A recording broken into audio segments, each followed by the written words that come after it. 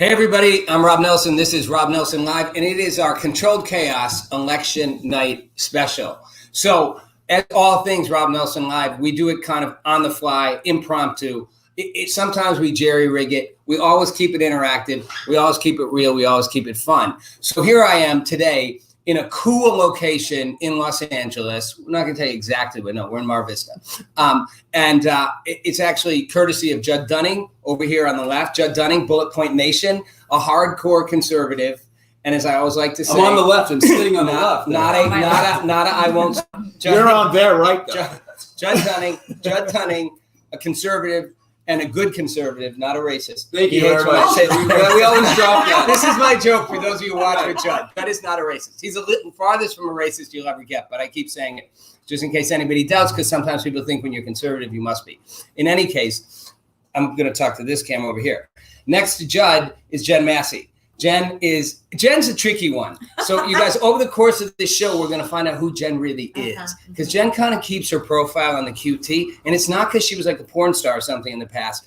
It's because she was like this sort of quiet activist, and you have to pull it out of her. But she was actually a model at one point, then went to college at USC a little bit later, and actually managed to get a donation from the World Trade Center, actual piece of the World Trade Center donated to USC, which is really cool.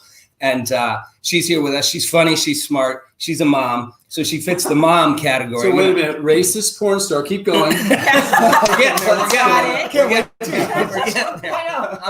I'm working on it, guys. On the fly. Remember, I'm not a comedian, but I am here all week. On my right is Dave Sussman. Dave Sussman does a really cool show, which you should check out. Everyone has really cool shows, by the way. So Judd has Bullet Point Nation. Didn't mean to leave that out. Dave has a really cool show called Whiskey Politics. And it's a podcast. Dave will tell you a little more his style and his brand, but it's fun. He's smart. His personality is going to come through as we go. I'm not going to say anything offensive about Dave because I've already been blown up for saying things on the left and the right. I would just say Dave is not a cowboy, for whatever that's great. Okay. All right. We're looking for a way to cancel you. Keep going. Yeah, we got to cancel Dave on something. It's an alcoholic show. He gets drunk on whiskey and talks politics and slurs it all up. So now we got it's an non-racist, non-porn star, non-alcoholic. And finally on the right is Carmen. I'm sorry. Okay. Carmen Estelle. Right, Carmen Estelle's on my right. I'm losing my mind. Carmen Estelle is a lot of things also. Carmen got a little bit of heat because she was part of an organization that got a little bit of heat, and she's been kind of canceled and shut down and shut off Facebook and the whole deal, which, is actually true. I'm not making that up. Carmen is the I have been canceled. And she's not being quiet. She's a Trump supporter, and she's a Republican, and she's a conservative, and she's a Latina. You can be a Latina for Trump. I guess that's the thing. Oh, yeah. And she's also has a big thing with God factored into her plan. It's a big part of her politics and her messaging. Absolutely. So we're all kind of gathered tonight to do an election night special. And the whole thing is, you guys, it's interactive, so you guys can live, kind of jump in with us on your social platforms. We're going to have a couple people calling in with video feeds throughout the night, just a few. And we're doing all things politics. So we're not CNN, we're not Fox News. So if you want to watch the returns themselves, you can flip over there once in a while. But we're kind of have real conversation and commentary on everything from the election to politics to culture to pop culture to the cancel culture to the great divide in America, and just kind of mix it all up. So I'm going to start with like a big question. And you guys all can talk at once or one at a time, but if we all talk at once. And I forgot I have the Jesus heavy. Judd put this here, and I'm not exactly sure. You just raised that. If too many of us are speaking, It's a white power fist. It's a gold talking power stick. fist. It's a gold power If this goes the wrong way tonight, that's going to be used in a very bad way. I thought it was a Donald Trump fist. His little. So I want to start. We're going to start with election. Okay. So first question is, each of you, where were you?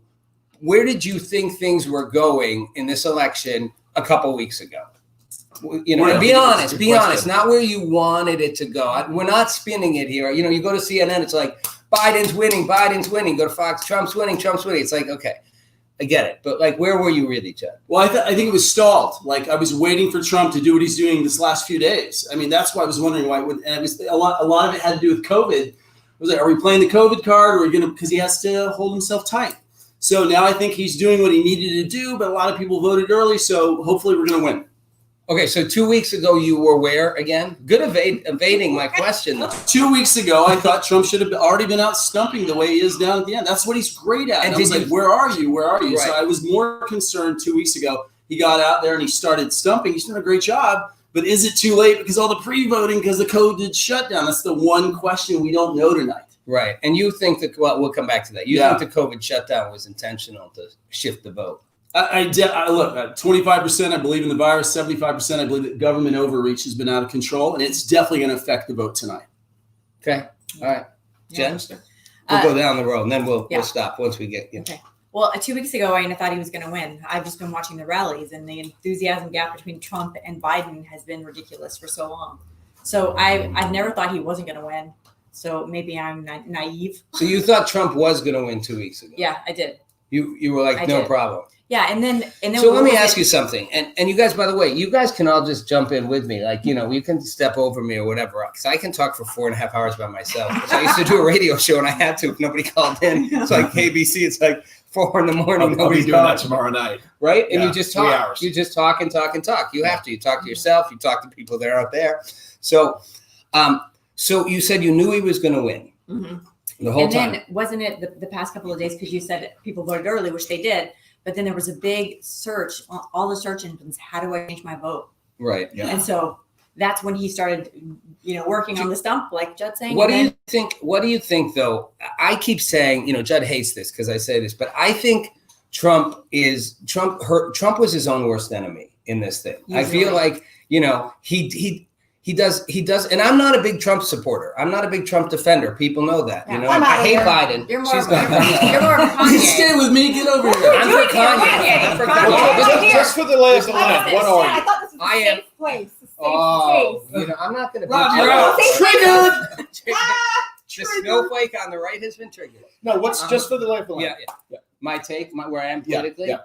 I am a true independent, which does not mean I'm a centrist. It does not mean I'm a political independent party person. I'm an independent. I think both political parties are fractured, are dysfunctional, and are corrupt.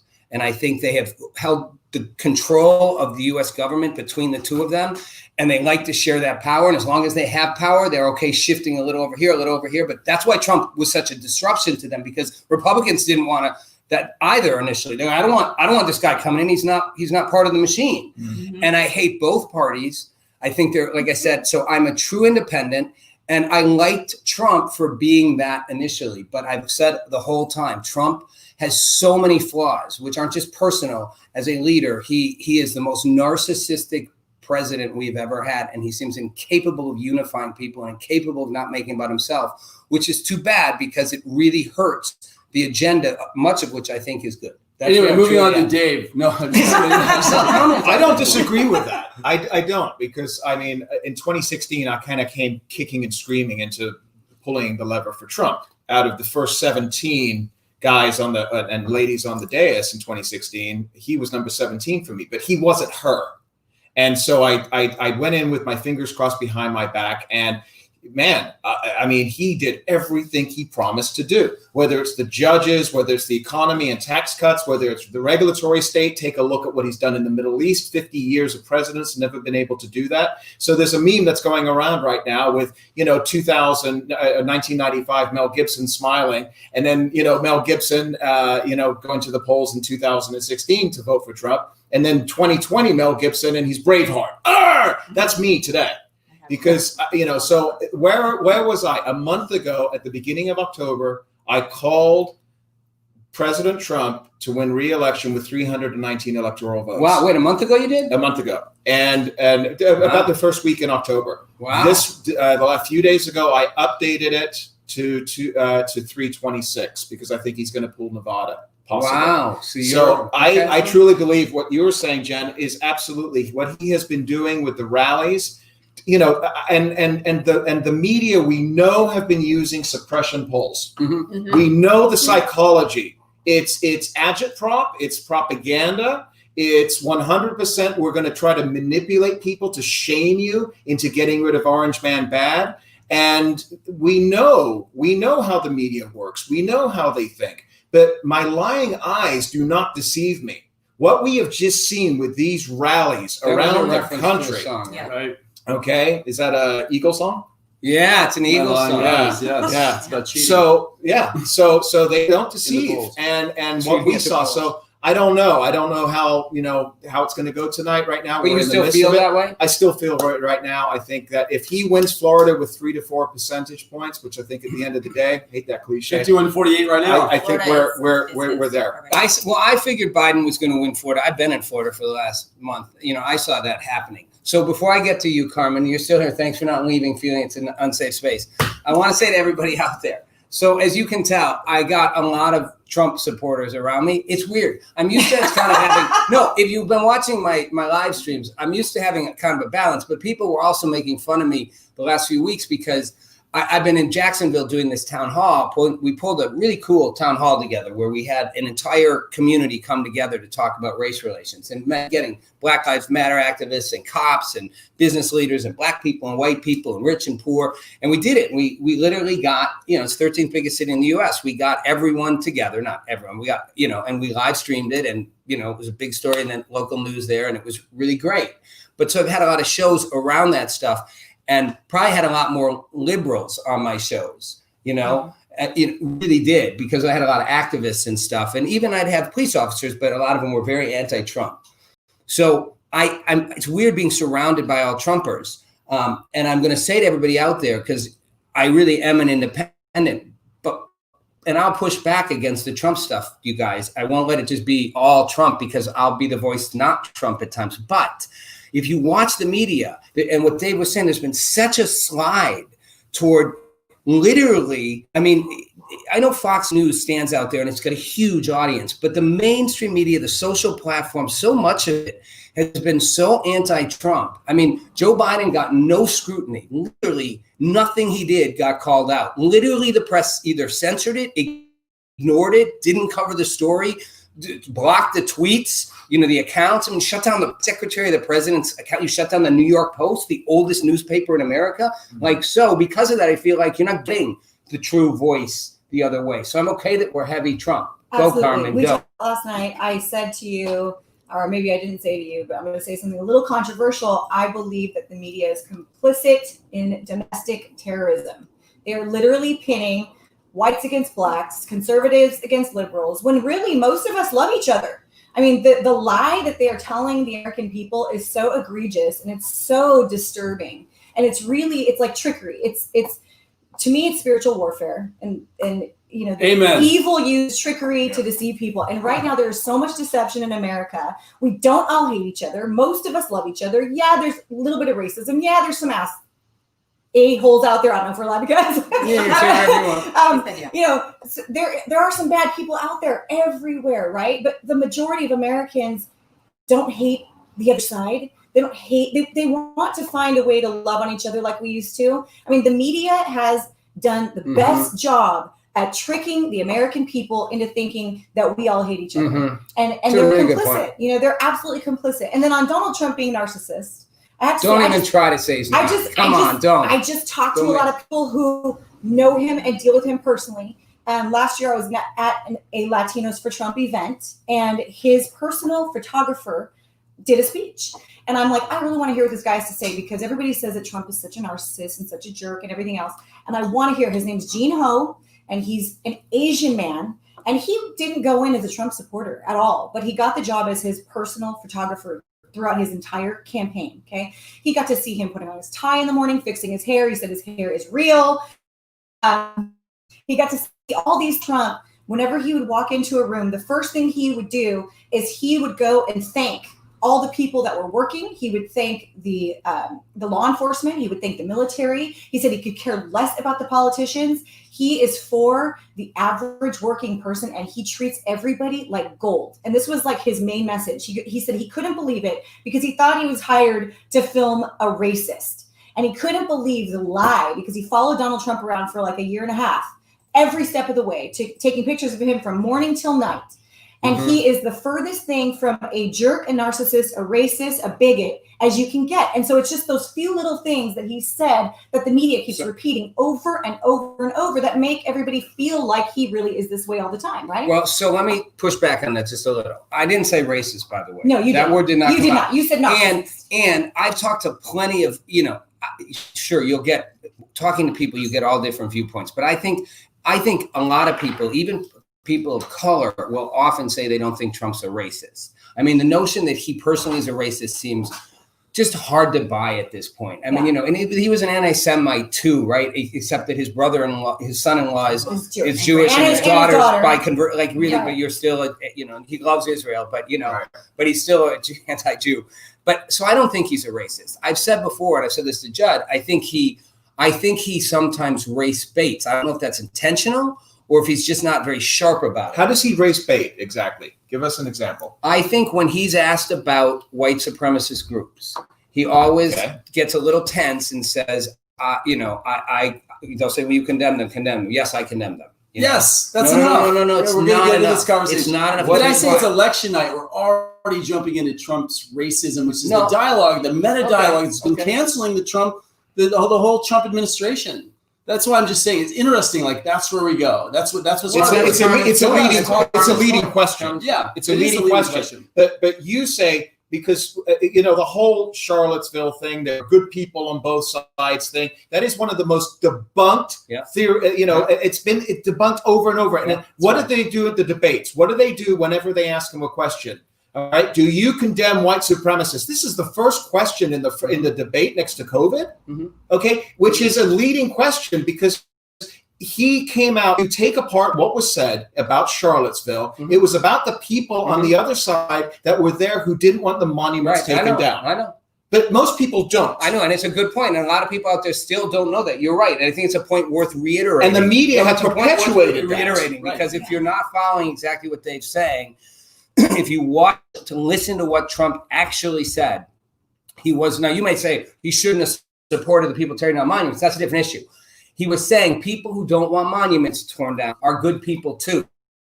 And he specifically was referring to that, not to the white supremacists who were rallying that day. But that's not why I think Trump, and I didn't say he's a racist, I don't think he is. What he doesn't do that I don't understand why. If someone asked me, someone was questioning that about me and said, and I had David Duke on my show, on my Fox show, the former head of the Ku Klux Klan. And I said to David Duke, I think you're a racist. He's like, I'm not a racist. I'm like, seriously? Convince me you're not a racist. You ran the Ku Klux Klan. And it was a great show. And, I let him have all the room he needed to make his case. And I looked back at him and I said, I'm sorry, you are a racist. If your views, your organization is a racist. You're racist, and I don't like that. Was he good friends with Robert Byrd, senator? From no, I'm not defending. You can go down. Hold on. I'm happy to listen. I'm happy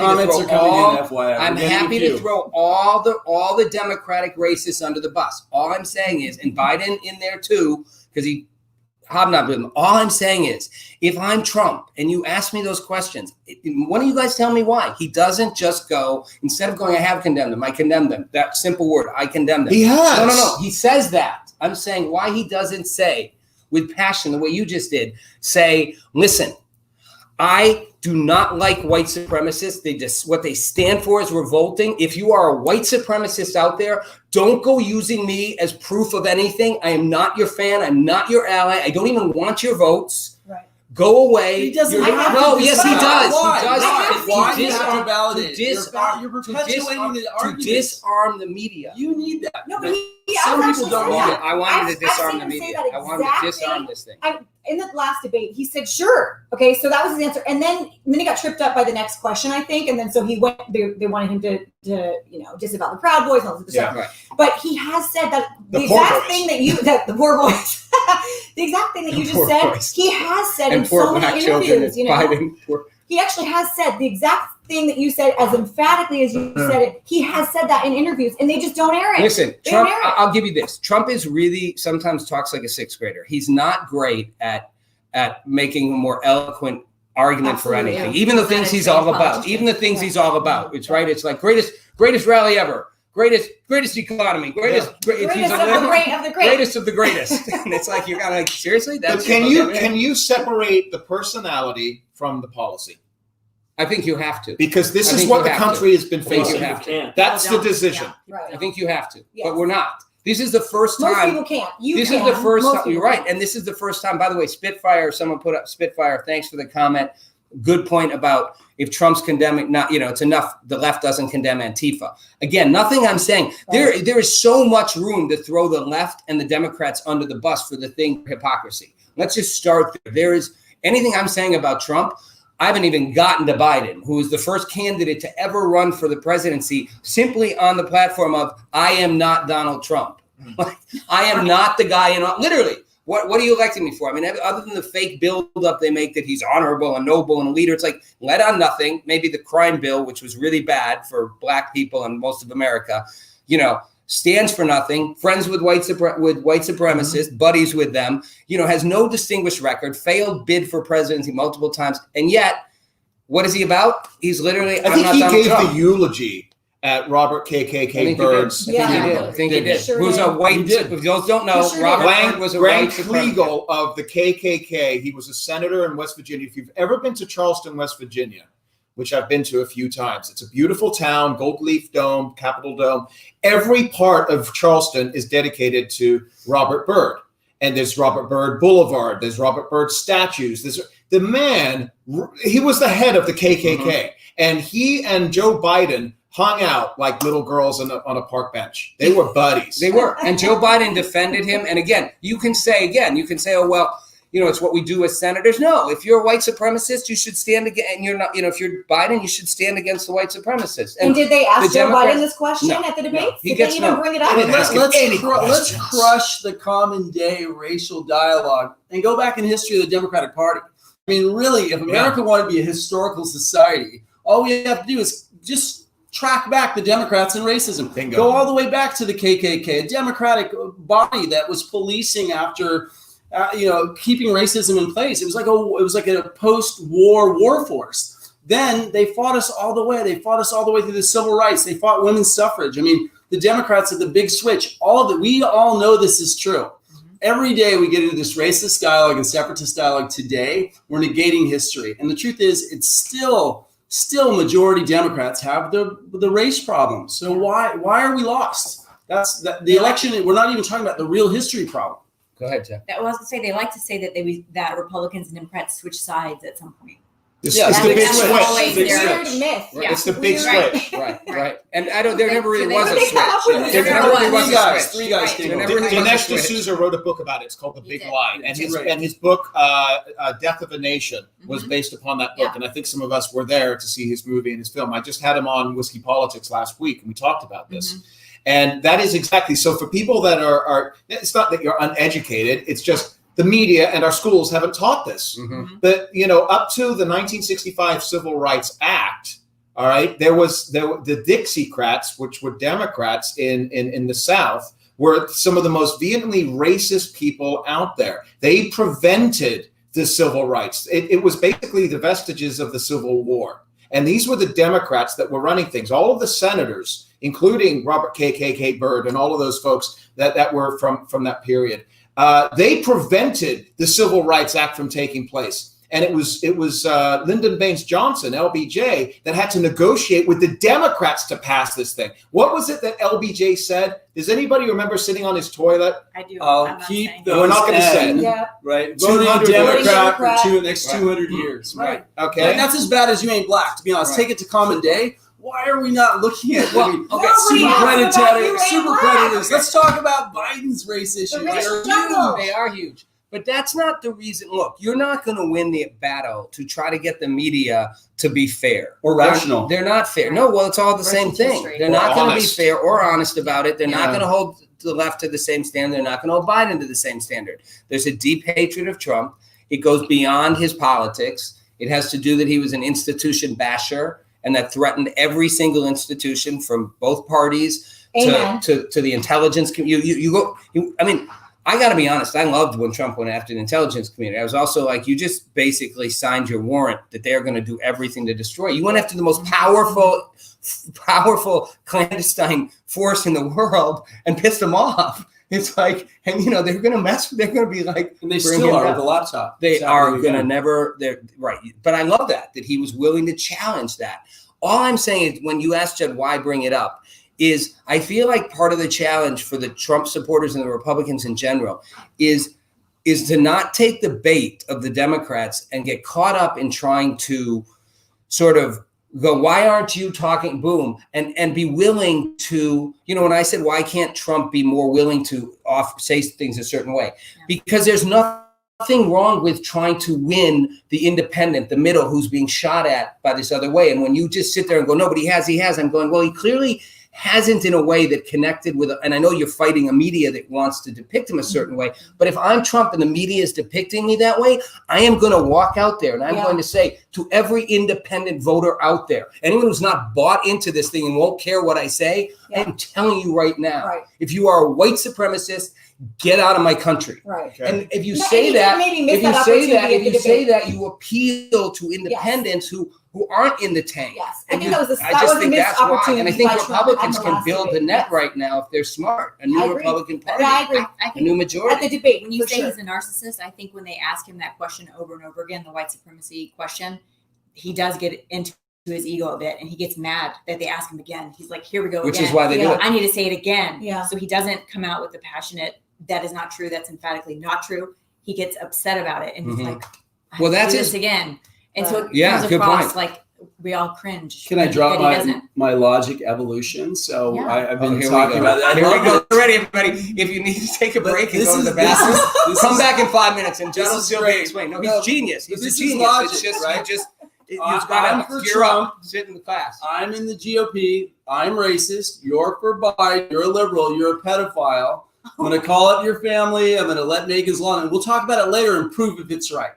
And I've been using this a really abrasive term lately to slap people into logic. Like, wait a minute, if you're going to jump to I'm morally decrepit, lower intelligence, and racist for being a Republican, then I'm going to throw out pedophile. And, you know, this is kind of what the left and the media has been doing. I know it's aggressive, but I tell you, it stops some people in the tracks. I'm like, okay, you're cool letting me off the hook for being a Republican. I will let you off the hook for being a pedophile. But the point is, we're actually. Why are they pedophiles? I missed the logic. I'm just throwing out something that's base and horrible as being a bigot. I mean, being a bigot is being a racist is about as low a blow as you can give a human being. Yeah. We're talking about the degradation of human beings. Is it now anymore? I feel like it's been so diminished. Down.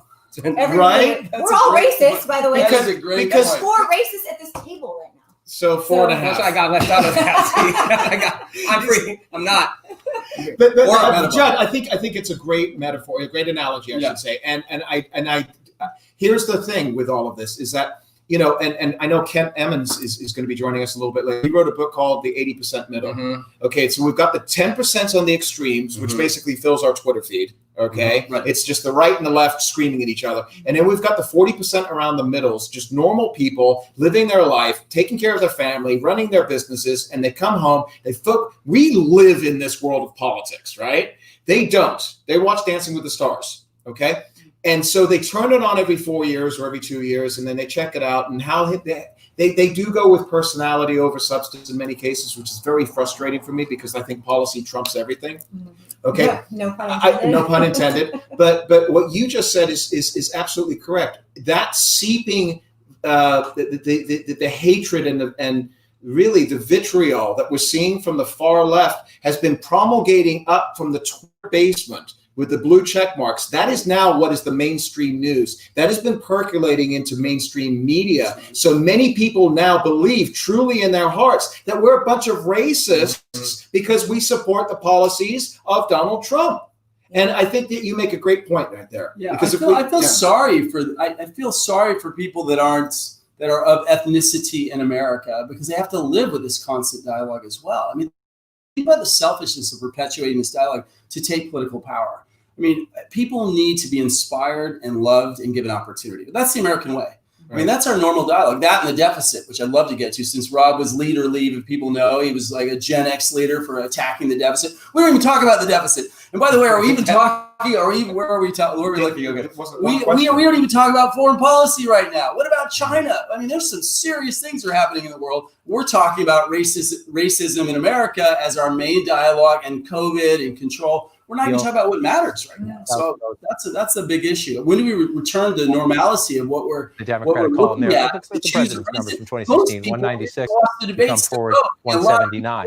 So higher turnout in this county. The president's not. He's got a ways to go. 80% there. We'll see if he can narrow the gap. And again, you're looking at these blue areas. You see the dots in the middle. These are your urban areas. This is all around America. Democrats running up in the urban areas. The question then is, how do the Republicans do in the suburbs? He's getting shellacked. We're He's getting overlooking shellacked straight there to as me. he did 4 Biden's years not ago. strong at all. He's getting beat here. Real quickly, One more. I just breaking want to look news quickly. here. They called Mecklenburg Virginia County, Fight Charlotte in the suburbs. This is the most populous county in the state. 68 to 31 when you round up. Trump's up 63 to 33. Again, Interesting. You heard it here first. You heard it here it has the first. most votes You in the heard it state. here. Yeah, and over here, Not talking seeing about it. it. Not seeing it on the monitors on Let's check in with Fox. David Yeah. Shelley, and he's taking Right. So very we're talking closely to here North first. Carolina as well. Nelson Live. I It am may indeed. be Well, first I from just want to Is show that- you is this that- board do here. we know These are that the straight states He's up that Joe 300,000 Biden right now, is but running it's in still that right. Donald Well, Trump well, won 4 years It's ago. interesting. In Virginia. North Carolina, as you were just Just letting discussing, know John, people in the audience he's that got we're a watching CNN, Fox, and 1.77% at the same point time as lead you over Donald probably Trump. are as In well. Ohio, he's just under a 2 percentage point lead over Yeah. Donald Oh my Trump. God. In It's so true, He's John. got just over a It's 2 such a percentage good point point, lead right? over Eric, Donald Trump. it's Three not- states that Donald Trump It won is. 4 It's years like ago. Let's look at North Carolina and look at what's going Yeah. on there. What you see the state of play right now, you see that Joe Biden has 2.385 million votes compared to Donald Trump's 2.30. That was the big story for the past 3 months. The Betting estimated network. vote in. But here's what we have to look out Can for. I pick up on something, Judd, you said, and like expand this out to like Early a, vote. So look, of bigger this picture. 80% of I the vote think- that's in, you said pop, Dave, you said why 90% of it right now in North Carolina statewide people used is to watch early the vote. We Right. think that's going to come down. We We- think that can't at the be end of the policy night, now. 75% And here's why. of the total North Because Carolina we live in vote a will be specific early vote. method. So We right live in now, an era the early vote is where helping the Joe role of the Biden. president But as not more necessarily election day figurehead, votes in but North it is- Carolina, it is you Donald Trump you may are be able to not the benefit from that, so we policymaker in gotta chief. keep watching, You may as want it, you may direct a course, but you've got a All right, David, legislature thank you that's very really much. gonna North Carolina, it's really driving important that. right now. Look at And I'm not 80% of the saying vote is policies in. are good or Biden's lead bad. has gone I'm down from saying 150,000 to now 84,000. And You know, David was just outlining the challenge for Joe Biden in North Carolina, in Ohio, Hillary had in any no of the battleground capacity states, to which be is an the emotional Democrats were leader. happy Trump is a with leader, their no early question. voting. He inspires, Many of the states, Biden if you has look at the 200 data, cars from the rally. disproportionately Trump has through 20,000 Democrats. So they got a standing couple up laps in, if you will, freezing, on the waiting for Republicans. him. That's Clearly, great. It's great to be leading the race. Two hundred To finish the race. No, the last They one he finished has the race today, and on election but day. still, And that was in the Philadelphia. 200 cars. That I was mean, the whatever, concern. 200 They cars. I can almost going get around. How many 200 rallies cars. did you have in Pennsylvania? How many rallies did you have in North Carolina? We are all The roughly the same president age. retracing That the was a 2016 by map, United trying to get Right. voters out of the woodwork to vote today. And so as David makes the point Hey, here, Joe, you've showing gone it, from David. 120-something to 111, now to 84,000 votes ahead. It's You just want to like- be in the lead. so You'd when I rather be get in the it, lead you've always, gotta of be course. the But now we're going to personality, keep counting these and you election day votes. Your And so in personality some of does these matter, places, because you're trying to more motivate rural people. counties. I So keep I coming feel back like out to that's here why on personality 95% in. matters. If you're Judd, Joe Biden, you're the happy. the Because debates this are a is joke. one of these Trump super counties. I This really would had a rally the encourage other you day. to watch You the hope that debate. there's not I many watch more them votes because to I had come to. here. They're a I You joke. think see the way margin, they're right? formatted 35, was just shy a of joke. 30,000 There's votes. been a lot of Margin talk here. about You come the back fact 4 that years most ago, people same that were idea. moderate President ran it up there by about 27,000, and you loosely run Sorry, up. This that is was this Stop. is He did, okay? I The call it second super guy, counties what was where his name? they go there for a Scully? reason That was because they know called they have out voters beating that they can Mooch. turn out on Yeah. election day, and that then was the the challenge. third, Now we're going to see. the The Democrats NBC don't have to beat Donald Trump today in the election day vote. They don't have to beat him, but they have to be competitive. They can't get, if they get shellacked today, you lose the.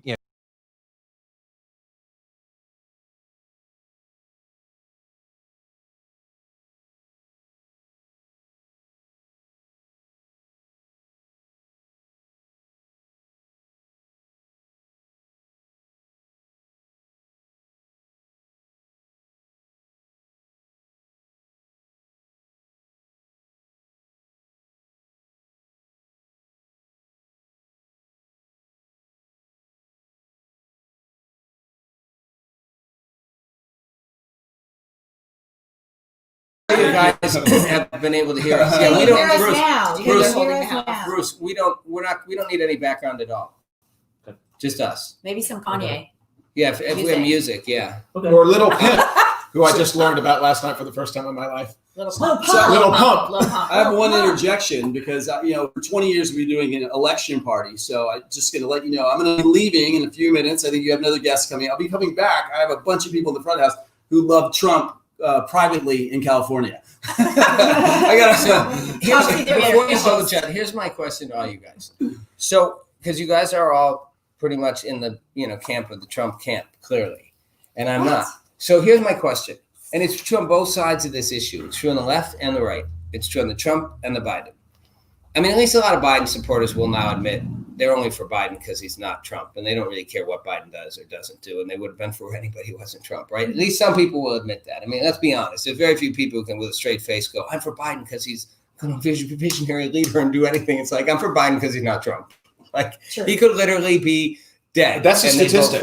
He could be dead. They say 60% of Biden voters have been polled that they're voting for Biden against Trump. Yeah, totally. 90% of the people that are voting for Trump are voting for Trump because they like Trump. I agree. That's a huge difference. I agree. But here's my question to both sides.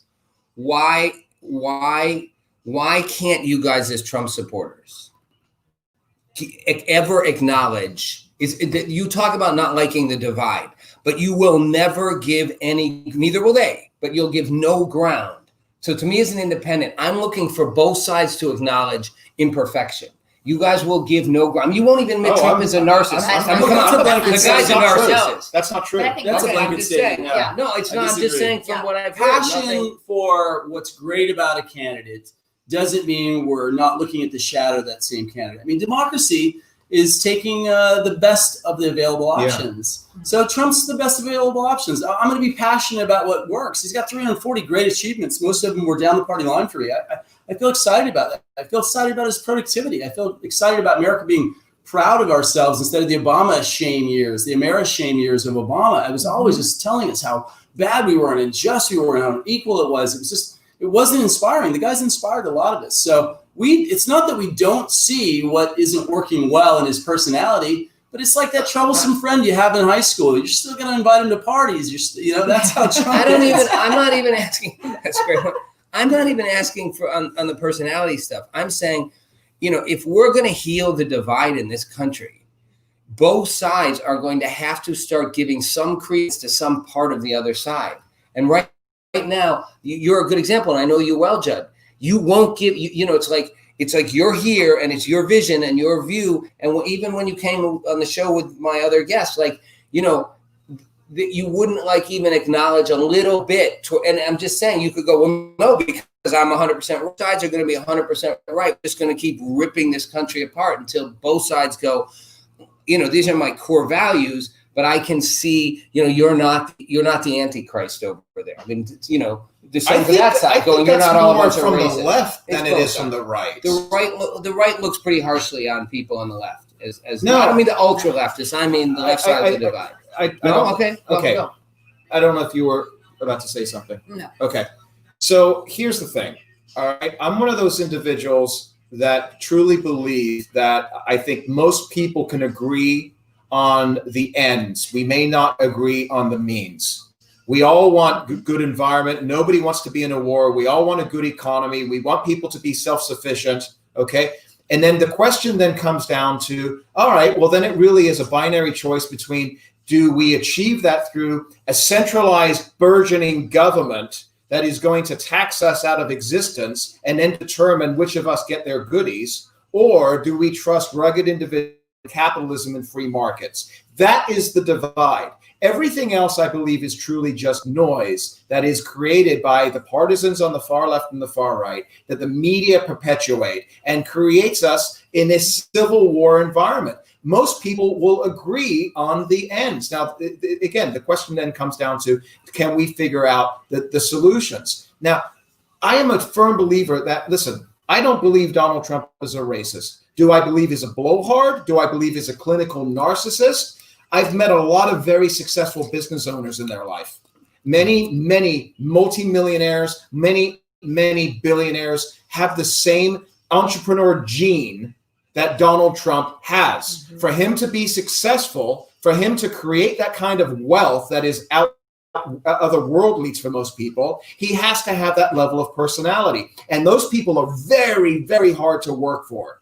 And so we're seeing that raw right now, him as a president, because he is not a politician. But again, I come back to the Middle East, tax cuts, regulatory reform, him fighting the deep state, him fighting the media. He is a champion for all of us that have frustrated all of these different issues for 30, 40, 50 years. And we see the Bill Kristols and the Jeb Bushes and the Lincoln Clubbers that are out there. And these are people that have just gone along to get along. They're happy because they get their cookies from MSNBC and CNN, and they're the Chamber of Commerce Republicans. And what have they done? They've the river to China and NAFTA. And you know what? People have woken up and have had enough because of this president, like him or not.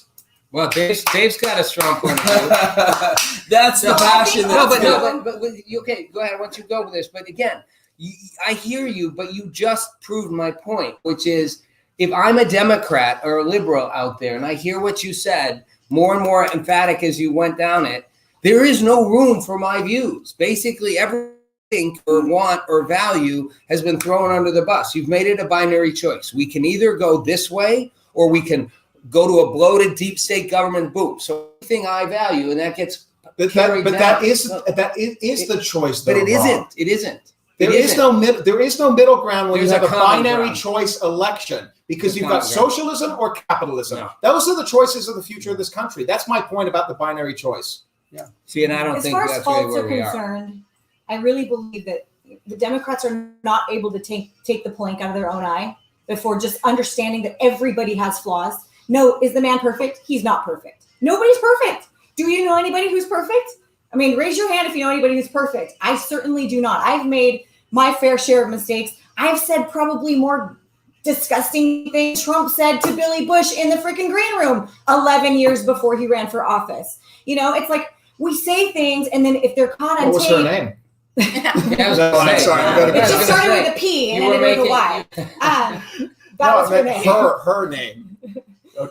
But So I think there's an incapability on the side of the left to be a little bit more forgiving. I mean, you want us to admit fault, but I think they need to be a little bit more forgiving that everybody is human and nobody is perfect, and they can't expect Donald Trump to be perfect. And Obama certainly wasn't perfect, and I didn't see this kind of disruption in the country, then, and him being called all these names. Right. It's like it's very, very one-sided. I agree. And now we're fighting this one-sided battle. And typically conservatives are more like libertarian. We have like a libertarian mindset. You leave me alone, I'll leave you alone. Everybody's fine. But now it's like, the enemy never sleeps. The evil never sleeps. This is one thing I talk about all the time. And they just keep hammering you. And it gets old after a while. So- when you just want to look at really the nuts and bolts of what's happening, the actual policies, actual state of the nation, the actual things that he is doing to make the country better, instead of just coddling everybody's feelings. And here's what I would say, and I'm not picking on you guys for it. I'm saying I appreciate it. I No, get I actually why appreciate you it. feel the defensiveness you feel. Trump's I feel leading like- in Virginia and Michigan. Yeah, we're Keep gonna going. just do it. I just noticed that. Let's take a short break for a moment. Yeah, That's Trump is CNN. leading big in Michigan, but it's early. But he is leading It's big in early. Michigan. But he's like And by a it's- lot, and like he's, double and the he- vote. and he's down by about 30,000 in North Carolina right now. So he's closing the gap. He's closing the gap. 95,000, He's closing the gap. 95% in. He's closing the gap in North Carolina. It's going to be close there.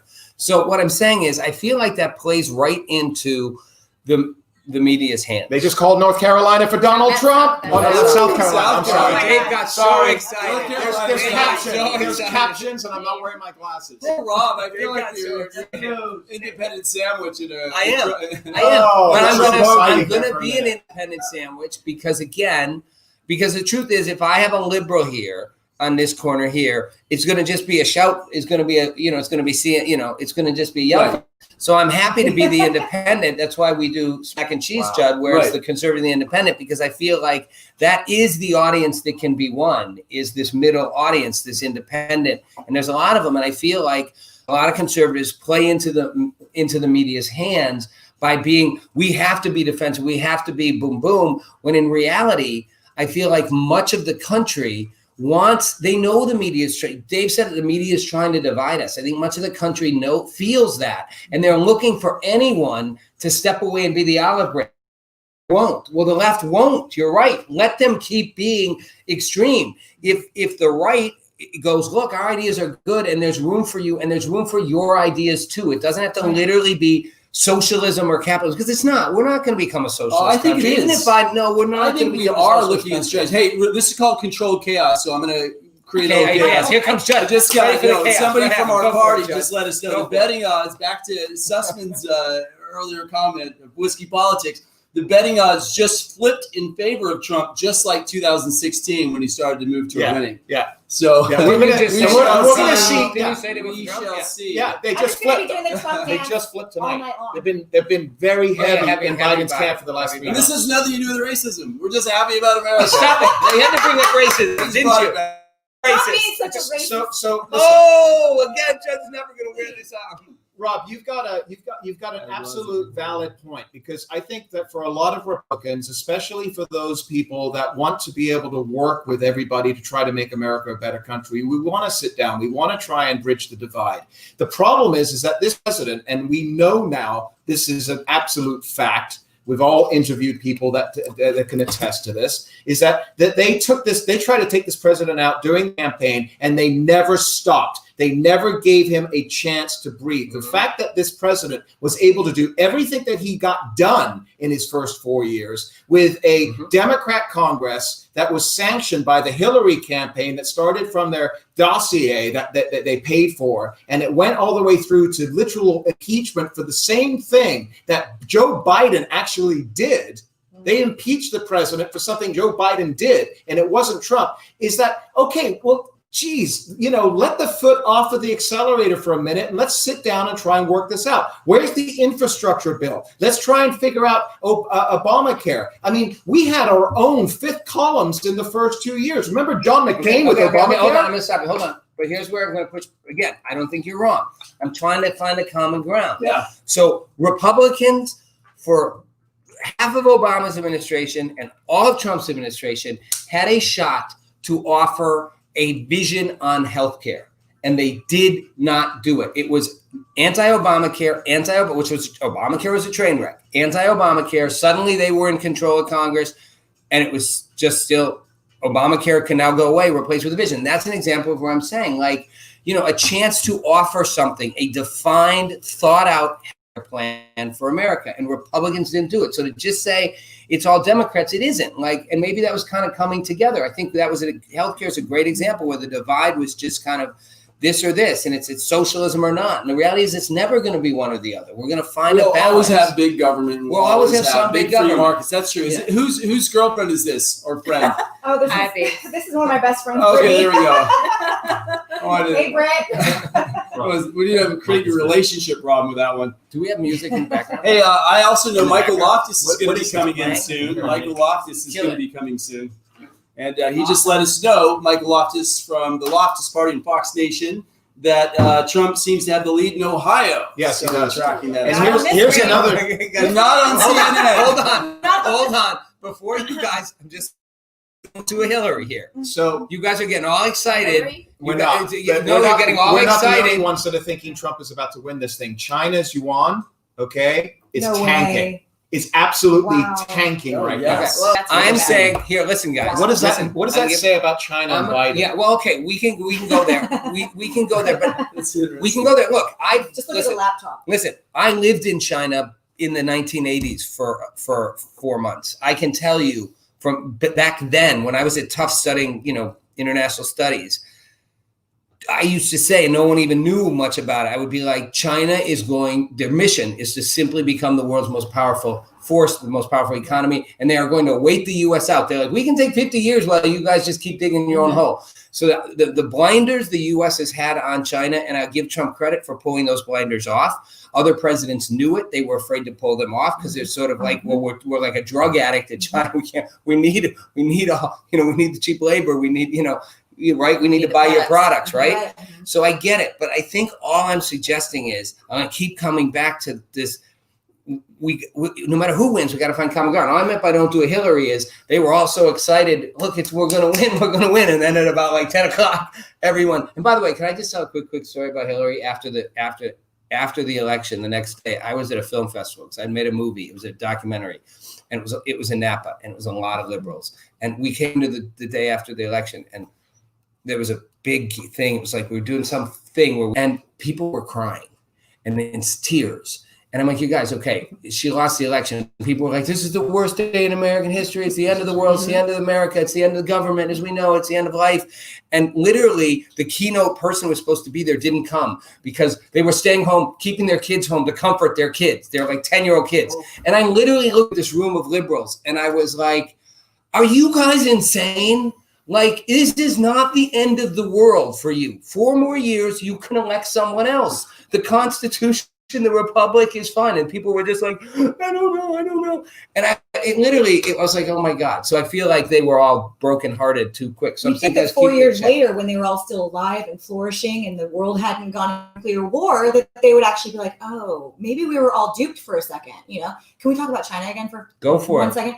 I told you about Hong Kong, right? You know, yeah, I don't know if I told you about Hong Kong. When I was this is good. Yeah, everybody pay attention to okay, Michael Oft is ready, but we hear Carmen's story because you did something really cool. She did. She stuck up for her principles and our shared principles as a democracy. My principles. Go for it. Now to sell yourself. So got the setup. Go. Last July of 2019, myself and Joey Gibson went to Hong Kong because the media was not covering the story. They weren't covering what was going on in Hong Kong almost at all. But on one weekend, Hong Kong had 2 million of its citizens on the street. And they only have 7.5 million citizens in Hong Kong. So that's almost a third of their population was on the street rallying against basically China. So rallying against the Hong Kong CEO and her new bills that were coming down the pike, but really rallying against China, right? And so we saw this on, small little, media outlets online. And we said, we need to go to Hong Kong. Let's go document this. Let's go get on the front lines and see what these people are going through. Let's find some real spiritual fortitude and some real patriotism because we've never seen anything like that, right? Let me interrupt you for saying so people understand, because I don't think a lot of people know. The issue they were going to deal with was, and she said they were rallying against China. Hong Kong is since the late 90s been 1997. Been its own sort of autonomous state, but China still controls it. But it's it's sort of a free market version of China before China even let any of that in. Right. And they had a lot of independence, a lot of economic independence, a lot of really political and social independence. Yeah. And in the last year, China realized that they needed to crack down on Hong Kong, and they passed some kind of laws that would prevent. To us, they might seem not great, but they're essentially right. Yes, there was a bill, it was an extradition bill. So if you were a criminal in Hong Kong, you would be extradited to mainland China. Well, they knew that if they got extradited to mainland China for processing, they were never coming back to their free society. Right. So it's basically one country, two systems. Hong Kong's a democracy, China is communist, and so these. But again, because I don't people get lost in the details of that. The point is, it may seem an extradition law. China was making clear, we are going to control Hong Kong. We will silence political dissent. We will arrest people we want arrested. And when the Hong Kongers, what do they call them? Hong Kongers reacted.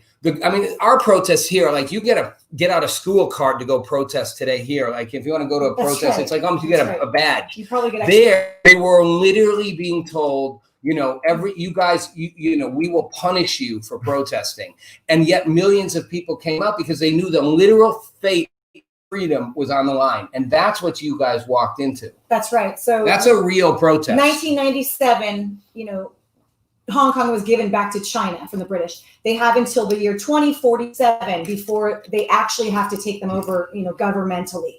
So Hong Kong is supposed to be a free democratic society until the year 2047. But these bills started coming down the pike because the CEO of Hong Kong, they have a CEO, not a president. The CEO of Hong Kong, Carrie Lam, started working too closely with the Chinese government in Beijing and started writing these bills that were going to infringe on the freedoms of the Hong Kongers. And so they said, absolutely not. We're not allowing this to happen. So they started protesting every weekend, and they got bigger and bigger. And there was 2 million of them on the street in one weekend. That's when we said we need to go. So we literally just got plane tickets as fast as possible. We went to Hong Kong. It was unbelievable what we saw. They dismantled what is considered the Capitol building there. It's like their legislative center. What they did was they very peacefully in the middle of the night took it apart. They dismantled it. And then they built a barrier on the streets with all the parts of the building. And they built the barrier for the police so the police couldn't get to them. But they wanted to send a message basically saying, we're taking our government back. We're taking them back, right? So they did that. And they were as peaceful as possible. They were great people. And there was two things that the Hong Kongers said to us when we were there, two main things. And one of them is, we so wish that we had a Second Amendment. Was the one thing that they said to us. They were like, wow. And they would hold up signs saying, we need a Second Amendment. The other thing that they said was, we love President Trump. He's the only president in the history that has ever stood up to communist China. Send this message back to him. Can you please get our message back to Donald Trump? Please tell him how much we appreciate him and that we just absolutely love what he stands for, and that he is standing against the CCP because he's the only president that will do it. And they were so grateful. I mean, every time they knew we were Americans, because we actually we went and bought an American flag. On the 4th of July, we bought an American flag and we started flying it in front of the Chinese army complex that's in the heart of Hong Kong. And I thought we were going to get killed, but, we did it anyways. And, they have machine guns, the Chinese army just standing side of the fence looking at you with machine guns, looking at us crazy Americans flying flags on the other side. It was our 4th of July, and so we thought, what a better way to celebrate freedom while the Hong Kongers are protesting too. And what ended up happening was we flew an American flag that night at their rally, a huge rally that they had. And people were actually afraid of the flag at first because they thought that we were working with American CIA, and China has a media monopoly, and they told all their citizens, their 1.4 billion citizens in China, that America, CIA, was working with the Hong Kongers. And that's the only reason why the Hong Kongers were protesting. Can I be respectfully chaotic? Sure. Texas, obviously going to Trump. Nevada, too close to call. Keep going. Texas? Wisconsin. Trump's ahead. That way you keep going. That cute dog. Trump's ahead in Wisconsin. Yeah. Listen, quick updates on this stuff. And you guys are probably What's watching this? other things. No, Wisconsin's leaning Trump right now. Michigan, it can all change, but he's How blowing have they? out in How have Michigan. they not called Florida yet? It's almost 4 percentage points. They're doing it on purpose. They're hurting a lot of. They called states Virginia back. like the second Did it you see opened. the numbers flip though on Virginia? Did you see it It's now? going to get real close because of No, it's Washington, Trump's D.C. way ahead of Virginia. No, I know, but they're expecting And they were- D.C., the suburbs around D.C. to come in. That's normal every year. Right. In 2012, I thought Romney was going to win, and Virginia was the year that Virginia flipped, and it just took forever because so many people moved out into the suburbs from D.C. They're government workers, right? So and so that's probably what's happening right now. They're waiting for it, but Ilhan Omar is reelected. Oh, Shocking. So there's a tweet here from my friend Judd Cindy left his seat. Watson, and she says it's time to build Judd a has wall left around his seat. Minnesota. Yes, this is what I'm Lindsey looking at. Lindsey Graham. Lindsey Graham, Yeah. Senator Lindsey Graham was just reelected. Oh, yes. Shocking. That's a big one. I love it. So right now, the only Democrat flip right now is Hickenlooper from Cory Gardner in Colorado. That's sad. That was really expected. Right. I called it blue. Okay, with my 319 votes, I said Colorado's going blue, and the Senate's going to lose a seat. I think we're going to pick up John James in Michigan tonight as a Nice. flip. Who's this baby? I'm here. I'm present, but this dog is. This dog came into the This room. is our neighbor's. Is that Toto? Who just The dog came over. Yeah. The neighbor's Right? dog came to It's a join Trump. us. So this vote. All right. Trump's increasing his lead in Georgia, according to Pam. Spitfire Pam. Sorry, Control sorry, Pam. I don't have my Control glasses. Tammy. Dave's going to be doing a lot of squinting. And Sarah says, "So proud of you, Carmen. You got some friends." Yeah. Yeah, Carmen's got the I friends. have one or two Yeah. friends. What do you Calling think? in for calling in. For Racists can have friends too. Well, now she's okay. Hey, I want to say I would only bring a dog into a show called Control Chaos during your point, David. So I want to be on your show. Can we- No, dogs But are dogs. She was I'm going a to dog finish. person. Okay. No, I want Jen to talk a little bit. Jen's being really quiet over here. We can tell. I don't have show. Oh, me and Michael coming in. You know. Well, he's Michael here. Loftus. Okay. Well, is he ready? Yeah. Okay. Well, let's bring him in. Hey, Loftus, we got where are you? Nice to see you there. Hey, there he is. Glad you could join us with your brick wall. There we go. Hey, That's thank nice. you so much. That's a nice We don't- record. we We don't can't have hear you though. audio. We can't hear you. Hold on, Michael. Oh no! Oh There he is. no! Now we can hear you.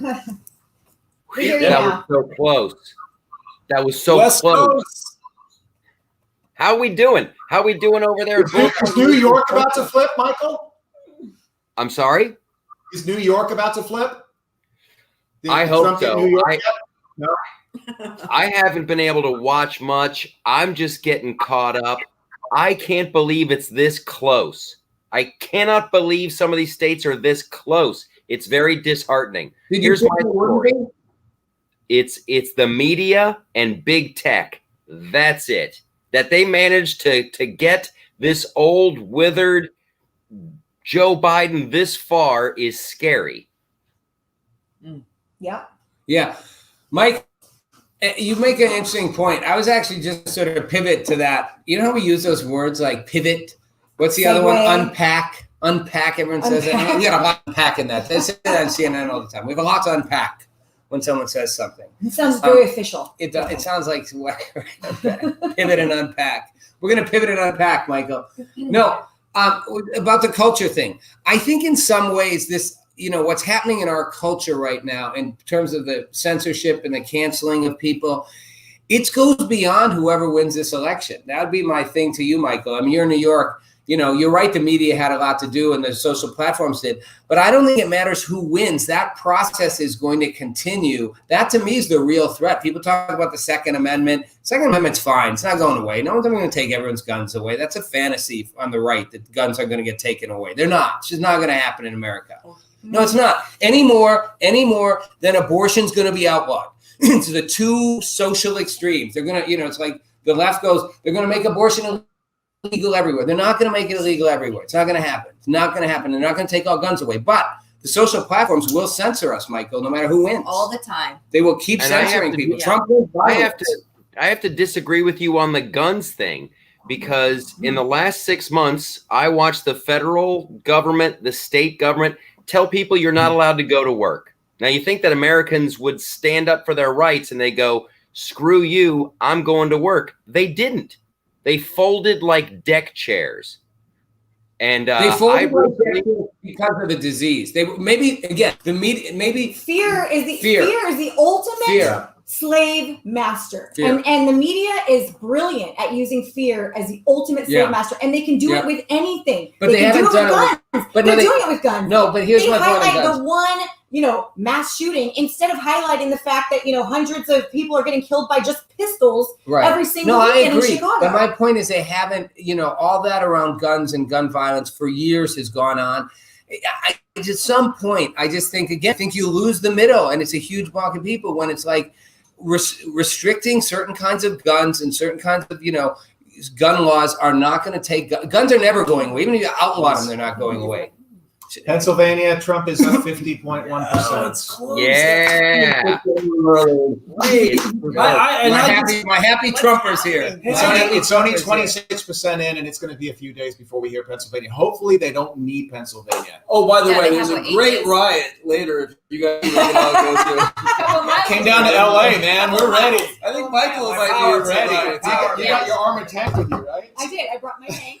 Michael, are you hunkered down over there? I mean, do you think there's going to be New York rioting? What's the prediction? Well, if Trump wins, there'll be rioting. But if Biden wins, we all have to go to work tomorrow. We have to worry how to feed our family. This was hilarious how the media had their hands in a twist. Ooh, will the right riot? Yeah. Oh yeah. Because we've been rioting all summer long. We just all dressed up like Antifa and burned down buildings. That was all like Boogie Woogie Boys and the Platonic Thunderwumps or whatever the hell names they're making up. That was an absolute joke. Once again, the media. Yeah, absolutely. So, Michael, how do you get around that? Because you're part of the media too, right? We all are in some ways. I mean, I'm not saying we're part of that. It's your fault. It's your fault, Michael. You're in the media. No, but seriously, how do we? It's all your fault. And you know what, Michael? Change a few things. You could look Antifa there, just darken that jacket up. There you go. That's Michael. Backpack. Show me the thug look. Come on, show us the conservative thug look. What's conservative thug? There is no conservative thug. There's just conservative sex appeal. There it is. Nice. Kelly, quick, saw your message, buddy. Yeah, this is not going to be another Romney night. There you go. And we put the thugs in jail. That's actually the conservative take on thugs, by the way. Okay, that's a whole nother discussion. You want to go there? Well, actually, I want to say that one of your our viewers just came on and said a prayer for the election. I like that. I think that's great. Yeah, why does somebody read it? Hold on, wait. Okay, hold on. So, okay. Again, I just feel like I think reading it's the Carmen. No, it is. So I'm okay with. Again, I'm just trying to balance this out. Okay, so there's Trump's people who taking the aren't lead in North religious. Carolina. So you can read the prayer. It's up there. We're not giving the prayer out. Okay, is that all right? Yeah, you can read the prayer. No, right? you can, Separation of church and media. People can read it. There you go. You're oppressing us again. No, I'm not. I'm just because everything divides. Okay, so it's like there's a lot of religious people who aren't Christians. So. That's fine, but it becomes a divisive thing when it's sort of like it's our God, your God. Well, let's go there. We are talking about politics here, right? Yeah, let's. You know what? The healing in this country is going to happen when people on both sides realize that we do not win if we remain divided. That doesn't mean we don't have differences over opinions. politics. 76% of Americans are politics, and under Trump, we feel like we can actually be public about being spiritual, religious. Public why do you anything think, Rob, we You're just shut had down. more people vote in the past couple of weeks, I guess is however long this thing is. We had more people vote than since like 1860 or something? Mm-hmm. I mean, this is absolutely insane. Why do you think people are so motivated to vote? And it looks like Trump's going to win. Why? Why do I think people are motivated to vote? Yeah, well, so both many. sides? Yeah. Both sides? Mm-hmm. Well, oddly, I don't think it's a good reason. I mean, I'm glad people are voting. But I think because both sides have been paralyzed with fear. The left and the mainstream left of center media has driven a narrative for 4 years that Donald Trump is threatening the very existence of the republic. The very fate of America hangs in the balance. If I heard one more time Adam Schiff talk about how the Constitution, this is the end of the Constitution, I'm like, guys, you can vote him out of office in 4 years. He won't leave. He'll leave. He won't leave. Marshals will come in and make him leave. Like, we're not going to have a military coup. So they've made people feel like it's the end of the world. And so everyone's like, you got to vote to get rid of Trump. And on the other side, I think conservatives feel, and there's at least some truth in conservative fears that the censorship is affecting people. That's legit. This is my mother, by the way. Your mother, Sharon. We're supposed to be the United States, not the divided states. That's a great point. And all I'm saying is the united that take work. So I think people are voting out of fear. And I think either side, I said this to Judd the other day on our show, this is not the most consequential election in history. It's a big one. It's a consequential time. But whoever wins, even if it's Biden for you guys, America's not going to become a socialist country and everything's going to stop. In 4 years, people will push back and they'll be like, let's elect someone who's Rob, can I say every quadrennial election, and I'm a naturalized. What's a quadrennial election? Every 4 years, every presidential election. Okay. So work with me. So did you play Foursquare in elementary school? What is Foursquare? What is Foursquare? Quadrennial. I thought it was quadrennial. So I'm a naturalized. Where's a square? I'm a naturalized citizen. I came here as a kid from England. Didn't have much of an accent. Oh, you're from England? Yeah, originally. I only lived there for 8 years. So say if I stayed for another 2 years, a strong accent. But anyway, and my understanding of this as a country, we are, again, most of us were probably a 52, 48, 51, 49 country. We've always been that way, even Reagan, and we come back to, Clinton, Bush, and so on and so forth. The difference today, and why I think so many conservatives are so scared to death over this particular brand of leftism we're seeing is that this isn't your JFK party. Mm-hmm. This isn't even the party of Clinton anymore. What we have seen over the past 4 years is the burgeoning social.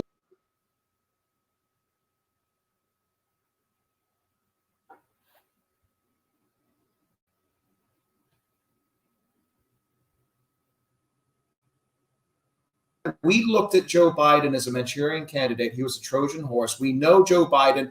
He was a moderate for most of his years. He kind of was a weather vane. He kind of went with whether the wind blows. And he still is, kind of right? But he was, he wasn't going to last a year, never mind 4. And that Kamala Harris, who he appointed, didn't win one delegate. And she is the most leftist, the most liberal senator in a Senate body that includes Bernie Sanders and Elizabeth Warren. He was a Trojan horse. He was on Right. puppet I agree. strings. I agree. And so that is an existential threat to the country, because the things that they wanted to do is not what even Clinton or even Obama would have They're done. anti-American. I agree that the left in America, we've talked about the left in America is the far left, and what that movement is trying to do, and that's all this thought censorship and the canceling and the whole idea that, again, it's the critical race theory. If you want to go, that's a complicated thing out there, everybody. Critical race theory is basically, how do you explain critical race theory? Basically, the idea, when you see the idea that if somebody says something and it's not fitting in the narrative of the other side, you're canceled for it. You're not allowed to have dissent. You're not allowed to have pushback. You're not allowed, everything is the white racist sort of power oppressor. So you're not even like math. Throw math out because math's a white guy's construct. Throw reason out. It's a white guy's construct. You're not even allowed to have another opinion. It's very much what happened in the leftist regimes in China, Chairman Mao, and the leftist regimes in the Soviet Union back in with Lenin, Trotsky, in Cuba. So I get it.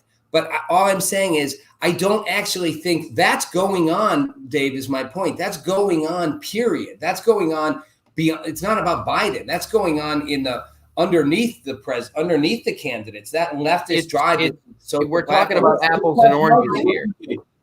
We're talking about apples and oranges. We've already seen as Americans what happens when you get a Democrat in the White House and then the Democrats have the House and the Senate. You get something like Obamacare, which fundamentally changes America. And they did that in the middle of the night without dissent. Even Nancy Pelosi didn't know what was in the bill. They didn't care. They had the opportunity to grab power and they went for it. And if that were to happen again with Joe Biden and then Nancy Pelosi in the House and the Senate, good Lord, they're going to start. They haven't they haven't said that they wouldn't stack the Supreme Court and pack it and have like rotating people on the Supreme Court. And let's make Puerto Rico a state and DC's a state. Right. Well, and look, and the adding the states is definitely one. The packing the courts, they may try to pack the courts if they win. Look, I don't think they're going to get control of the Senate. I think Dave's right. I don't think that's going to happen. But let's say worst case, it did. Thank you for the comments. You're okay with the prayer. I wasn't against the prayer, everybody. I just was saying we don't need to necessarily read the prayer. If someone here wants to make you seem like you're very angry with the Lord.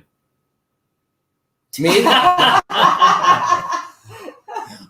You know what? Okay, fair enough. I say Judd's not a racist. Now I'm not spiritual or whatever. I'm not angry with the Lord. I actually have had my own personal journey with faith, which we all do. And I'm sensitive to it because I'm a definite believer in God. I just I don't like to impose that on other people. And I feel like conservatives often get accused of that even when they're not. So if somebody, it's unfair that if they're and I hate when people throw Christians or people who are religious under the bus as if somehow that's invalid. It's a huge part of one's moral landscape and how they see the world and how they live. And it shouldn't be, one's faith should never be questioned or discriminated. We just got to pick up. Okay, here we Alabama go. Senate. Election call. Alabama Senate goes back to red. Yay! Nice. So that was a maybe. Now, I want to say this: with Bullet Point Nation represented the Loftus Party and Mike's new Fox Nation channel, which we're all so excited to see. Yes, congrats. I'm going to pivot over to Mike. I'm going to go take care of all the other people we have at this big party. I'm going to be back. Rob, you're doing a great job. I'll bring you more chaos. I'm holding my own. You're killing it. I'm going to bring some Judd, more chaos. Grab a liberal from your party. I don't know. Can you just bring one in? I have to go down the block. Can you find one? Can you find a liberal I'm over going to have there? to go down. Let me call Down somebody. Santa Monica Boulevard. I'll be back. You guys are great. I'll see you in a few minutes. Thanks for coming in, Mike. Michael. Sure. So here's my question for you. If you're honest, just be honest. Take the partisan hat off for a second. And I know you're not lying, but I'm saying just be totally honest in your gut. Do you, when you see what could happen, they passed Obamacare. Okay. But Republicans had a chance to undo that, and they kind of half-assed it and didn't have an alternative. I talked about that earlier. Yeah. Like, again, nothing they do can't be undone. It may take I think the American people, I think if the things you're talking about start to happen, I think that the public's going to go, if Biden should win, be like, oh my God, what a mistake we just made. And they'll reverse that in the midterms. They'll take control of Congress away from Democrats, and they'll replace the president, Kamala Harris, who will probably be the president in 4 years. Like, our system allows for that to change, even if they stack the courts. I love you, buddy. I love you. I love the naivete of it all. Once you were, I was waiting for the butt, dude. Go ahead. It was just a pure insult. There was no butt. It was just a skewer. The insult is coming. I come not to praise Barry Caesar, but to praise Caesar. I You get said it. in a beautiful I way. get it. I love you, buddy. Naivete. I love you, buddy. But you're Naivete. naivete. Let me just say, Loftus, before you finish, I'm just going to say you're in good company, because Riles, who hired me at Fox News, would always say that to me. Like that. Did you get a little? Yeah. Well, Has been unfairly maligned in a lot of ways. I will say this about him. I don't know what he did or didn't do with certain women. I can't speak for that. My relationship with him was, one, he called that shit out. He was cautious about it, not with him, with other people. It was like, thought Bill O'Reilly was like a scumbag. Roger Ailes was an equal opportunity kind of jerk to people. He called everybody on their stuff. He thought television was a visual. So it was all about how you looked. He thought women should look hot. He thought guys should look good. He used to look at me and he'd be like, he'd look at me, he'd be like, Rob, you're a good looking guy. Come on, look better. Women like to look at you. Can I just do a real? I just want to say, so before, my point is just this, that Roger Ailes liked to say I was naive too, and I don't think it's naivete, but go ahead. Thanks for saying I'm naive, but I can take it. I'm thick skinned. I'm not like the left. Mike, do you have CNN or anybody on? Because I'm looking at Jake Tapper right now. Oh, I'm sorry, Jake Tapper. The dude is just, you can see he's like got a cement smile. And what's her name? Is that Dana Bash? Well, they're afraid they're going to cry. They are literally on the verge. I mean, the lower lips are quivering right now. If Trump, here's the thing, if Trump becomes president, a part of me wants Trump to win simply because, this is a horrible reason, but simply because, look, I don't hold my dislike for CNN. My dislike for CNN is not as much about the politics, which it's about on what they do. And their complete distortion, misrepresentation, refusal to acknowledge that they do it, refusal to give Trump credit for anything, even things, he made peace in the middle. No one's done with, Israel's 3 peace accords in the last 6 months. Trump gets no credit. Hasn't happened for 20 years. I hate him for that. And I hate the way they are hypocritical. So one of my joys, if Trump wins, would just be seeing CNN anchors like literally melt down on air. Well, they've kept their job for the next 4 years. All the videos, all the memes that are coming. Oh, it's going to be glorious. Gonna be really great.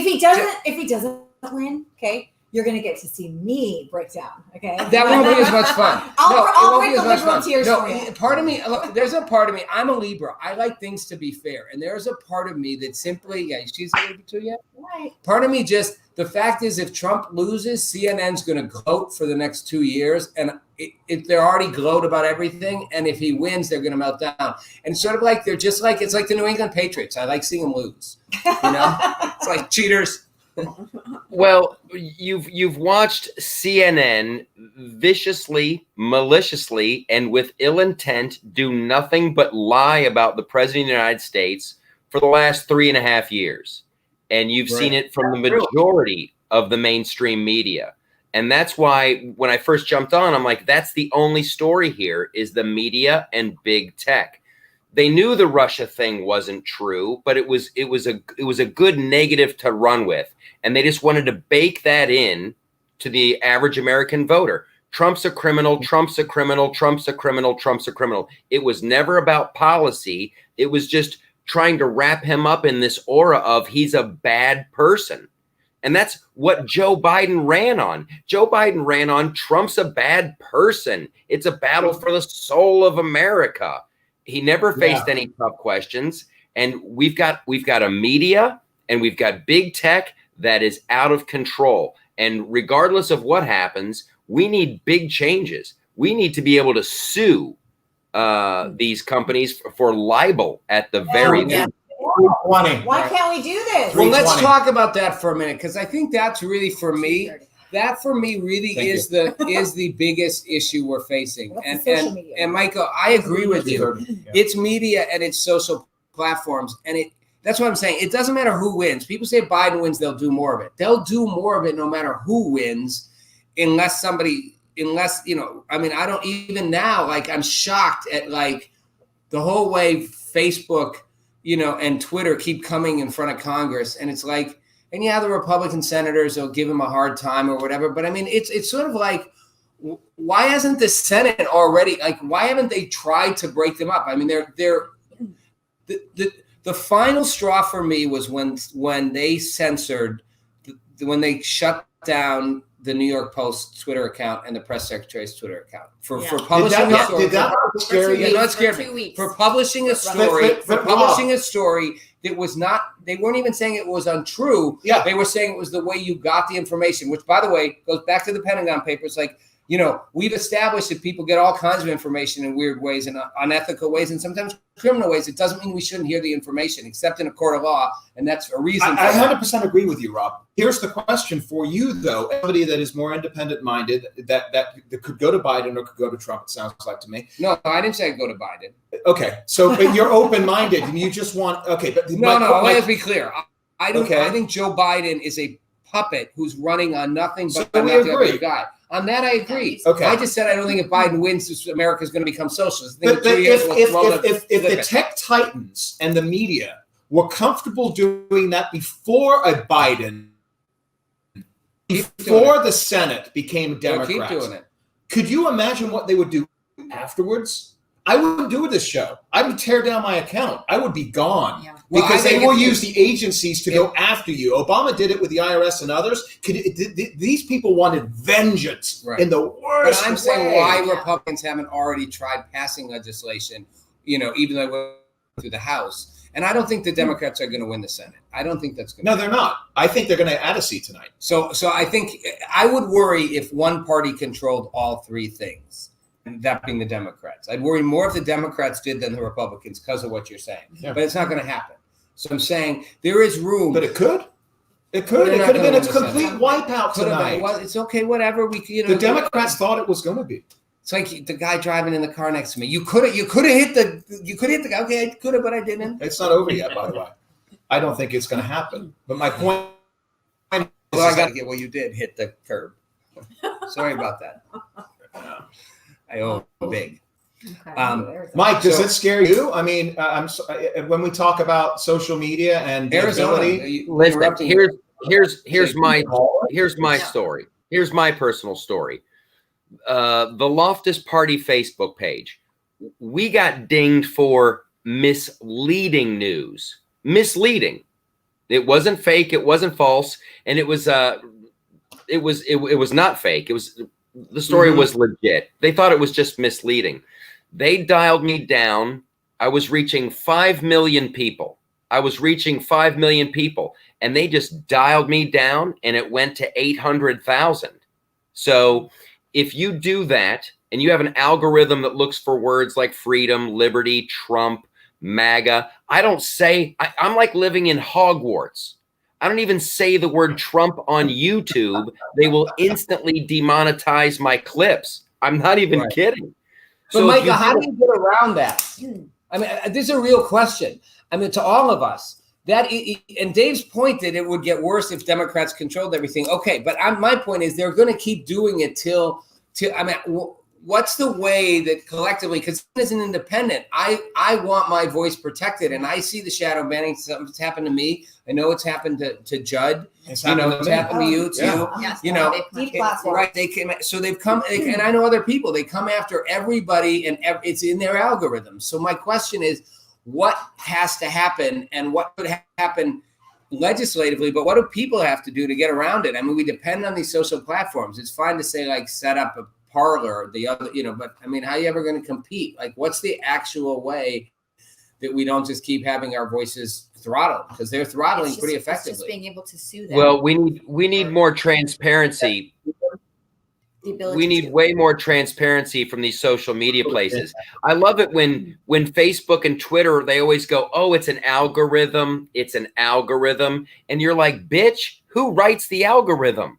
I want to talk to that person. They always act like it's some third-party software they bought. It's an algorithm. It just does it on its own. Yeah, but I'm saying, so what? So what is it? Is it really enough just to be able to sue them? No. Well, That's not going to you have to make them hurt, and then we also need transparency. We need a third-party system. Bruce, our producer over here, saying we need a third party. What do you mean? Just tell me. What are you saying? Well, in journalism, you have third parties for keeping journalists accountable based on integrity. It's like the integrity police. But what you have to have the same type of third party medium, like an organization put in. If Facebook is going to be treated like a medium, like a newspaper. That's supposedly what most in the media, like the PRs, the APs, that's what they were supposed to do. Right. And unfortunately, our culture and our educational system and the leftist march through the institutions, and you've been a part of that as well. You've talked about this, is that, for 40, 50 years now, we've basically taken children, we've put these institutions called higher learning. And now, essentially, for most of our lives, we would come out, would get a paycheck, would say, what the heck is FICA? I'm conservative, right? Out of your paycheck. But now there are so many of these kids that are coming out. They're going into our corporations. They're going into our sports and our pop culture, in our media. And there is now more of them than there are level-headed individuals. And so they are no longer journalists. I coined a term. I trademarked it. It's called journactivists. And those are the folks that are in the New York Times and the AP and CNN. And they truly believe that they are going to make the world a better place through their work. Instead of reporting both sides in the news, they are now going to, in essence, take one-sided approach to the news and shove it down our throat, frog wa style. And if you don't like it, then you're a racist. Right. That's not journalism. Yeah. Well, but I mean, we can all agree, probably, that, and you should talk about your experience, but I think we can all agree that journalism in America is largely, almost dead. I mean, when Andrew Sullivan and Barry resigned from the New York Times, and when Ann was fired from the New Yorker, you sort of, to me, it was like, she's a centrist, but she's like, she's a lesbian and she's a millennial and she lives in San Francisco. I mean, she's about as, barely conservative, not for those reasons. I just mean she's truly not ultra conservative by any means. And when he fired from the New Yorker, as again, the first openly gay mainstream journalist, again, super anti-Trumper, simply criticized critical race theory, that again, the notion that you can't have an alternative view but ours. To me, that was the beginning of, you see that journalism really is it's no longer about being a journalist. It's about what's the narrative, make the facts fit the narrative. And that's considered now journalism on the far left. They're not even hiding it anymore. It's like you either say what we tell you to say, and that's being a good journalist. Yeah. Well, it's wasn't it last week, Glenn Greenwald, it was his own. Greenwald, Intercept. Yeah, it was his own company. And he resigned because they were censoring him. That was an earthquake. Huge because he's left of center. Yeah, his husband's a socialist. I didn't know that. Look at what happened at the New York Times. With Ari Weiss. Yeah, that's another one where you have, and I agree with what you said completely. Journalism now is, how do I best frame this story so that my political ideology looks good and I can move the ball down the field for the way I feel about politics. Look at and the stories that don't get any, there was, I don't even know if you guys know this. There were several, a big group of scientists got together a few years ago and thought a great way to combat global warming, a great way to solve the problem would be to plant 1 trillion trees. If you were to simply plant 1 trillion trees, you could stop it. So Trump jumped on board. Trump is working with it's a global effort, and these people have planted billions of trees. We are on our way to solving global warming because Donald Trump decided he was going to help plant 1 trillion trees. And that's it. That would be the end of global warming, but they don't care. And you don't hear about that story. When the president does something wonderful for the environment, they just ignore it. It just didn't happen. And if it's not on the internet, it didn't happen. Can we take a moment, just because Judd brought this in, and Judd and I do a show called Smack and Talking Smack over mac and cheese, where we have food all the time. Because food is a great way to a great unifier. It's a great unifier, and people actually, after this election, people should literally, you should have Biden-Trump parties where you come and you eat food and both sides show up. That'd be great. Like a Right. national holiday. Eat with the other side day. Right. Are Eat you with not talk. eating? But one Are side you on a with diet poison. over here? No, You're not eating? no, but Oh, one more. Can we have? It's I'm not vegetarian either. I mean, we're eating. Hey. Are we eating vegan pizza? Just eat. Is it vegan pizza? We're talking. Just You want a chaos. piece, Michael? Yeah. You want a piece, Michael? Judd I brought us totally want a leftist piece. pizza. Send it over. We have vegan That's pizza. why I eat meat. Yeah, we're I didn't make California too, vegans. Sorry, but I You don't pay think me we're too. ready here.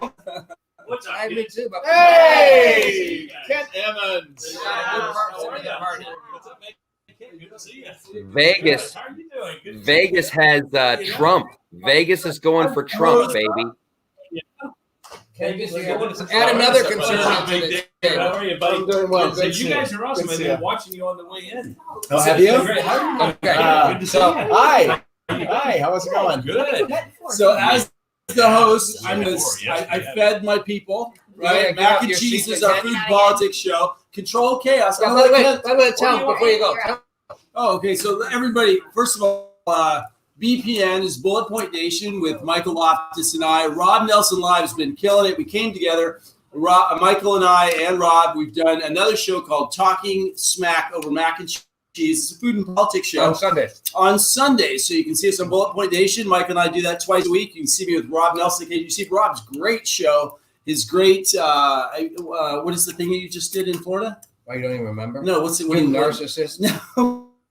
That's That's narcissist. Oh, it's for anyways. Town Hall. You did an amazing Town Hall. It was amazing. So it's an honor to work with both of these legends. Rob has had his own show on Fox. Michael's out there. So But not come a see our conservative. show. But So not a thanks lot. conservative. What's that? Not a But conservative. he's not a conservative, so we've allowed him in anyway. All right. That being said, promo being said, I'm going to step out and let our newest guests come in. I'm going to keep working the thing. I'm going to keep feeding my people, and I'll be back. Awesome. Michael, I like that you're smoking on fun. air. What a great spot. Thank who you is so much. this Michael Loftus of which you speak? Who is this guy? Look, Hey, Michael is hey, look who it is. What's Michael- going on, man? Michael, put it up there again. Let me see. What? I love that you're Michael, shamelessly put the doing it. cigarette up. Yeah. There we go. Because, but here's Isn't that the illegal on TV now? No, cigarette smoking is not good for you, clearly. But here's Wait, the thing. what'd I you smoke say? cigarettes. Wait, what? No, I said, Go back. here's my thing. That is the first Cigarette example. smoking is illegal on TV, supposedly. That is the first example of cancel culture, where the movement to strike out smoking was designed to shame people who smoked and make you feel bad about yourself, and even like what's wrong. You need help. You're not. Your self-esteem is low, and effectively shamed an entire culture to where. Granted, smoking is not good for you, but a lot of things aren't good for you. To where it became the single worst thing to do, and people are afraid. Like if you smoke a cigarette and the smoke blows toward them, they might be getting secondhand smoke and die from like a puff of your smoke. So very effective controlling of culture. So I'm glad to see you smoking it, Michael. Did you say smoking wasn't good for me? I've never heard of this. I love it, and I'm in good shape. If it's Mary Jane, then it does have medicinal properties. So Hey, depends whatever. on what's in that I'm a one. libertarian. Stock market futures are up huge. Futures are up 400. Dow's up 180 right now because it looks like we In have China? And It's down. vegan Down. pizza. The yuan's down. Did you see the I did see big it. time? They'll get hammered. No, But they'll manipulate it back up. That's not a big deal. By the way, Michael Loftus, you need to promote the special from Nashville. We were together in Nashville last week. He taped one of the greatest conservative stand-up comedy specials on the planet. That was him? That was Michael Loftus. That was that cat. The greatest. And you went with my buddy Chuck, right? Chuck was there. I had my buddy, our buddy, Chuck Pierce. the Secretary of State was with us. He lives in We had Nashville now. We had a great time. can we see? bunch of You got any great clips of folks. it? Okay, Kate That's Leonard. it. Our colleges are teaching our future Oh, it's journalists to great. be bias reporters. Bingo, Kate. Yeah, she goes to Oswego, where Al Roker went. She can't stand up. The professor are pushing their agendas on students. And that's a big deal, right? Yeah. Universities too. I mean, we are definitely training entire younger generation to think a certain way, Yeah. and it's a very limited way of thinking. And Well, it's your grades you are. you went to school not too Yeah, long I mean, ago, it right? happens. Yeah, it happens all the time, and you have to grades, so you kind of You were at USC. What's going on with But you Maine? have to Somebody's do saying Trump really about to win Maine. That would be huge. Just on the right, David. I thought he was going to win a district in Maine. Not the whole. Dave Sussman. Dave is obsessed with the results. Nebraska on Trump. Well, I'm like, let's talk about the big issues. Those Dave's like, are expected. numbers. Wait, let Jen talk for a second about school. Though. I want to hear about it. No, I'm serious. Because you recently were in college. Yeah, I mean, 2016 I Right. left, and it's impossible to stand up and say anything remotely conservative or Republican. The teachers are constantly, even if it's an anthropology class, they'll have different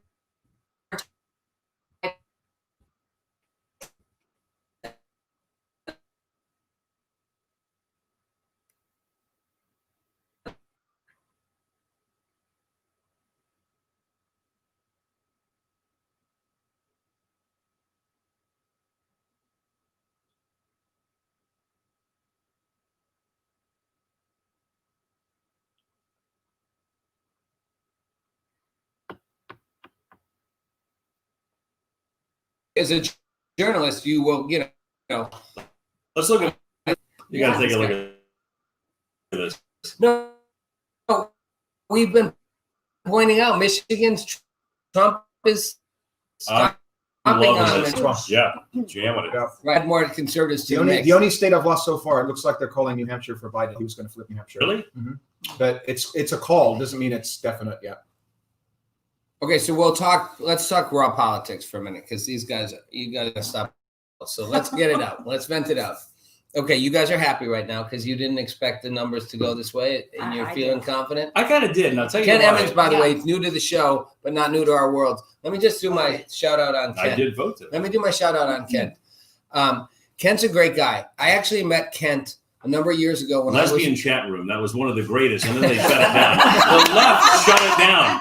I knew you looked familiar. The left did it. Mark Zuckerberg shut it down. That was the end. But we remained in touch.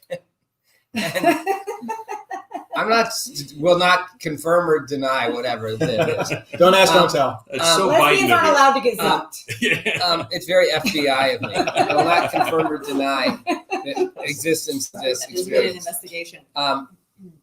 Well, is that vegan God, too? Thank you. That's meat. Is that a piece of meat? That's Oh, real meat. I ate the Chicken, vegan pizza. chicken fingers. Hold on, look at this. There's Look at soy that. chicken Crazy. fingers. I don't Yeah. believe it's real meat. I think that this is fake It's chicken meat. fingers. Well, I think pass it's them around. You guys pass them. Loftus, Wow. that Let's got do a Loftus' attention. He wants some chicken fingers. I saw you For look up sure. there.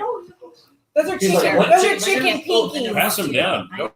Seriously. How have they not called Florida Here, yet? take one. Trump is like 500,000 votes ahead. It's like 99.9% in. Right? They won't Because call they won't Florida. do it. They won't do it.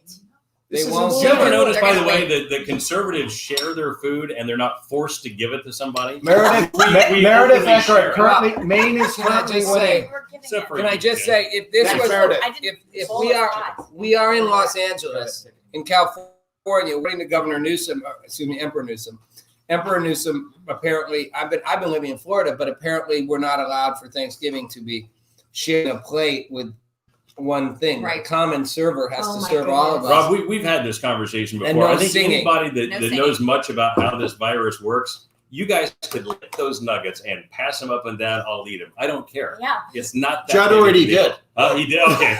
Thank you, Jen. I appreciate it. The virus can't get you if you're eating a meal. And you're sitting Only down. if you're eating an Sitting down. appetizer, according to Newsom, or having a beverage. Or eating a if you're meal, sitting sit. down. Yeah, we're If you're sitting sitting down in a Sit. restaurant, the Rona goes over your head. It's one of the sad things that this virus and the way it's been politicized has done. Yeah. It really is, because it is Oh, clearly I'm sad. a real thing. It's deadly to people who are older and people who are sick Mhm. or have vulnerabilities. Mhm. It spreads like crazy, rapid, fast. And because it's been politicized, you have one side that has clearly made it to where it's absurd. Like literally, it's like they want you to wear a mask when you're running in the woods, as if somehow that mask is like a hazmat suit from, The Walking Dead. And the other side's backlashed it, and not so much in Florida where it's more relaxed, but it's like, I won't wear my mask. I won't wear my mask. And it's sort of like, no, put your mask on, because you could get someone sick if you have it and don't know you have it. And it's actually a high rate of people who don't know they have it, which is good. A disease with a 40% asymptomatic rate is a great thing. Many people could have it and not know, but we politicized it to a point in here where it's just ridiculous. Yep. And these kids are running around with their immune systems down. The parents who were crazy enough to keep their kids in for 9 months or 8 months. It's insane. Mhm. It is nuts. They're running around at the park with masks on, all the kids. Yeah. Crazy. So Ken Emmons, welcome to the show. Rob, it is great to be here. Ken's love hanging out with you. Former guys. radio.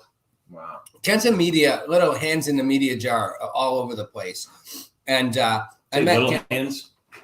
You pull Yeah, little Marco hands. Rubio on you, Little doing one of hands. those. Are they Let's bigger see. than mine? Oh man, I think you got me. What about shoe size? Let me see your shoes. I'm small feet. Let me Size see 10. those shoes. Size 10. Kent and I actually met up because I was running a campaign for a Democrat for Congress here. Correct. Moderate Jim Democrat, actually conservative Democrat. Kind of a Great guy. conservative Democrat. Yeah, great guy. And a friend of ours introduced us because Kent and I both had this crazy idea, which Kent is now really starting to. Can't say exactly what it is. We're kind of keeping it under wraps. It's a wild and wacky news network. But it's a wild and wacky news network with a vision to also start reshaping politics in America, because that's what I think is going to have to happen. We're going to have to start getting what Kent has a book, and it's sort of Dave was talking about your book.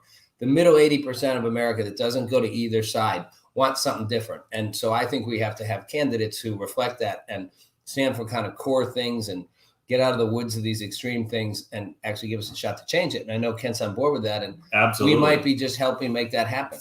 You know, at the end of the day, the book is called The Common Sense 80%, but at the end of the day, the real numbers are 80% of us agree on 90% of the same stuff. You can, like, as a Republican, you could sit down with a Democrat or someone that's not crazy out there, lefty, but I mean, an average person, and you're going to agree on darn near everything. It's just how it's marketed, how it's approached, and how those folks identify or how they feel like they were forced to identify. Mm-hmm. At the end of the day, and this is why Trump did so well. You think about those Democrats that crossed over to vote for him in 2016. And as we watch these screens tonight, the Democrats that are crossing over to vote today, that's because these people have common sense. Do you think that's what's happening right now? Yeah, absolutely. How do you think Jennifer Rubin over the Washington Post is doing right now? Biting it. Wait, what? She's I heard you. five shopping. I heard you. Yeah. Or our buddy Cenk Wait, hold on. Is For it people shots or hold is on, she hold snorting on. it? For She's people who probably don't know who you snorting guys it. talking about. Who's Jennifer Who's Rubin? Jennifer Rubin? Jennifer Rubin. Trump derangement syndrome. She's a never Trumper. She went full crazy deranged over the past 4 years, and she's vitriolic. She's a horrible human being. And I want to explain to people what Trump derangement syndrome is. Because, again, I have liberal viewers out there, and I'm sure a lot of my liberal viewers are like, you have all conservatives. And as I said before, I'm an independent. I felt like I'm fine surrounding myself. I'm the guy pushing back. But the conservative voice has been the one that's been repressed and censored. So you have no problem hearing people come out and throw all kinds of shade on anything conservative or anything Trump. So it's like, you guys get that voice. I'll stand up for the middle and push back. But Trump derangement syndrome is something I've seen a lot. And it is where it's not just people go crazy about Trump. It's like, that's a lot of people. Just like they get anything Trump does, they get upset. Trump derangement syndrome really is anything Donald Trump says or does, you have to go the other way. So if Trump does something good, it's bad. He can't do something good. And you can either ignore that he did it, or you somehow spin it that it's bad. So the best example to me of Trump derangement syndrome is around COVID. Trump did not close the economy down fast enough. I mean, he did not stop. He let things go too long. It was horrible. And he acted even 2 weeks sooner. Millions of lives would have been saved, even though his health advisors told him not to act 2 weeks sooner. It doesn't matter. Anthony Fauci told him it was fine. No, but it doesn't matter. Trump acted wrong. So that's why thousands and thousands of Americans died.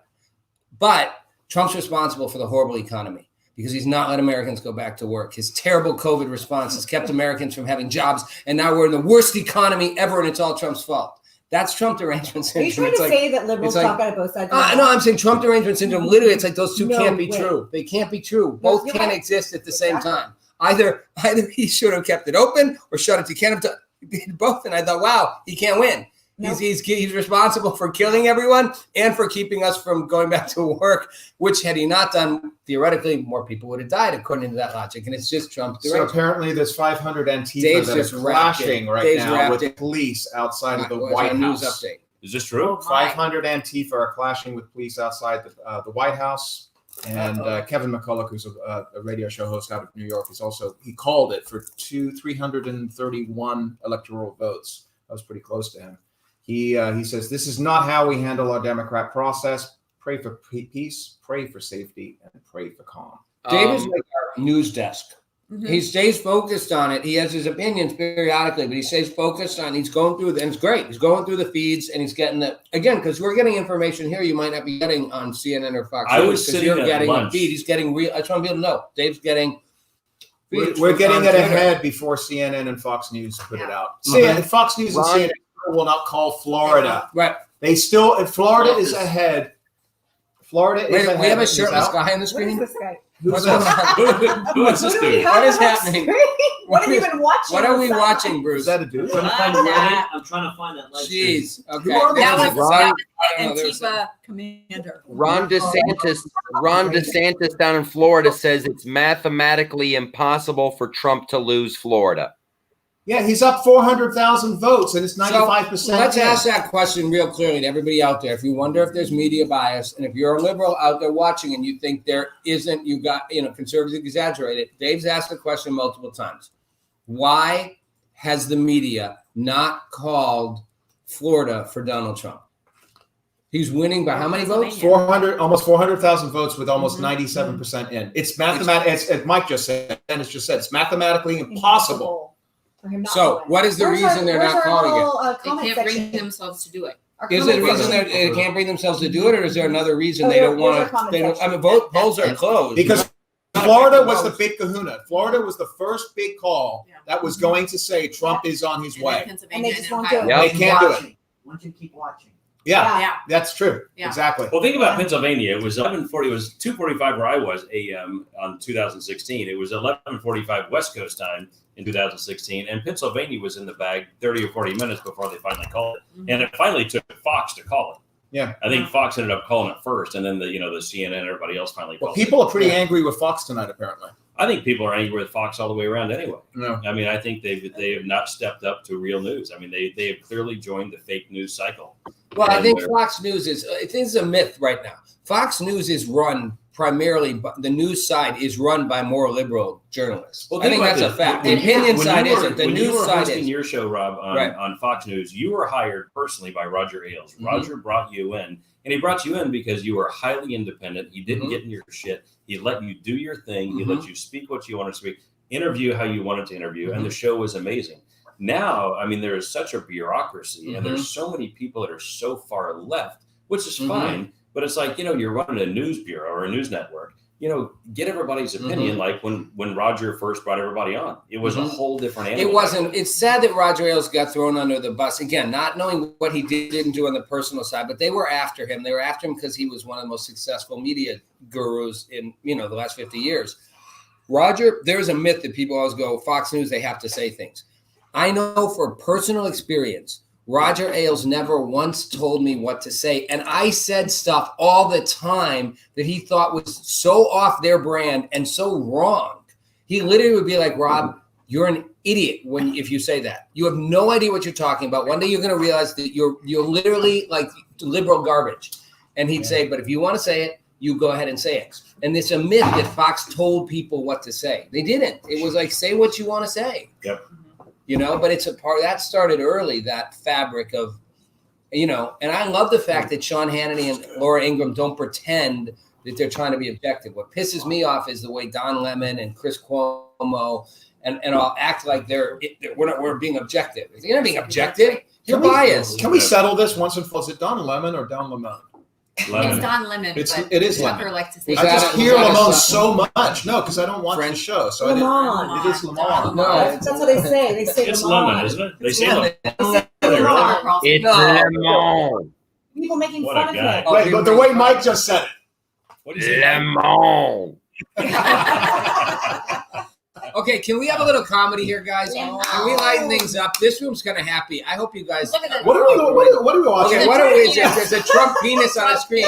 Bruce, you want to show people that instead of show us? No, Show- I'm waiting for something interesting to Well, happen. show us the feed. Show us the Is this the feed.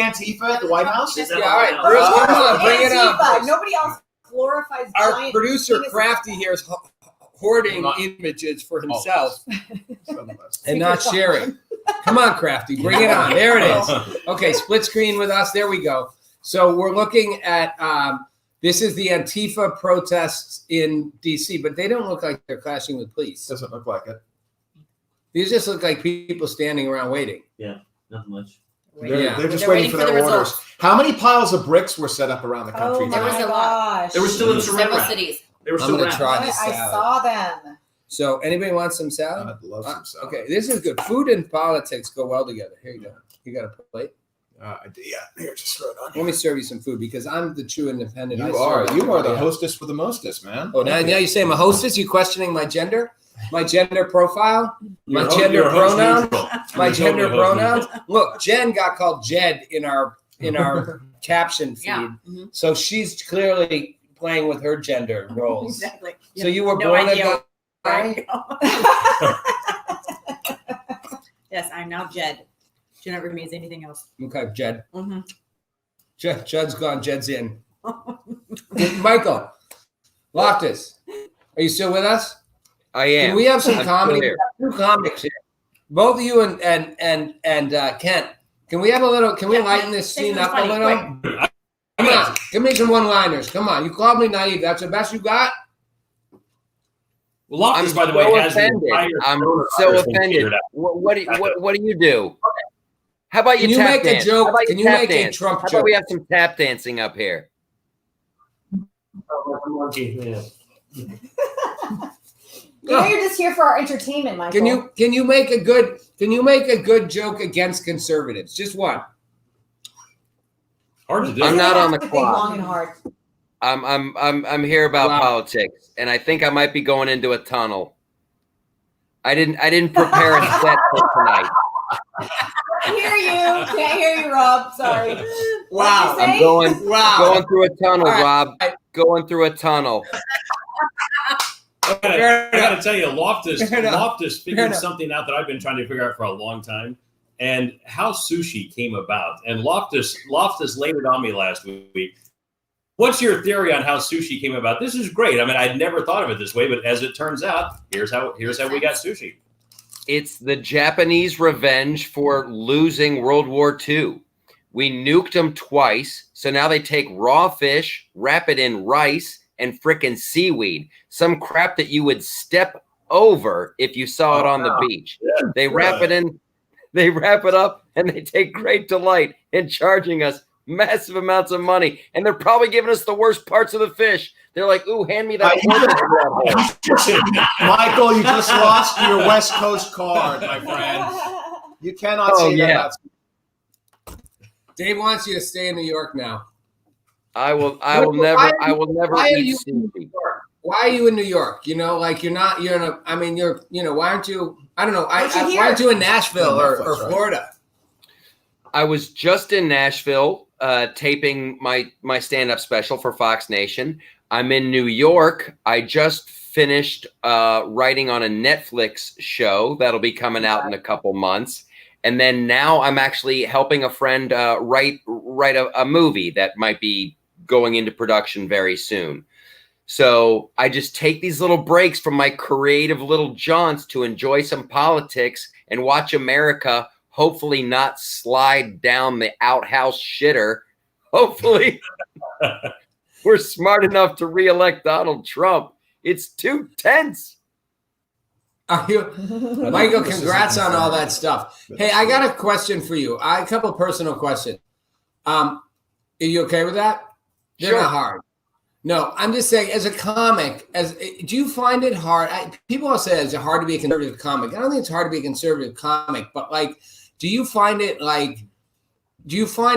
somehow your brand doesn't have as much appeal? You have to reframe it in a way that like liberal comics don't, because most comics aren't conservatives, but some of the funniest comics today and ever have been the more conservative comics. Well, the whole thing is you have to make sure you're funny first. What's that? Funny always has to be first. It has to be funny first and political second. And the only reason I would even partially be okay with like the moniker of a conservative comic is because I want other people on the right to know I can go out to a comedy club, I'm going to laugh my balls off, and I'm not going to feel bad about my political beliefs. I mean, if you just that's how much the left owns culture. You can go out to a comedy club and watch some comedian just take a dump all over the Trump family and Ronald Reagan and what have you, and you're just like, oh, he's just being brave and funny. And then somehow, if you defend Trump and you take a dump on Obama, then you're some edgy conservative comic. It's like everybody's allowed to have their own belief system. You shouldn't feel bad. I remember a million years ago, I did a joke about Obama, and I had people get up and walk out. 2 people got up and walked out. And I'm like, what, you can't? And it was a lame joke. It was like Obama was like, I've been to all 57 states. I'm like, that's not a good sign. And people got up and left. I'm like, oh, I will not sit idly by and let you make fun of the highest office in the land. Oh, shut up. Only liberals can do that. That's right. So what's the difference between somebody that gets up and just, as you stated, shits all over the Trump family and somebody like a Mark Maron, who I actually like? I find him funny. He is very much a liberal. He doesn't like Donald Trump. He interviewed Barack Obama in his podcast, made him a household name. But I can watch him. I can watch several liberals. I know what their politics are. Dave Chappelle, same thing. Talk about the difference there. Is it vitriolic? Is it meanness, pettiness? What is it? Well, what we've been subject to since the 1980s really is Ronald Reagan was portrayed as evil. He was evil. And now they've dialed that up to 11 for Trump. Trump is a Russian spy. He's a racist. He's worse than Hitler. He likes to capture children. So it's hard to laugh at something if you've been trained to hate it. Right. And that's what the media has done. Right. They don't even want you to, they don't want people to see conservatives as human beings. It's okay to punch a Nazi. It's okay to attack someone if they voted for Trump. And that's what we've watched over the summer. Right. That's why Antifa blew up. Yeah. They're just fighting Nazis, you guys. Don't we all want to fight Nazis? And then you got CNN and all the other networks going, these are mostly peaceful protests. Right. That's the difficult thing. That's part of the whole thing. You know, when I was saying before about the whole critical race theory and the whole thing with Andrew Sullivan pushing back and getting fired, you know, despite how popular a writer he was for simply challenging that. The idea is, you know, really it is if you, and this is what scares me the most, that mindset, it is okay to, you know, they said a survey found like 20, what the number? It was over 20, it's like 22% of college students thought it was okay to use violence to stop somebody who's saying something you don't find offensive, you know? Like the idea that it's okay to hurt someone, not only silence them, but physically hurt them, that, you know, it's okay to socially, you know, blow someone up if they say something that it's deemed unacceptable to that normative thing is really terrifying because it's created a climate of fear in people. I know people who won't say their views because they're afraid they literally will get shredded in social media and possibly in their workplace and all that. They're terrified. Culture. Yeah. Well, that's extreme. That you can get punched and it's okay. That's my friend Jay in Portland. Jay walking down the street after a Trump rally got murdered by Antifa and BLM, just, you know, right before Labor Day weekend. The excuse was that he was a fascist Nazi, you know, so it was okay to murder him because he was a fascist Nazi. Like now somehow a difference of ideology, or you can just throw any label on anybody, and now they're just a target practice for you. You know, it's frightening what's happening to America. And literally, Jay, we knew Jay from rallying, and he went to all of our events, and he was the nicest, most docile creature. He was just he had the most beautiful, warm smile. He was the nicest guy. He wouldn't hurt a fly, but he was labeled a Nazi, a fascist, a white supremacist, all because he went to a Trump rally, and therefore he was fair game. And the media actually said maybe it's okay to murder somebody who's a fascist. I mean, I don't see that. So I don't see how that's okay in America. First of all, to label somebody, They just called Florida for Trump. Oh, finally. Nice. Here we go. Oh, what's up? Time check. Here we go. 8:05, 11:05 there. It took him a long That's time Fox to call News. it. CNN still has yet to call CNN's waiting. CNN will not. CNN won't call it. Okay. It's 51.3 to 47.8. That's a what? 5 percentage points? Yeah, it's over 4.5 points. 4.5 points. And Trump said if he wins Florida by 97% 3 points, the Trump campaign said if they win Florida by 3 points, they are winning the White House. They're going to get a couple of those Midwest states at minimum, and they're on track. Well, then it looks like they're winning Michigan. They're ahead in all those states They're right now. way ahead of Michigan. Slightly ahead of Wisconsin. For Trump down in Arizona's Winning down Arizona. right now, but there's some counties that are come in for Trump that haven't been counted yet. What's Maricopa Ohio County look like? Ohio Dave, is up. Trump is up in Ohio. Yeah, Trump is up in Ohio. I think with what 43% of the count in. Yeah. So there's it's still out there. I don't know the last count, but I mean I don't think Ohio's even on the map for Biden tonight. I don't even think it was an option. If he loses Arizona, but he picks up Michigan and Philadelphia, he's still got it. What's interesting to me is the state we're in right now with votes. California, it was never, they called California in all these places. They didn't technically call it, but they put it on the map for Biden before this morning even started. And that sort of says something, right? I mean, literally they don't pretend, Fox or CNN, they just put California. It's a 30% split though. I mean, there's no way that Trump wins California. No, I know that. I'm saying the fact that you don't even need to have the election happen for them to call in one of the biggest states in the country is interesting. That we pretty much know. But I'll tell you something really bad. I don't know if you guys talked about this before, but the Attorney General of, was it Pennsylvania or Ohio, said it was Pennsylvania. Said, Trump was losing, Biden wins. Now, the state official, an elected official, the Attorney General, is saying that the morning of the election, before people are going to the polls. I mean, how crazy is that? He will have to recuse himself when the lawsuits happen because he's obviously. But he won't. Yeah.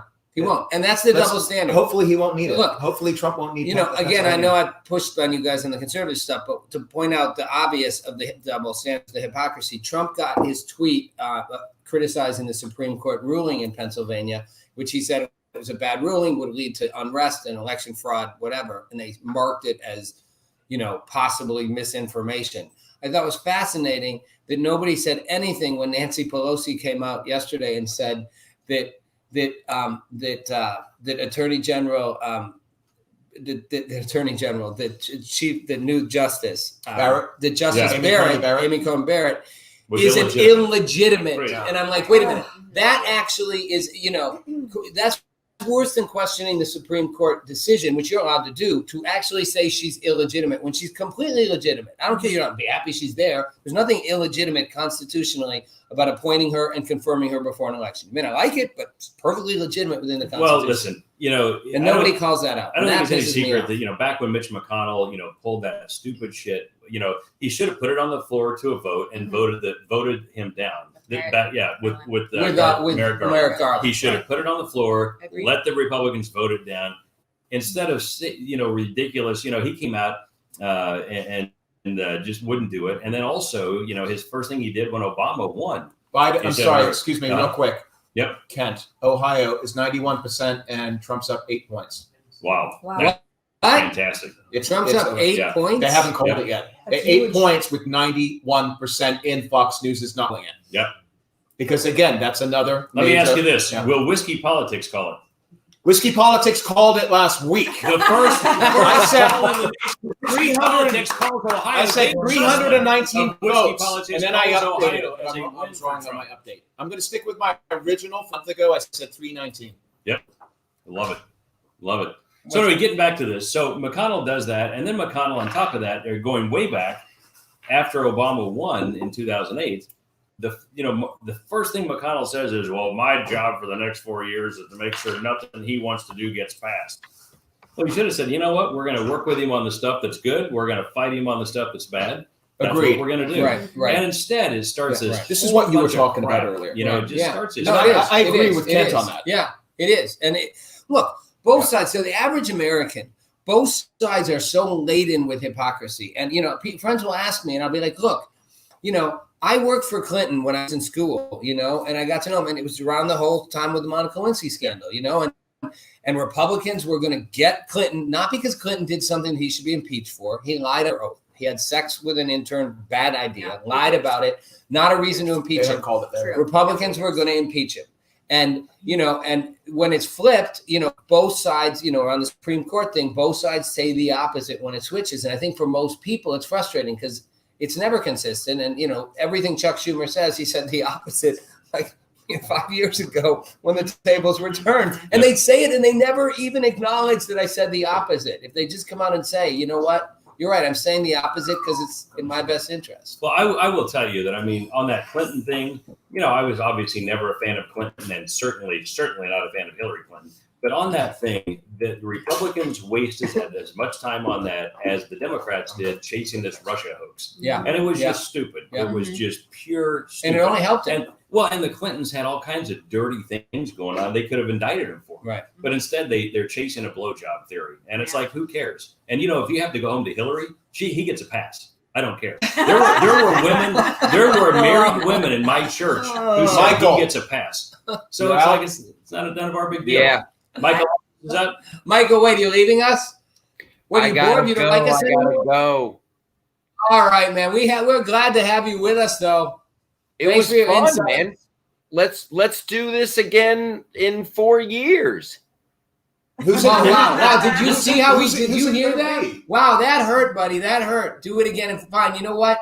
And I was just going to say, let's do this again, like in 2 weeks about something else. But that's all right. Michael Loftus for 2024. Sorry, buddy. You call me naive. Now you don't want to see me for 4 years. I'm good. It's funny. Go Biden. Like every time I do something that's just a little bit subtle, it goes right over your head. Wow. Like the Rona when you're sitting down at a restaurant. Wow, that was good. I wanted to joke. I got one. Thanks, man. I love you guys. You're fantastic. I'll see you soon. Mega dance. She's doing the mega dance. She's doing the mega dance every time he wins a state. Oh, can I just say, this is a personal experience. So I was in Florida doing this town hall, setting it up. I was doing live streaming from all different types of things, right? And I live streamed at a BLM rally, activists doing their whole thing. So I went to a Trump rally. Never been to a Trump rally before. He was in Jacksonville. I'm not lying. Have you guys been to Trump rallies? Yeah. It was like being at a rock concert. Yeah. I'm not lying. I'm not exaggerating. I mean, I was like, and I've flown, I met Clinton at Air Force One for a rally we put together with thousands of people, students. Wasn't the same. Like literally the stands, you made me think with the mega dance because they started, first they're playing Gloria. They're playing Gloria as the Air Force One comes rolling in. And I'm in the bleachers and there's thousands and thousands of people. And it's like, it's going, Gloria, Gloria. The whole stands are to Gloria. And I'm like, okay, Gloria, really? You must really like that genre of music. And then it's the Village People. Yeah. Then it's like Macho Man. And I'm like, and everyone's like, Macho. And Phil Collins, something's coming. But people are like, all they needed was lighters. Like to light up. And they claim he's a bigot, but he loves that YMCA. homophobic bastard. And he stays in the YMCA. That's like his favorite song. And Gloria. Why haven't they sued him? I have no idea. I'm sure the Village People love it. Yeah. Seriously. You get a lot of it. And by the way, they're making money. Dave and I have talked about this on before, but Trump, I don't know how he gets labeled as a racist, as a bigot, as a sexist, as a misogynist. Having worked with the Trump organization, they have more high-level vice president, executive vice presidents who are women and gay than I think it's like 3 per capita Fortune 500 company. Mm-hmm. And these people stay with the company forever. He doesn't have a lot of organization. This guy is amazing. This came from. have no idea. And no one talks about this. And no one talks about the fact that on Hillary Clinton's staff at the State Department, women made 7% of what men made in the same position. No one talks about this. Right. And where that and I always challenge people. Because all of her staff is dead. Well, no, yeah, true. But I always challenge people when I say, well, that got crafty on camera. I'm not saying how they died. I'm praying for you tonight, girl. I'm just telling you. They're not really around Crafty. the top dead men Crafty tell their tales. Crafty spit up his pizza. You just put The failure, Kent, the failure of the media to call out the double standard when investigating Hillary in general is disgusting. I mean, literally devices go missing, cracked, smashed, thrown away, the willingness to look the other way. But when it comes to stuff that he gets called out for, that's a narrative that just, I think, calling a person, first it was Me Too, then it was racism. And I'm not saying there wasn't legitimate issues around both those things in America. There are. But calling a person a racist or calling a person a misogynist or, somehow negative comments to women is the easiest way to take them down. But and if you want to take Trump down, the easiest way is to throw those labels at him. He made it easy because he is a bit, he's clearly a womanizer. And I'm not saying that's good or bad. Most presidents probably were. I'm simply saying to suggest he's a woman hater with the women he promotes in his staff and that he has his daughter who clearly, if you hated women, how could you raise a daughter like Ivanka? Whether you like her politics, how could you raise that person? You're the dad of a very successful young girl. Like, how could you raise two? Yeah. How could you couldn't and compare that to Hunter Biden? Well, let's back up. Let's back up. Father, Kent, right? Yeah, you couldn't raise an Ivanka, that strong-willed, clear-thinking, solid, independent woman. If you hated women, you wouldn't. You'd have marginalized her. And he is a great dad. Really great dad. And you see it with his kids. I've gotten to know Don Jr. pretty well. The other two I don't know as well. But these are great quality, kind, courteous. They're not the Manhattan, socialites that they make him out to be. These are great, wonderful. And I got to tell you with Ivanka, we did this thing at the White House several years ago. And she got up and, again, I've watched her over the years and, met her a few times. But in this particular thing, she did an hour and a half, and she, how some people are this like, is Ivanka? Yeah. And how some people are, an inch wide and a mile deep on policy. She is a mile wide and a mile deep on policy. She's a walking encyclopedia of actual policy. And you sit there and you look at her, and then you compare her to a, what's the Clinton's kid that Chelsea. Yeah. I mean, I've never heard Webb Hubbell's policy girl. one time. Yeah, exactly. And they do look alike. But, I've never heard her talk policy one time. I've never, somebody ghost wrote a book for her and her mom, which was a bunch of bullshit. But again, they don't give Ivanka credit for this kind of stuff. Now, let's go back to the womanizing thing. Bill Clinton, accused of rape by multiple women, has settled lawsuits for assault and that kind of stuff. So why don't we do this? Why don't we set the Clinton rape scale? And when you hit that bar, then you can start accusing people of being misogynist. You just called Ohio? Ohio called? No, his progress was looking decent. Got him all excited. Bruce got him all excited. Look you called Ohio? Look you at called Michigan. Ohio? Look at Michigan. It's a 12-point difference in Michigan. Yeah, Michigan's for Trump. a blowout. Wow. Trump's blowing Michigan And that's with 50% in? Yeah, that 40%. could change, but it's It not will. It will likely. get closer because What counties? Dearborn and Detroit and all of that will probably come in. And It'll Wayne change. County, But do you think that's is Wayne it'll County flip? called Do you yet? think it could flip? Well, Michigan went red last time. No, I think do you John think it James. could I flip think this John numbers? James wins the Senate there. Do you think the numbers That'd be could great. flip No. on Michigan? No, I think I don't mean. I mean, he's got such a lead. Do you think that could? You'll get Jay's closer. watched a lot of this. Not tonight. I mean, in general. Do you think that Trump's lead in Michigan could actually go away? That it could? No, go I to think Biden lead? he's with 12% at 50% right now. I think he's definitely won it. The question is by how much. But do we know what counties have been called in Michigan? I can't, and we're not that granular right now. Got it. I mean, where this guy's pointing to right now, that's the county. That's where all the meat is for the Democrats, because that's Detroit, Dearborn, Troy, Birmingham. It's all the executives, from GM and all of that. That's very blue. They need that. The Democrats need that. But if the rest of the state is so overwhelmingly red as it looks right now on the map, I don't think he's got a chance, and pick up a Senate seat with John James. And a great new senator. John James is one of the amazing. greatest. Yeah. Sharp, And who's sharp, James sharp running guy. against in the Senate? Incumbent up there. Peters. Yeah. Peters, who's just he's in nothing. He's a nothing burger. So He's Dave's an idiot. prediction here from the start was that the Senate picks up, the Republicans actually pick up a Senate seat, not lose It anything. depends what happens You still can in. do that? It depends what happens in Arizona. It depends what happens with McSally? McSally. If McSally loses, I think we might be because right now we've got Well, let's say Alabama she flipped, loses. Alabama flipped, but Colorado flipped. Right, so it's even. So right now we're even. We're 53. If John James comes in, we're at 54. And also we may lose Maine with Susan Collins. Yeah. You said that. And McSally's toast. I think she's gone. There's no way. So the question is, do you still win Arizona as Trump and McSally can lose the I Senate? don't know. It doesn't look good right now for Arizona. Yeah, McSally's not going to win. I mean, she ran a horrible campaign. Mark Kelly ran a great campaign. He's not an unlikable guy. Right. And he ran a great campaign. He's the NASA astronaut, right? He's an astronaut. Yeah, well, Yeah. he's most famous for being Gabber. What's her name? Husband. What's her name? Husband. Yeah. What Gabby was the Gifford. first? Gabby Gifford. Kathy Yeah. Giffords, the Gabby gun Gifford's control. right. Yeah. She was the one that was shot.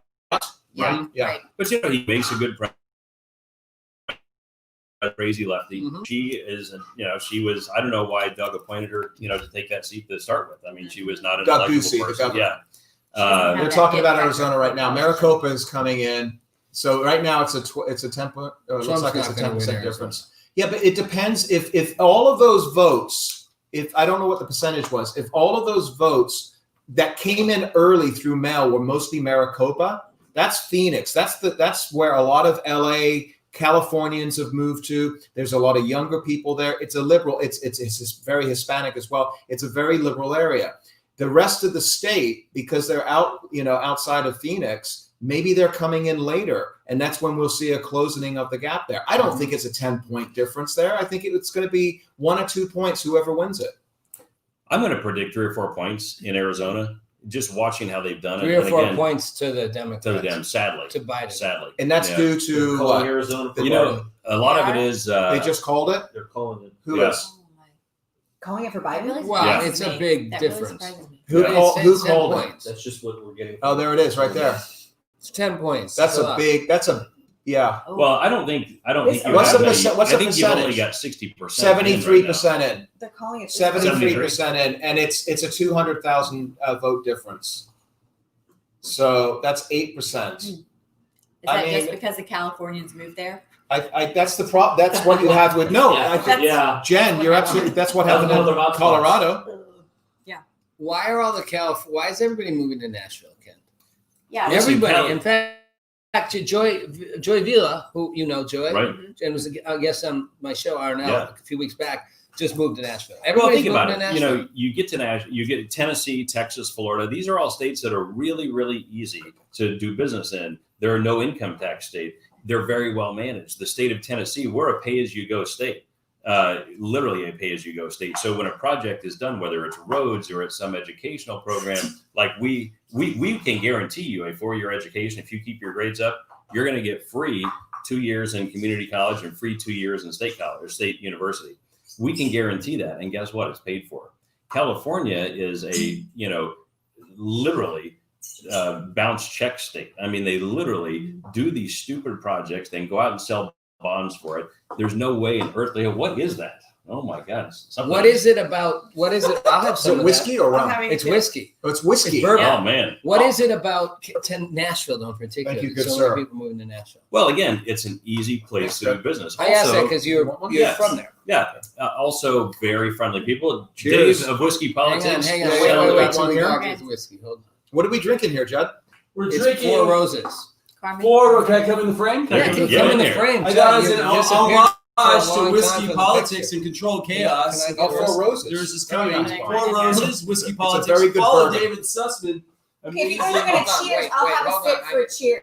Cheers. It I don't need a comes. bowl. 2 more. Okay. Situation. She needs a Dixie cup. There you go. I Right. need the 2 more tank. coming. The tiny. Okay, here we go. A little pre-election toast to these You're great gonna have one or you pundits. don't drink? I'm good. Salute. You want to do coke with us? I mean, this kind of coke. Zavion. This kind of coke. I'll come in for the I coffee. don't drink All either, right. but I Yeah, do we cheers. do Care to make a cheers? Hang on, guys. Before we do, let me see if we can get a picture here. Would you do one first? Oh, thanks, man. All right. Let's do it. Them? Okay. Salute. I'm going to make a toast, which everyone can make a toast after, but my toast is very simple. Regardless of who wins this election, here is to us all as Americans.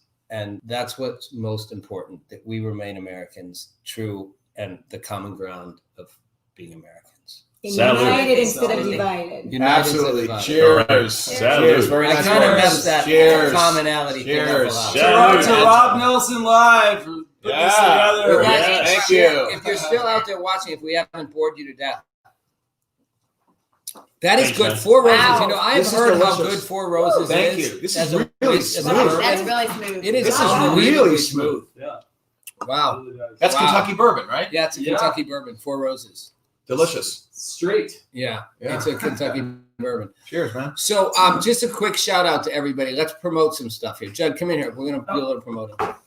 So, because I always forget to do this. I know Bruce, our producer over here, is always telling me, RNL's producer, he's always saying, Rob, you got to tell people. You got to tell people. You got to tell people to like it. You got to tell people to share it. You got to tell people to follow it. So, I'm going to say, share this show with other people. Follow Rob Nelson Live. Share Rob Nelson Live? I don't know. Follow Rob Nelson Live. Follow my show. Share this show. Okay, thank you very much. Now, also, Judd Dunning. Share Judd Dunning's Bullet Point Nation. You're not watching Bullet Point Nation right now, but you can watch Bullet Point Nation, and you can watch Judd and I together on Sundays in the thing we call Talking smack Talking over Smack. mac and cheese. and we can politics show.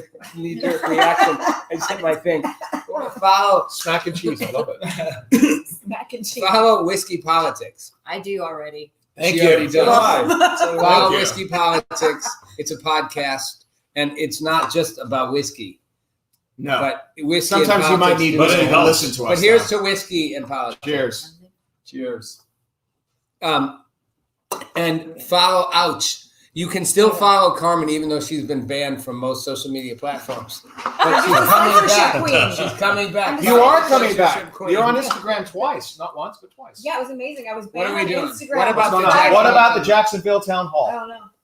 Okay. Yeah. So I talked about the Jacksonville Town Hall earlier. I'll talk about it again.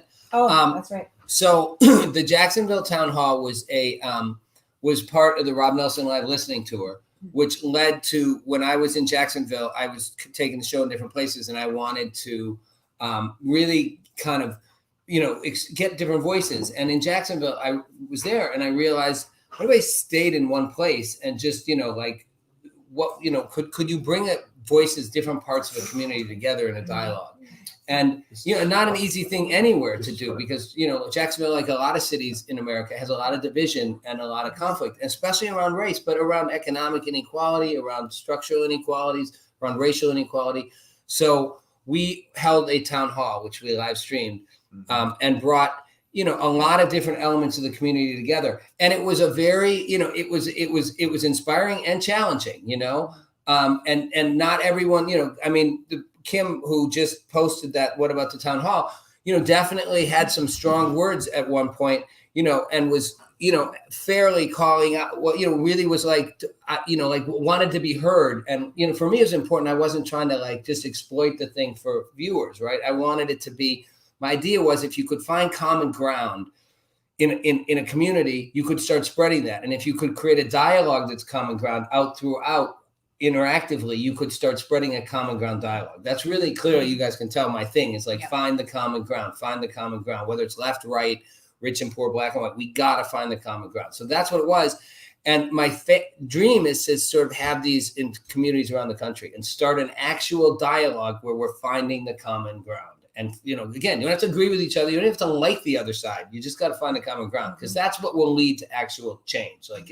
Start with a dialogue, then you can actually enact changes that people want to make that just aren't happening. I think that's crazy, independent whishery. And at the same time, I think It's not crazy. No, but listening, the more that I hear it, the more I think it is the first step to depolarizing America. It's a great You have to. intention. You The more have that to. I get to work with you, the more I understand it's probably the most rational step we could achieve. Right. It's common ground. Doesn't mean we get along, but No. at least we could get And civil that's why I again. was saying to you, Right. again, can conservatives find more room Right. to find common ground? Because it's not like you're going to agree, but, we've got to come together. I No think matter it who takes wins two this election. sides. I think it It takes does. two sides. Listen, if you are facing an onslaught, basically what Donald Trump has faced for the past 4 years, really 4.5, 5 years, because it started during his campaign, was a tsunami of misinformation and lies. Okay. What he has been facing, if any president, nobody would have lasted. Think about this. Do you know any Republican that would have withstood what Donald Trump has withstood for the past 4.5, 5 years? Nope. Okay. Meanwhile, he basically creates peace in the Middle East for the first time in 50 years. No other president has ever done this before. He's obviously focused on the economy and deregulations. He's changed the judiciary in a way which is going to last generations. Every single one of a conservative wish list in 2015 and 16 that any one of us that are conservatives or right of centers would have had, he has done. Now, I expect him in 2016, and this is really more or less, I guess, a question for all of us. What takes place in 20 to 24? Okay, I'm hoping healthcare. I'm hoping that's going to be a big, because as you talk about, in the first 2 years, he had a Paul Ryan Congress and they got shit done. Okay. Well, Paul Ryan, again, he was a total anti-Trumper He was. rhino. True. He I mean, that absolutely, guy 100%. was- But let's come on, you guys. Republicans carry a huge amount of blame for not getting things done in this country too. But neither side can claim the moral victory that they've made. 20 years ago, I was a young activist. Republicans and Democrats both have held us back. And that's why I think we need new kinds of candidates. We do. We need candidates who are, We do. like I've said before, people go, what do you think of Nancy Pelosi? I'm like, can we get her out? Then they say, what do you think of Mitch McConnell? Can we get him out? Creepy old guy, like he's been around long enough. Listen, we need new and people. Here's a great point. Here's somebody saying, hopefully some sort of equality for all people.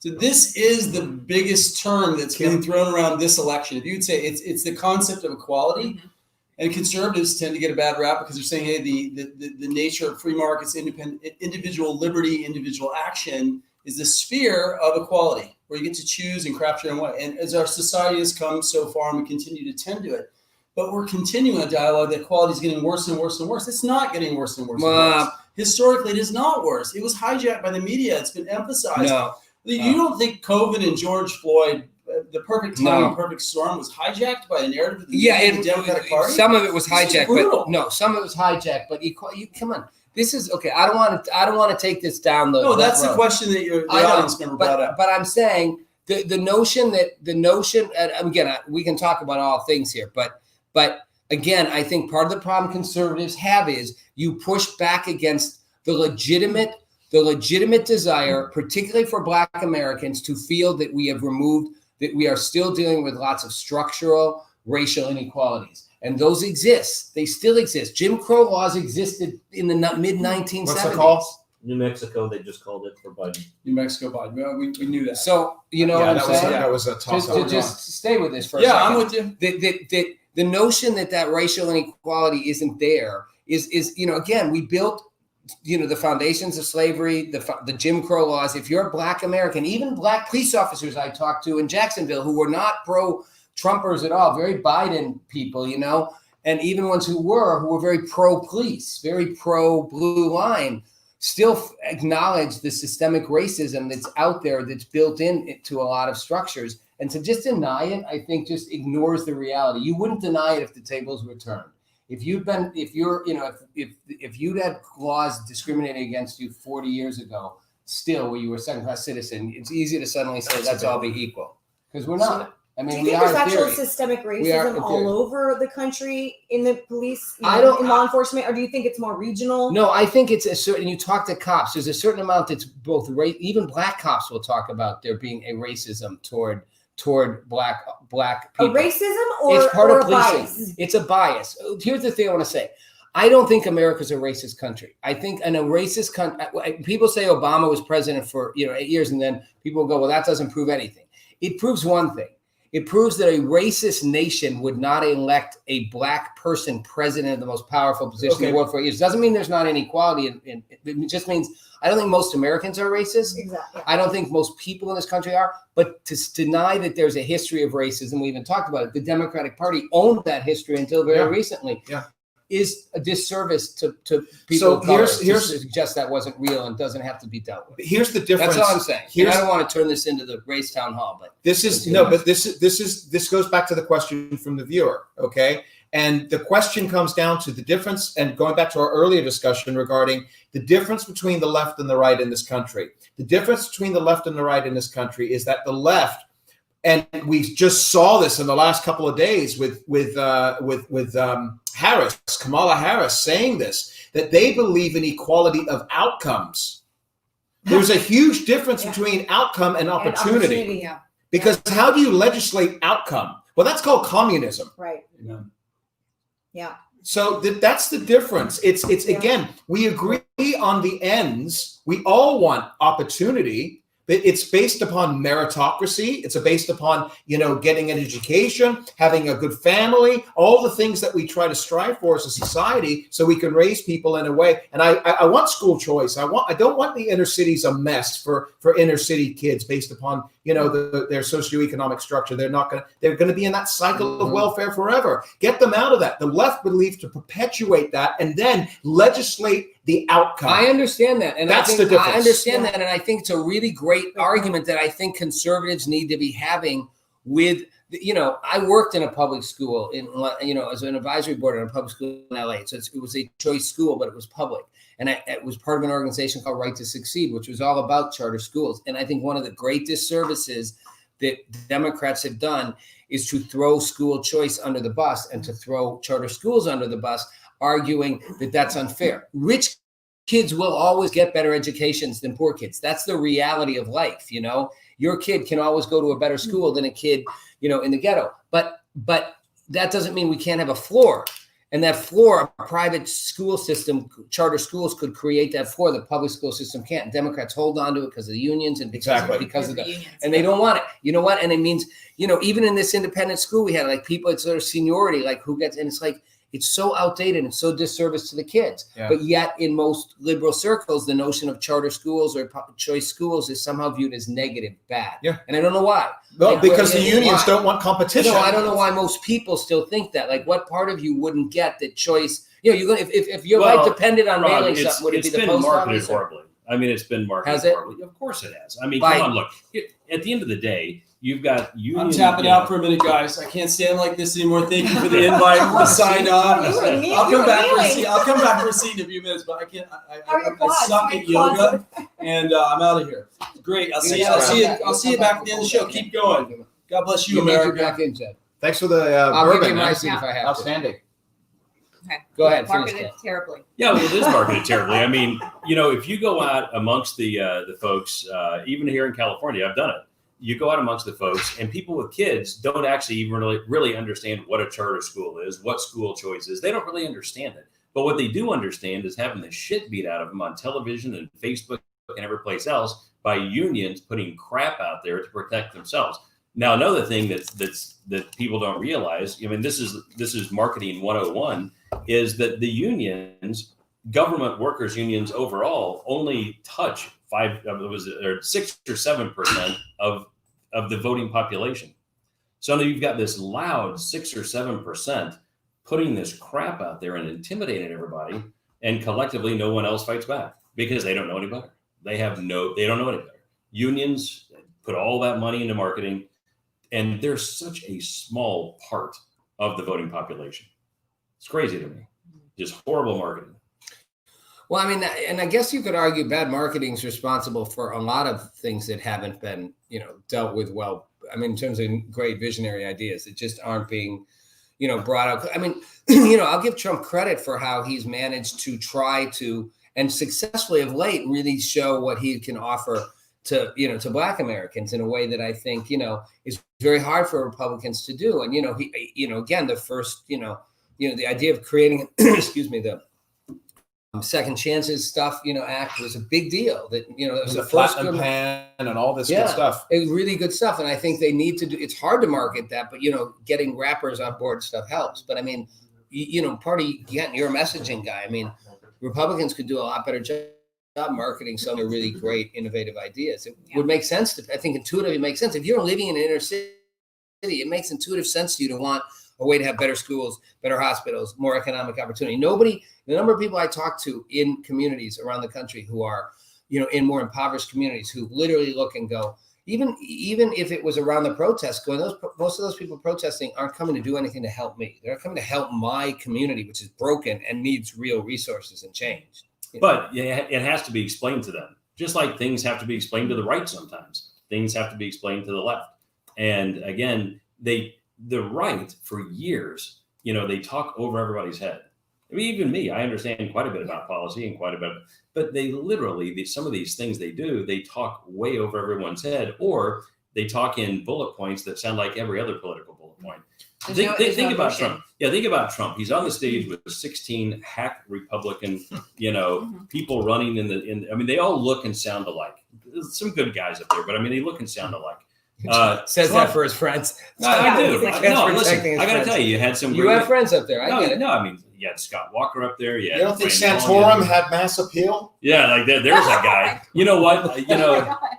Can you imagine? Don't Google his name, folks. Yeah, I was going to say. For those of you who missed it, Kent's referring to Trump in the first round, 2016, with all those boring Senate candidates for the Republican you can't remember. And it was all messaging. So Trump comes out, build the wall. He has these bullet points that people get. What was the governor of New York? Pataki? Pataki? Was he in that? Yeah, Governor Pataki. He was one of the first ones to leave. But really? Yeah. Wow. Yeah. But again, Pataki. Think about everybody else. And the lamest, Jeb Bush spent $125 million in that campaign in a primary, never broke 2%. I don't think, did he? And he was the Kamala Please Harris. Clap. Please clap. He was the Kamala Harris. Anybody clap. He was the Kamala Harris. I mean, think about that. He was the Republican Party, except she got put in vice president spot. He sat there 3%, and he 3% spoke club. over everybody's head, and he spoke in bullet points that everyone's already heard. He spoke It was kind of like watching Biden out on the campaign trail. I'm for truth, not fiction. I'm for It's the same crap people hear. But when you hear build the wall, lock her up, you hear things like that people can go, well, at least I understand it. That makes sense. Yeah, they may not agree with it, they understand it. Mm-hmm. All right, so one thing we haven't talked about are these House races. What's going on in the House races? They're calling Nancy Pelosi the next Speaker of the House. Yeah. Well, I'm sure of that. I mean, we all knew that. They may Hanging even gain seats. Yeah, Wait, I think they'll Nancy gain. Pelosi I think is they'll the gain Speaker. 5 or What did I 6 miss? seats. But Nancy Pelosi is the Speaker. Are there any races in particular that are standing out right now? I haven't seen. I forget the kid's name. The guy in the wheelchair, the 23-year-old. He won. Good. Oh, awesome. Yeah, the youngest congressman, I guess, ever Awesome. or something. Nice. Yeah. So, I mean, there's a few bright spots there, but yeah. So basically, Adam Schiff is going to still be. He's going to be House Intelligence Committee. How is he not in jail for his weird It's fake just soliloquy It's that he awful. gave? I'll actually be over at Joe Eric Collins in a Early's. little while. I'll be out with Eric in just a little while as well. So how badly are they getting beat? It's like 80-20. I mean, I got to tell you something. Again, these guys are great candidates. I think they run great campaigns. The problem is the Republican Party doesn't get behind and develop these seats. Now, what are the odds? You take someone like Eric Early, who I think is one of the greatest congressional candidates and most qualified candidates, and why the Republican Party doesn't dump a boatload of money. Yeah, it's a tough race. Schiff's a tough guy. It's a 70-30, whatever a Democrat is, or 78-22 Democrat. But why doesn't the Republican Party dump money and develop those seats? You take a little notch out of them this time. You take a notch out next time. How do you think Buzz is going to do? Buzz Patterson. We should text Buzz and find out. I think Buzz has got a pretty good shot. I'll tell you another one. That's California 7, east of Sacramento. Yeah, so you guys out there, we're side talking of Sacramento up into the Sierra. People, so people know what we're talking about. Let's not go over their heads too much. We're talking about a couple California congressional races. One is against Eric Early running against Adam Schiff in Burbank, the district I lived in, and the other is Joe Collins, who's running against Maxine Waters, which is the South LA district. And Joe's a Republican former Navy vet, and also is obviously he's a really good guy. really good guy. And he's from the neighborhood. He grew up there. And challenging her on the I live in the neighborhood. And then the other one is Buzz. The other one is Buzz Patterson. I heard it. Yeah. We were all And out Buzz together is till running 2 in the against. morning Who's that Buzz night. running against again? Buzz is running against a beer. What's this guy's? That's a guy that's been in 4 terms. Yeah. And, So Buzz Trying has to got a call. really We're trying good to call shot. Buzz. So Michael Loftus. Buzz is going to pick up. We'll call him in a He minute. probably We're going to won't leave him a pick up, message. no? Well, I'll try. Yeah. Never. What? It's Yeah. like this is like cold. This is like the radio show. That is. Crank calling. Phone a friend. We're crank calling candidates. Friend. We're crank calling candidates here. He's probably not going to answer, but we'll leave him a group message. Buzz, we're checking in on you. No, let's see. Here we go. Here it comes. We get the message. Please leave your message for Oh, okay. So we're gonna. 428. Okay. don't give him the number. Oh yeah. Whoa. Okay. Put it out there. Hey, Buzz Patterson. It's Rob Nelson, and we're doing our live stream show, Rob Nelson Live, and I've got Kent Emmons here. Hello, Buzz. And Dave Sussman. I think you. Hey, Buzz. And we're just is calling to check in on you and to Ohio see is how your called. race was going. And we're wishing you well. So you can call us back if you want, but we're watching. Okay. All right. Bye. Ohio's called. Ohio's called. Okay, Ohio's called. Now here's the thing. So he needed Dave North gets very Carolina, excited he over needed Florida, and he needed Ohio. Now, if he picks off one of the two, maybe one of the three, you got Wisconsin, you got Michigan, you got Pennsylvania, maybe Minnesota, who knows? If he gets one or two of those, then it's over. However, and Michael Loftus, Arizona would have been gravy. Michael Loftus just texted me, and he's saying, and I've been reading this as well on Twitter, they will not be calling Pennsylvania or Michigan, Minnesota, maybe Wisconsin for a few days, even though Trump is well ahead in all of those states right now, which is where, I'm sorry, the Attorney General of the state of Pennsylvania, he projected exactly what their plans were. Yeah. They were going, and who has control over all of those ballots sitting in buckets and people in people's car trunks, and they're going to find them in different alleys over the next few days. 8 or 9 days after the election. Yeah, Supreme Court gave. I guess they can. So if there was the intent to postmark something, and even if it isn't postmarked by today, they still have to take it 3 or 4 or 5 days from now, even if it isn't postmarked by today. Which means that in Pennsylvania, they will be finding, this is ballot harvesting 101, they will be finding ballots. They need to see this is where the grift comes in, folks, and everybody needs to be on top of it. Well, it's one of those things that, what was that, Bruce, that you just showed me? Was that wasn't from tonight? That was from your event.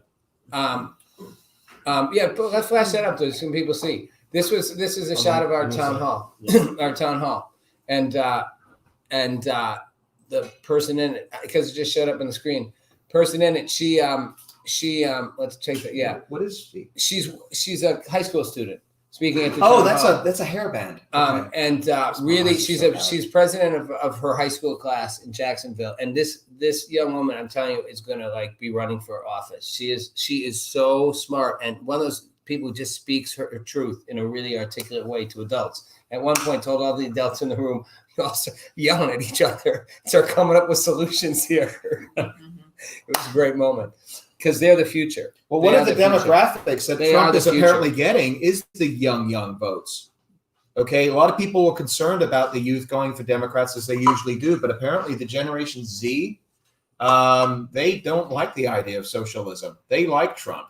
And that's definitely been a huge get for Republicans because we never got the youth. You know what? I was at the March for Life in DC in January, and Trump was the first president to ever speak at the March for Life. Okay. And there was probably 100,000 high school and college students there. We were outnumbered. I mean, we were like the ancient people there, and it was all high school and college people supporting Trump and pro-life values. It was amazing to see. I've never seen anything like it because I thought that all these young people have been just so brainwashed, that there's no way they would ever consider a conservative event or a president or anything like that. But they were out there in droves. There was like 100,000 of them out there. It was unbelievable. I was very, very happy to see that and very relieved to see that there are still some of our youth out there that aren't completely annihilated by the left, education system. They're not all, though. I don't think they No, all of course are. they're not. There's a lot of there's a huge pushback. A whole new breed of indicators. Yes, and so, I agree with that. And so they will think for themselves. And again, some will think for themselves and go left, but many are thinking for themselves and going, I'm independent. And when they become independent, they tend to lean center to right of center. Is that me? That's you. That's us. Free thinkers. Yeah. I think. Yeah. I don't like to Welcome. be told. I Welcome. like to. I mean, I have a lot. There's certain views I have that are pretty far left, but I guess I can see what you're saying. Well, when you sit there, Like and I you favor a pound- certain amount of redistribution of wealth, and obviously my stuff on the racial justice stuff, would put me. But I agree with you what you're saying. I think critical thinkers often do tend to lean more center, even a little. They lean common sense. Yeah. I mean, if you can get them there. Yeah. The problem is conservatives pound this crazy, right wing stuff in their faces. Not us, but the ones that are crazy right wingers pound it in their faces. It turns them off and it repels them way to the left. Then you got to bring them back. And if you were out there, putting out a message of just common sense ideology, it's a whole different sale. But the minute you start pounding this crazy shit, and the same with the left, the far left, they're eventually going to push people away. it pushes people out that way. Yeah. So again, that's where you it's get back to your messaging, middle. It's Republican back messaging. to your middle. We had a pretty good roll going with the Tea Party, and then the far right wing hijacked it and screwed that up. But we had a really good thing going with with moderate, independent thinking type folks, leaning right of center, of course. But then when the far right hijacked it, we turned off a bunch of college kids. We turned off a bunch of 25, 30, 35-year-olds, and we haven't gotten them back yet. We're trying to slowly get them back. Here's the thing with all of that. I think as right of center individuals, and I still say that America is a right of center country. I believe, going back to your book, the 80% majority, okay, I think most people are libertarian leaning without being libertarian party leaning, right? There's a huge difference. And the libertarian leaning is they want government out of their pockets and their bedrooms. Right. Mm-hmm.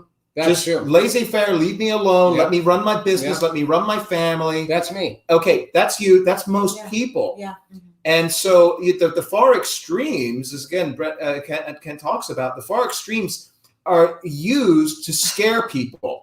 Look at the crazy right wingers, this is the things that they're saying. Look at the Proud Boys, look at this, look at that. And then, we're guilty as well because we say, look at Antifa. It's a bunch of kids. I'm sorry, most of them are. And the problem is that while the conservative party will denounce the militia in Michigan and denounce anybody that's crazy that's associated with them, the left doesn't denounce Antifa. They pretend that there is no problem, that it's peaceful protest. It isn't a riot. Right. Yes. And that's a double standard. I want to point out C. Joseph saying you can't be a critical thinker and lean left. See Joseph. No, that's not true. That's the problem. That's what I mean. If you're going to insist that anybody who leans left isn't a critical thinker, you're losing any chance of winning, and that won't win over people. That to me is no different than the people on the left who insist that's an emotional response. Anybody who leans right is a racist. No, that's an emotional response. To say yes, you can't. I mean, I know plenty of left leaning critical thinkers. What is a free thinker?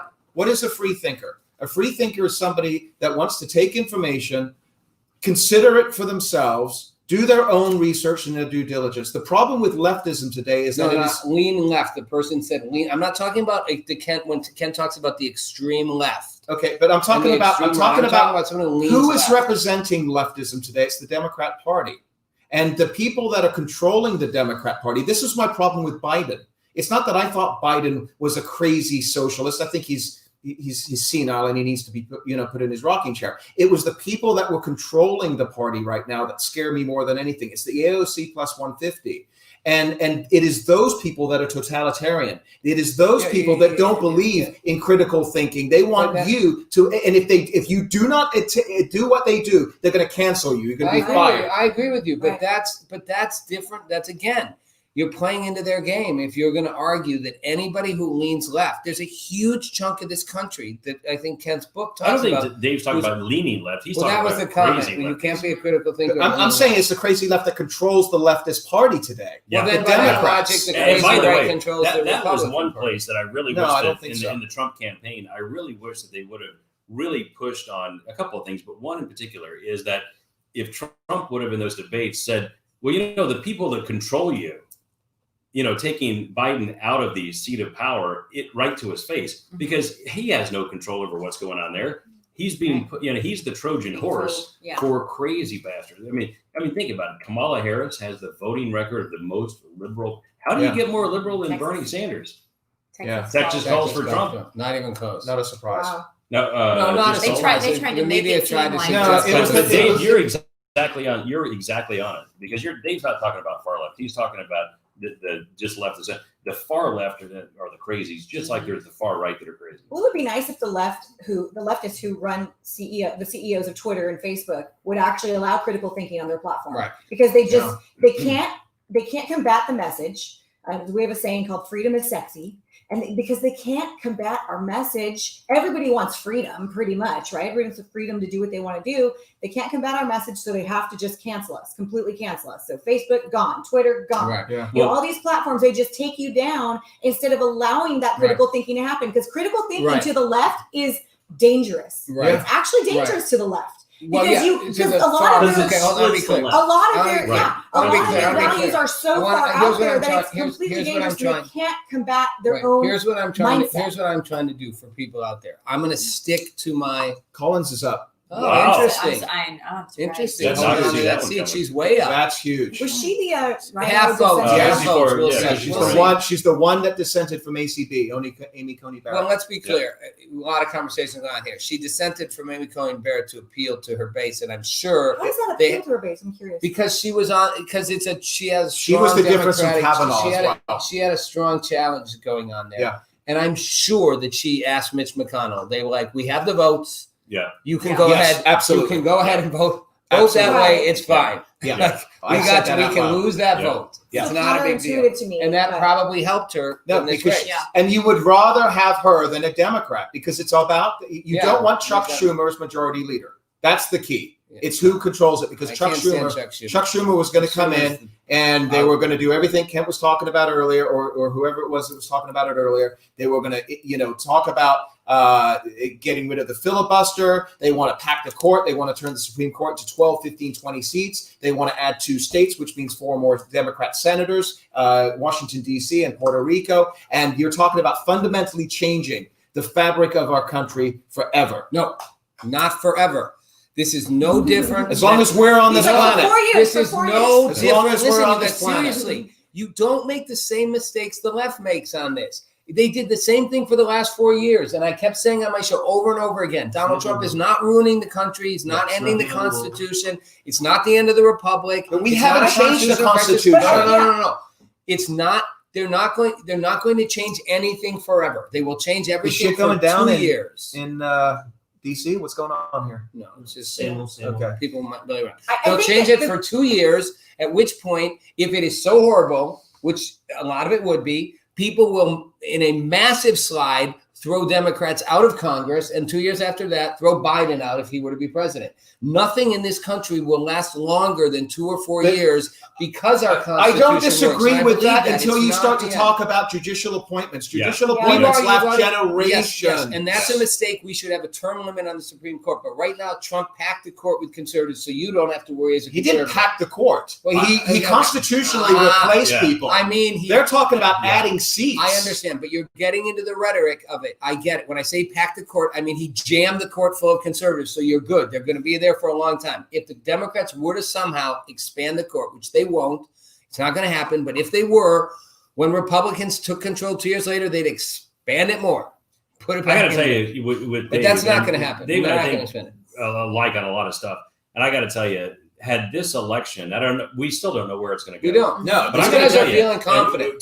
We don't know. You're talking about, it'll come back, they'll throw them out in 2 years. We're past a point of no return if this shit goes down. I mean, we really are, because like Dave was talking about, if they start packing the courts, they start making a bunch of federal court, lifelong federal court judge appointments and stuff like that.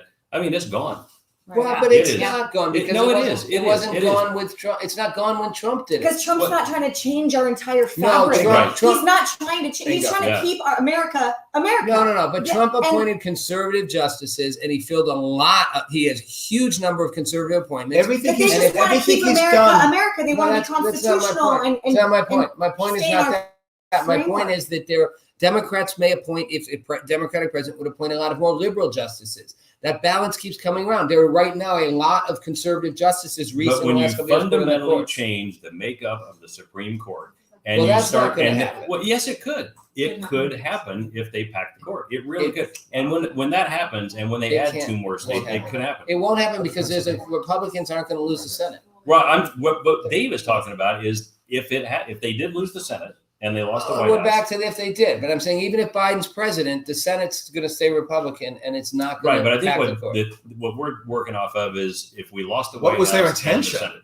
Yeah. This was their intention. This is what they. They spent hundreds of millions of dollars just on individual Senate races. Yeah, I get it. I mean, it's you guys, I think, you're missing my point. My point is that if we're going to be honest about it, right now and 4 years ago, liberals were sitting in rooms with the same passion and saying if Trump's president, it will be the end of America as we know it. Now, I'm just saying, it wasn't the end of America as we know it. It was because those were lies. No. It can't be that way. Both sides. That was both sides. emotional. You know what? Here's my point. Yes. Here's my point. You guys all believe in the Constitution. The beauty of the Constitution, and I've argued this for a long time, is it is so well designed that it manages to survive. It's like the foundations in an earthquake that will never come up. Like, it survives whatever topical changes happen. And even a Biden presidency, won't change that. And it won't. The Constitution will save it. It will be you know there. how DC works. You worked in the White House. You know the whole thing.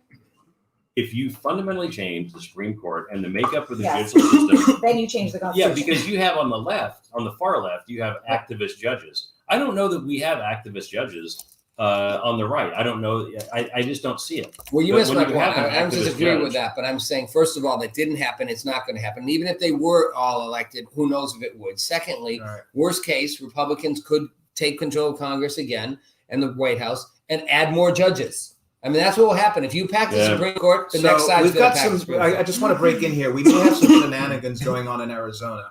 John Gabriel, who's the editor-in-chief over at Ricochet, where I'm a contributor, he lives in Phoenix. Every time I go down there, I see him. He is also a columnist over at the Arizona Republic and USA Today. He says the Arizona count is very odd. Numbers haven't changed in 90 minutes. Very unlike past elections, Fox calling the state is bizarre. I thought it would be close, Trump winning by a hair and Kelly winning by 1 or 2 points. The count has been lodged at 73% or so since very early. Not an elections expert at all, obviously, but in the past, Arizona results are updated several times an hour until they're all done. Been close to 2 hours since new data came in. Results from Maricopa are at 0%, from Pima 1.2%. So what does that mean? It means that there's just something's different. Yes, early votes expected to go for Biden. Why 0 new numbers have been published is beyond me. Very unlike past elections. He's just saying that this is very different than previous elections, and this guy knows Arizona probably better than most people. So, Dave, are we at 73% reporting in Arizona? Yeah, and it was called. Do we know what counties? It was called, and it was a couple of 100,000. And he's saying that there are a couple of counties that are like at 1 to 2% in right now, and they called it already, and it stopped. Do we know what county? The count, Maricopa and Pima. Got it. You can eat that, are you? So maybe they just assume that those are Democrat leading counties. But anyway, this is John Gabriel. So they've not reported 1 vote from Maricopa? Nope. 0. Nope. Well, Maricopa doesn't lean that far left, and we're only 200,000 apart, right? Or 225? Yeah. What are we apart, Dave? Yeah, it was about 200,000. Yeah. So really. I wonder why you would call that, because Maricopa doesn't lean that crazy far left. It's about 55-45. And Trump did several rallies all over Arizona. Right. Where do you want it? So anyway, that's just an I wonder, update on Arizona. can we jump on the Arizona Secretary of State? Let's see what they're reporting. I don't know if they're reporting live, but they may be if they're giving results. I don't know. I don't know. So Mark Kelly is actually giving a speech right now. So he's pull it up. He's saying that he's see what he's saying. I mean, I don't think Trump's going to need Arizona, but it's just because I thought it was. Well, it's not a shocker that Mark Kelly's won this Arizona. Yeah, that's not a surprise. He's an astronaut, for God's sake. Well, he ran a good campaign. He ran a good campaign. He's an astronaut. He's likable, and did she's he make some outlandish statements though regarding supporting Black Lives Matter? Our economy, and it's going to be a massive undertaking. she's. So they have two Democrat senators now. And make it work. They have what was who the other Cinema. Yeah. Arizona. Yeah. Who's actually quite moderate. I'll give her She credit. has- yeah. Arizona's economy. I'll give her Things that I was credit. really shocked But at. Depended on key economic drivers like trade and I'd tourism. be happy if she was a Supporting Republican. our national security. We have to support these industries as they recover. All right, I'm over him. Boring. Rob, to your point, Boring. We need new politicians who say things they mean. Literally, I could have scripted that for anybody. Right. And we're going to do new roads and bridges or whatever he's Right, saying. cut and paste. And cut and paste. Cut and paste. Cut and paste, new person. And all the great things. It's like, just be honest, for God's sakes. That's what's wrong with Rainbows, politics in this lollipops, country. puppy dogs. Yeah. It's what I love about like It's the all Joe great. Collinses and the Yeah. and what's her name in Baltimore. Yeah. Yeah. Kim Klacik. Yeah, who Yeah, just fantastic. are like honest about it. It's Yeah. like people want Yeah. you can people tell want the leaders who authenticity. are authentic. What And happened that's with part of why Klacik? Trump got elected. Klacik lost? Do we know? I don't know. Kim Klacik?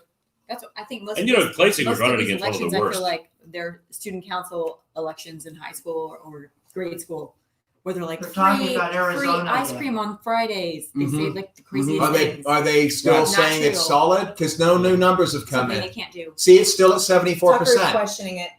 He is? Tucker's Tucker's questioning questioning it? So is Trump. He said people. I are think very our viewers concerned. trust us, but people are concerned. They are pre-election polls were very good, not just true. In fact, I can't. Yeah, I mean, he's going to be all over the pollsters and the media over the next few days. Tucker's one of the best commentators out there. He really is good. Yeah. So So it looks like that one may. I don't know. There's still may be a question mark on Arizona. I I'm mean, watching this. Hawaii already called? Yeah, and I agree. That's a point that Tucker That's a Carlson's shocker. making on That's the Fox Bible. News, which I think is a good point, which is that the media is so bad at taking accountability when it's wrong, and it's a real disservice. And we're living in an age where people in general are really bad at taking accountability for being wrong. Yep. Trump falls in that camp as well. He does. He's never Yeah, wrong. it does. We live in a society where it's like almost impossible for people to say I'm wrong.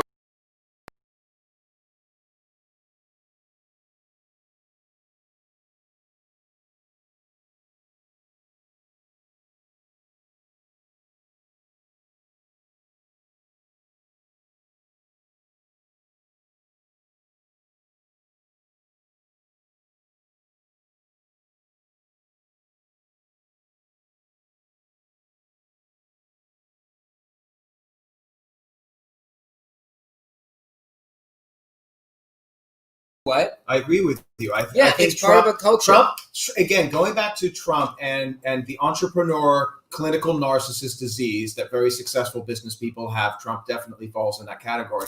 And it's like I forget which movie it was.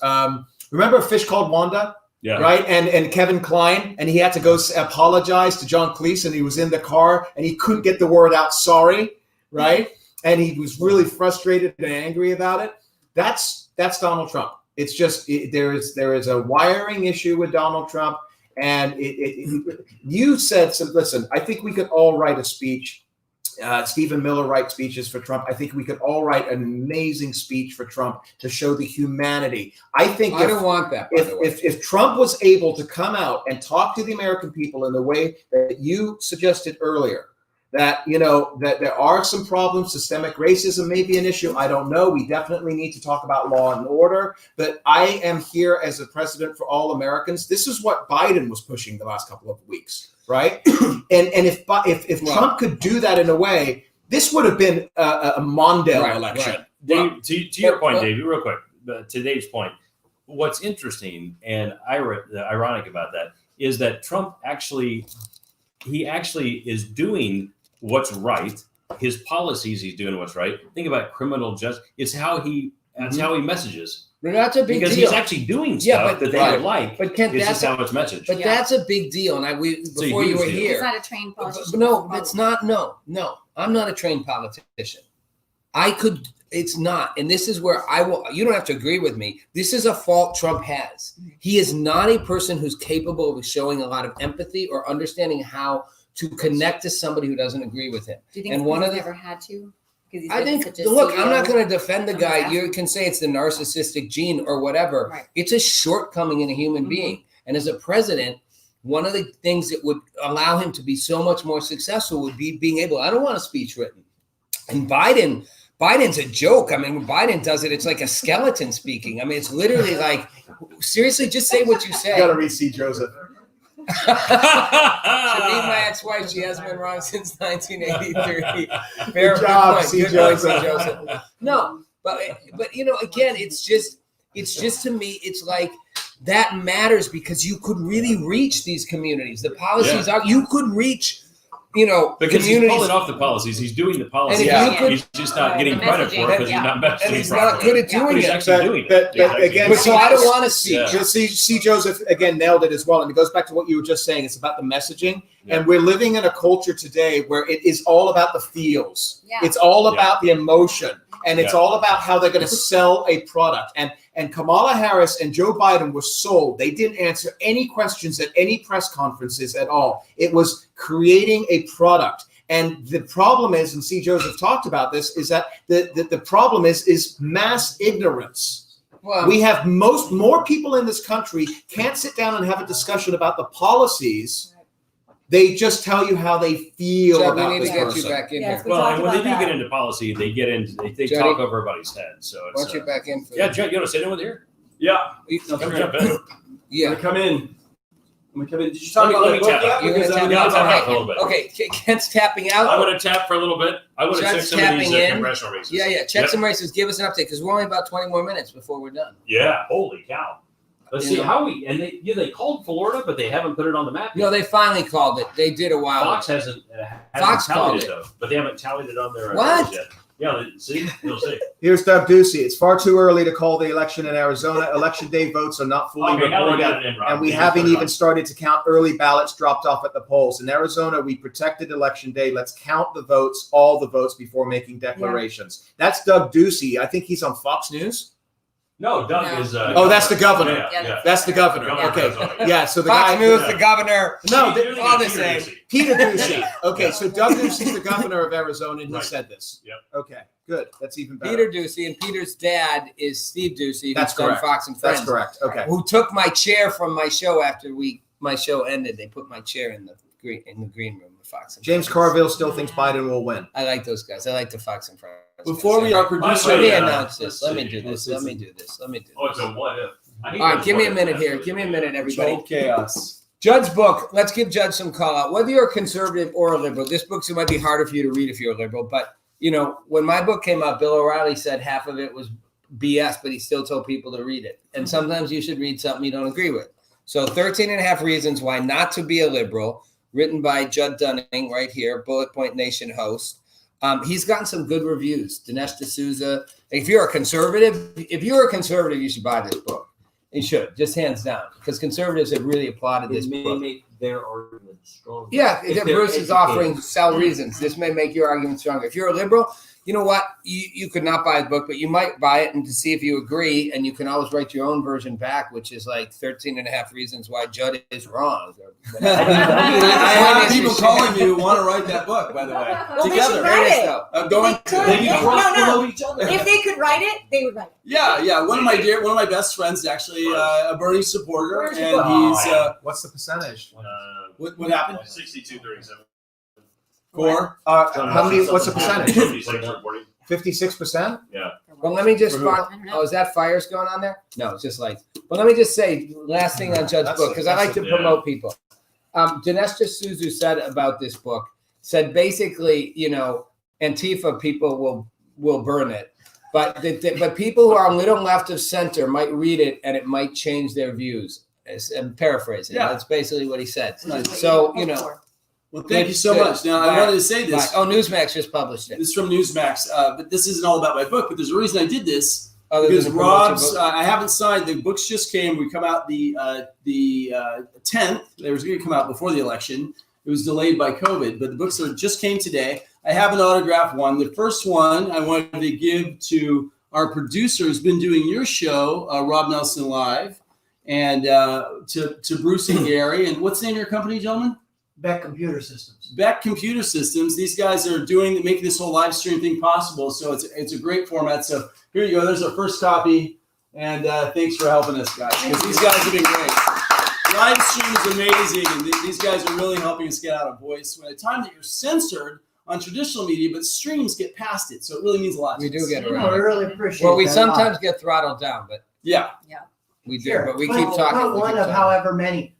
It's number one. Number one. It's the I should first one label you that. signed, That's right. that's right. Number one. Thank you.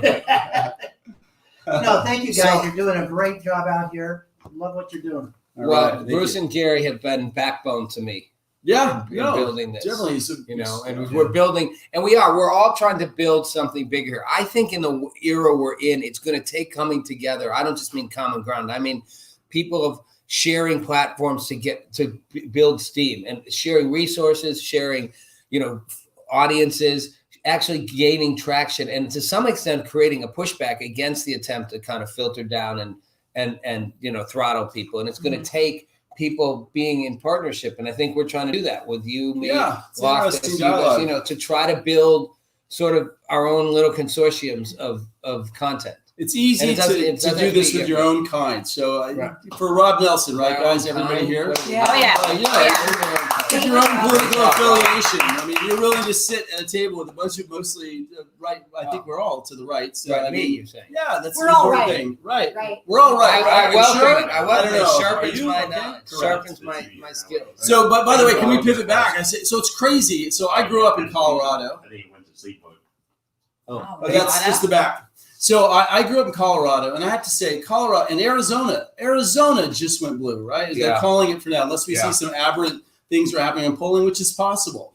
But they say that's California creep, right? Yeah. People from California are leaving because leftists are over-regulating they're throttling one of the biggest economies in the world. We're going to other states, and people are like, hey, if you're going to come here from California, leave your politics at home. But you just saw it happen in They never Arizona. do. They never do. You just saw it happen. And Colorado's been slipping for many, many years. But Colorado, it's still close, but it's really, there's so many states are changing their face because Californians are leaving and contaminating their politics. What is it you think people just don't do the connection between, okay, well, I ruined my place, now I'm going to move with my same policies, Right, and everything's going to be different? right.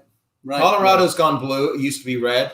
Arizona's gone blue. Now you got two Democrat senators. I used to live in Las Vegas in the 90s. That was a red state, There Clark too. County. And Clark County still may go, Nevada still may go tonight red because of the SEIU, and so many people aren't working in the hotels that left. The casino industry's been just devastated. Hospitality is devastated.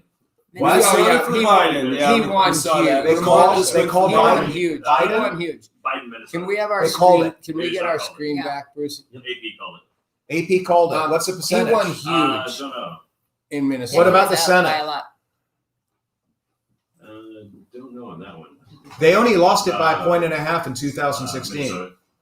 He won big in Minnesota. I didn't expect that to be close. I figured Minnesota would go for Biden. I thought it could flip this year. No. You've got Ilhan Omar. I'm from you've got- Wisconsin. I'm from Wisconsin. George Floyd happened in Minneapolis. They call Iowa for Trump, of course. Iowa for Trump. Okay. Michigan and Surprise. Wisconsin are going to Michigan. be interesting.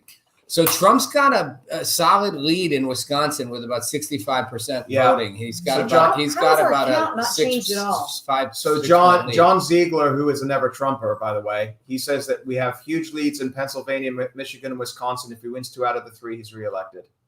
But So Biden has Wisconsin. huge amounts of his voters to be counted in all 3 states. All 3 are going to end up very close and likely to be recounted. We're heading for a possible nightmare scenario. That's the interesting thing. All those states are going to have a lot of votes still coming in, and Yeah. right, Wisconsin and Yeah. Pennsylvania are going to, and Michigan are going to be recount states. It's Could probably be a good recount point. states for sure. Well, I don't think that's the anyone's going to thing. concede. This the bottom election of isn't going to be over. That's the thing. I said going into it, right?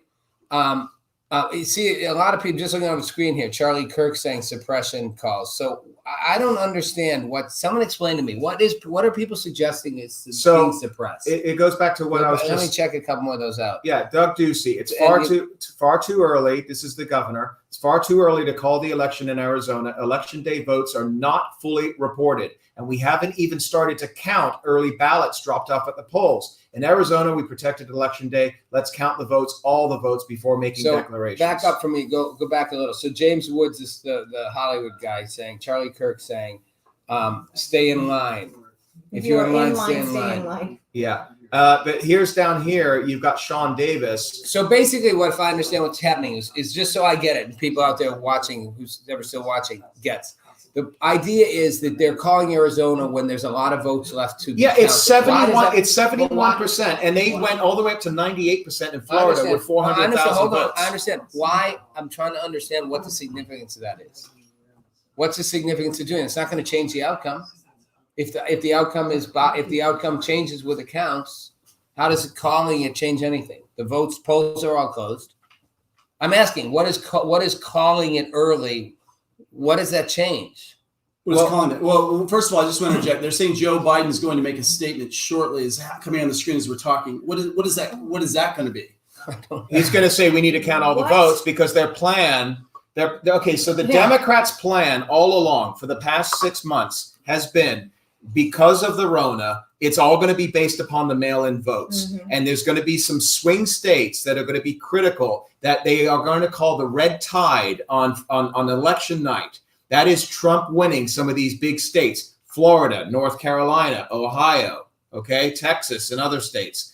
And what we need to do is to spend the next 3 or 4 days going through our warehouse and finding all the votes that we can. Yeah. And we've got attorney generals and governors in states like Michigan and Pennsylvania. You got Gretchen Whitmer in Michigan. You've got this idiot, the attorney general in Pennsylvania, I forget his name, that says that Biden wins Pennsylvania if all the counts are voted. He shouldn't have said that yesterday. He should be recused. Okay.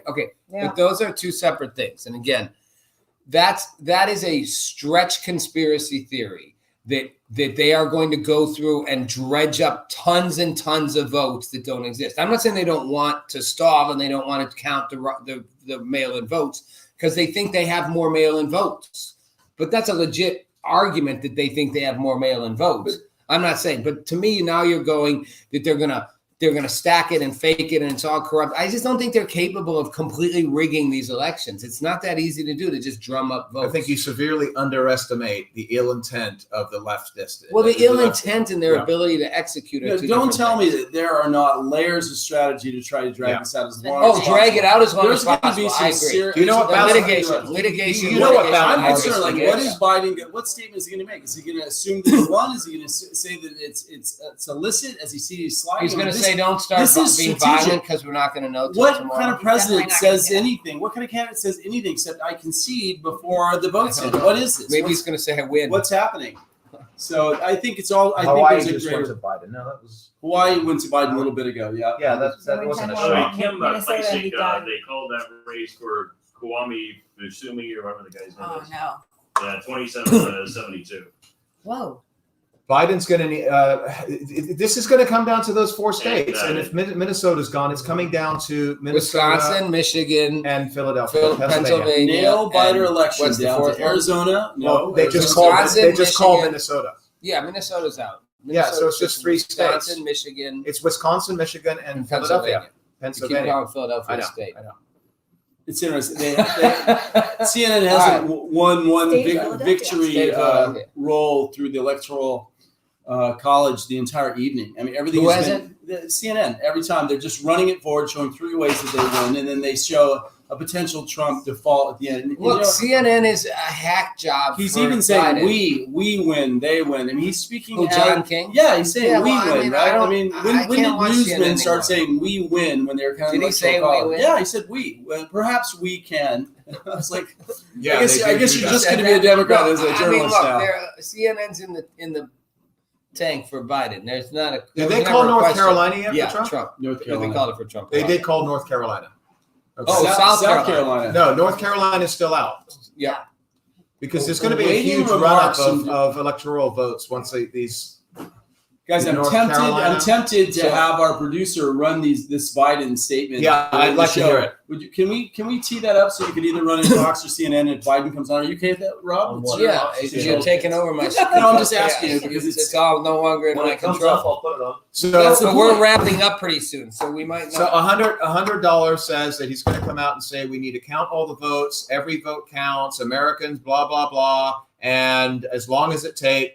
And that's been their game plan all along. We were going to have a red tie tonight. Looks like Trump's going to take it, but we need to get the votes counted All in right, these I'm two not states. going to disagree. I think very likely when he comes out. Look, again, I'm not. I know I seem like I'm challenging you. I'm just trying to stay in my center lane here, and my center lane says Biden. They expected a blowout for Biden.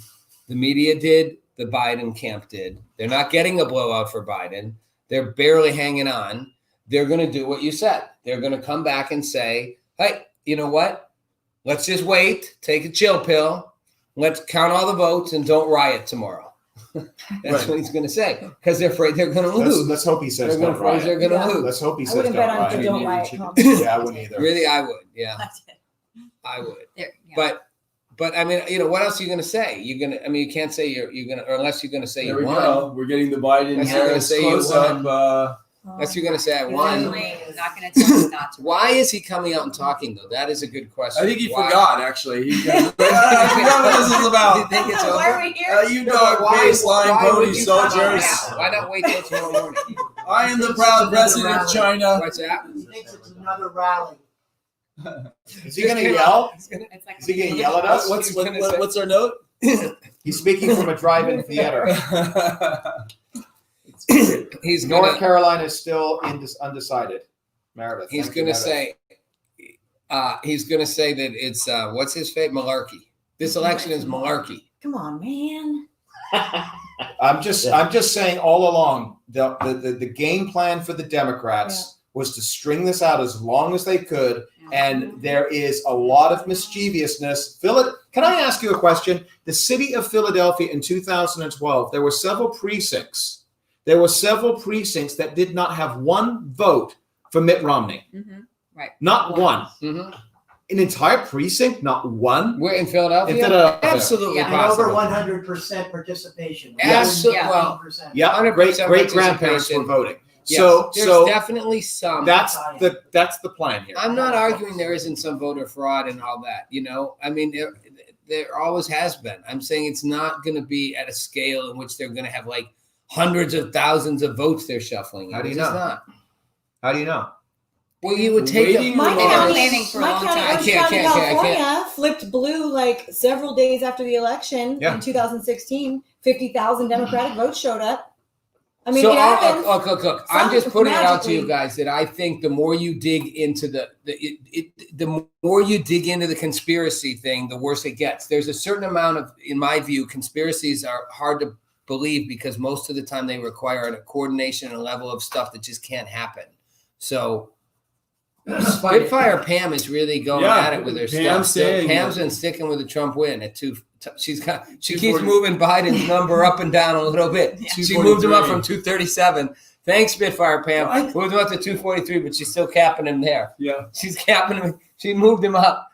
Spitfire Pam moved him up. I think No, we- look, I'm just saying. I think we have an important issue. If I could just say, you brought up the issue of conspiracy. So this election, this time with Trump, we had the Electoral College, we had impeachment, we had Russia, we had children in cages. Now, now they're trying to flip over Hunter Biden's laptop as even a Yeah. potential thing with Yeah. this. Yeah. We've never seen this much conspiracy put toward a president, but also there's a real deep state. I mean, we I know agree the with DOJ you. was I agree involved. there's a deep So state. conspiracy is And for real. people- Spygate, which is And for important, people just out there, paid- deep state, if you get frustrated by that word, I've worked around it. The deep state merely means you've got an apparatus that goes down like roots. Hold on. And it goes down Hold like on. roots. Whoa. Hold on.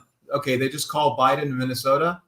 But here's another Yeah, thing. we knew that. We heard that. Biden, okay, Fox News has retracted their call for Biden in Arizona. All right, there you go. Thank Oh, God. interesting. Okay. So it's coming back. that's- There we Coming back. go. So, Judd, I guess I'm saying the deep state exists. And I think people often question that. So, again, I'm talking, I'm trying to talk. You guys be aware. A lot of viewers out there are liberal, so you're trying to talk to them too on this stream. Yeah. So I'm saying. So I know. So I'm just saying.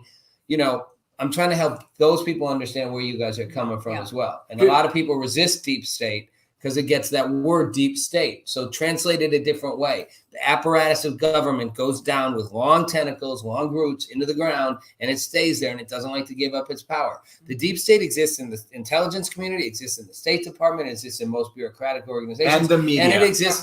No, the media is not deep state. The media is just the media. The deep state is a rooted down thing that's like implanted. It's hold on. things underneath. I'm going to challenge you on this.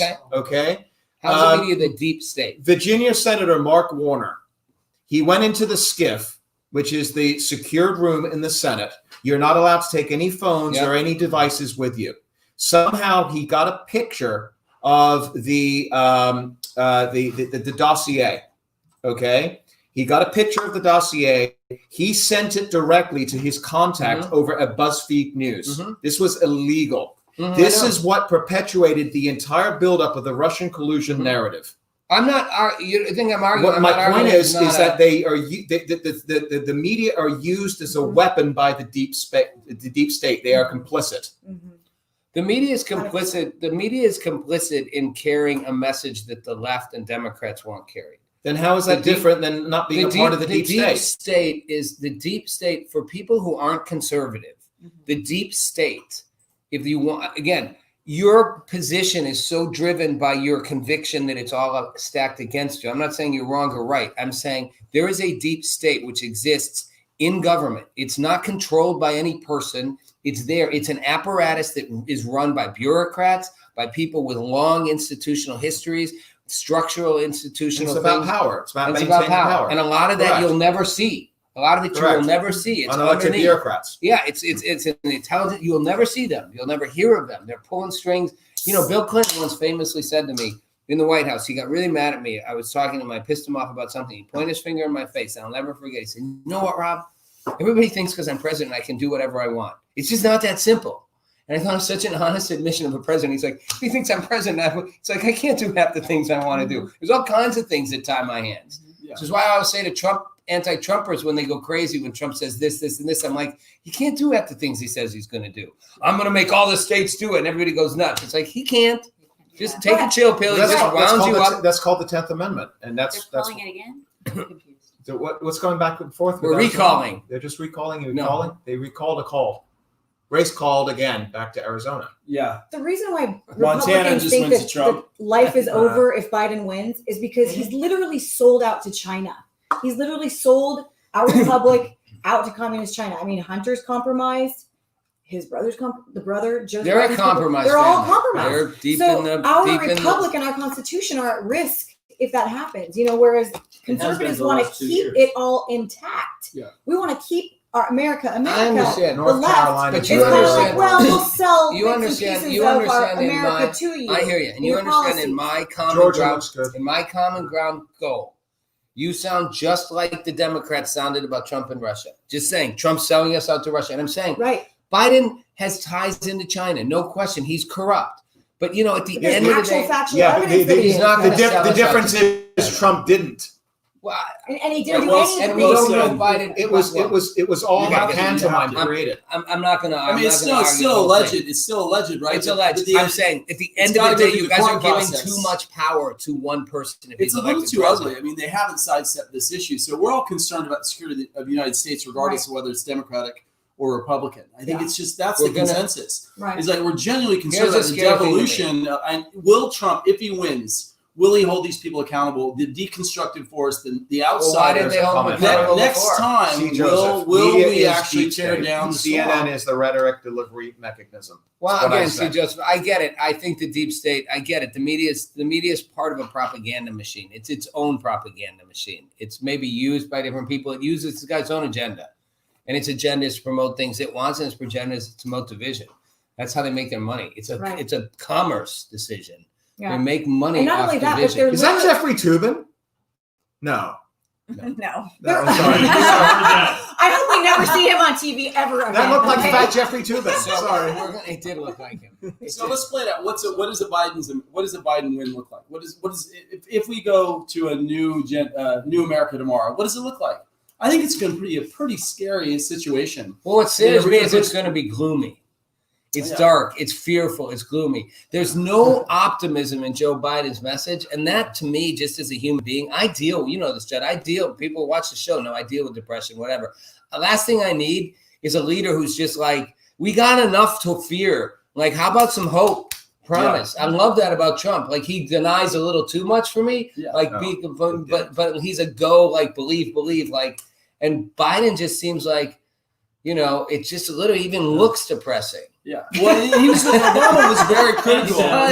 He does. He can barely, sounds. I mean, I always see a creepy old dude who's like, take you behind the woodshed. You know, and he huffs and puffs and he's malarkey. And I'm kind of like, Jesus, are you from, like, you know, what's that show? Wonderland, you know, Jimmy Stewart. It's a Wonderful Life. I mean, literally, it's a black and white movie from the 40s. Yeah. And just like, if you're president, it's going to be so dreary. So we got a total meltdown over at the Young Turks. Apparently, Cenk left, and Anna isn't coming back. She's gone. What? They got him stormed out? Really? Apparently. Oh, no. Why? It's too bad. I cannot wait for the compilations. Why? Because the Young Turks have a meltdown. Yeah, they had a meltdown. Because Biden's winning. Well, they probably don't want to be on camera if they lose again. I mean, that was. I have not had a meltdown here. I just want to say it, Rob Nelson Live. There's been no meltdowns. No. You've been amazing. You've controlled the chaos. Not by you. Controlled the chaos. I'd like to see more controlled chaos. Me too. Let me say a couple other fun things before we finish up, guys. And one thing, if Trump doesn't win, politics is going to be so boring. I mean, you guys may be right about the gloom and doom stuff, but I mean, you imagine how boring it is. And you'd think CNN and MSNBC would want this is their business model. Yeah. This is their business. There was an model. article on Real Clear Markets, actually just came out yesterday, that suggested that CNN and MSNBC are doing themselves a disservice by talking down this guy and trying to get people to vote against it because their revenues is just going to plummet. They're going to be bankrupt. But you have to understand, they are owned by the pharmaceutical. The pharmaceutical industry is perpetuating this fear so that everybody takes the COVID vaccine later. But the pharmaceutical industry is the lifeblood of the media.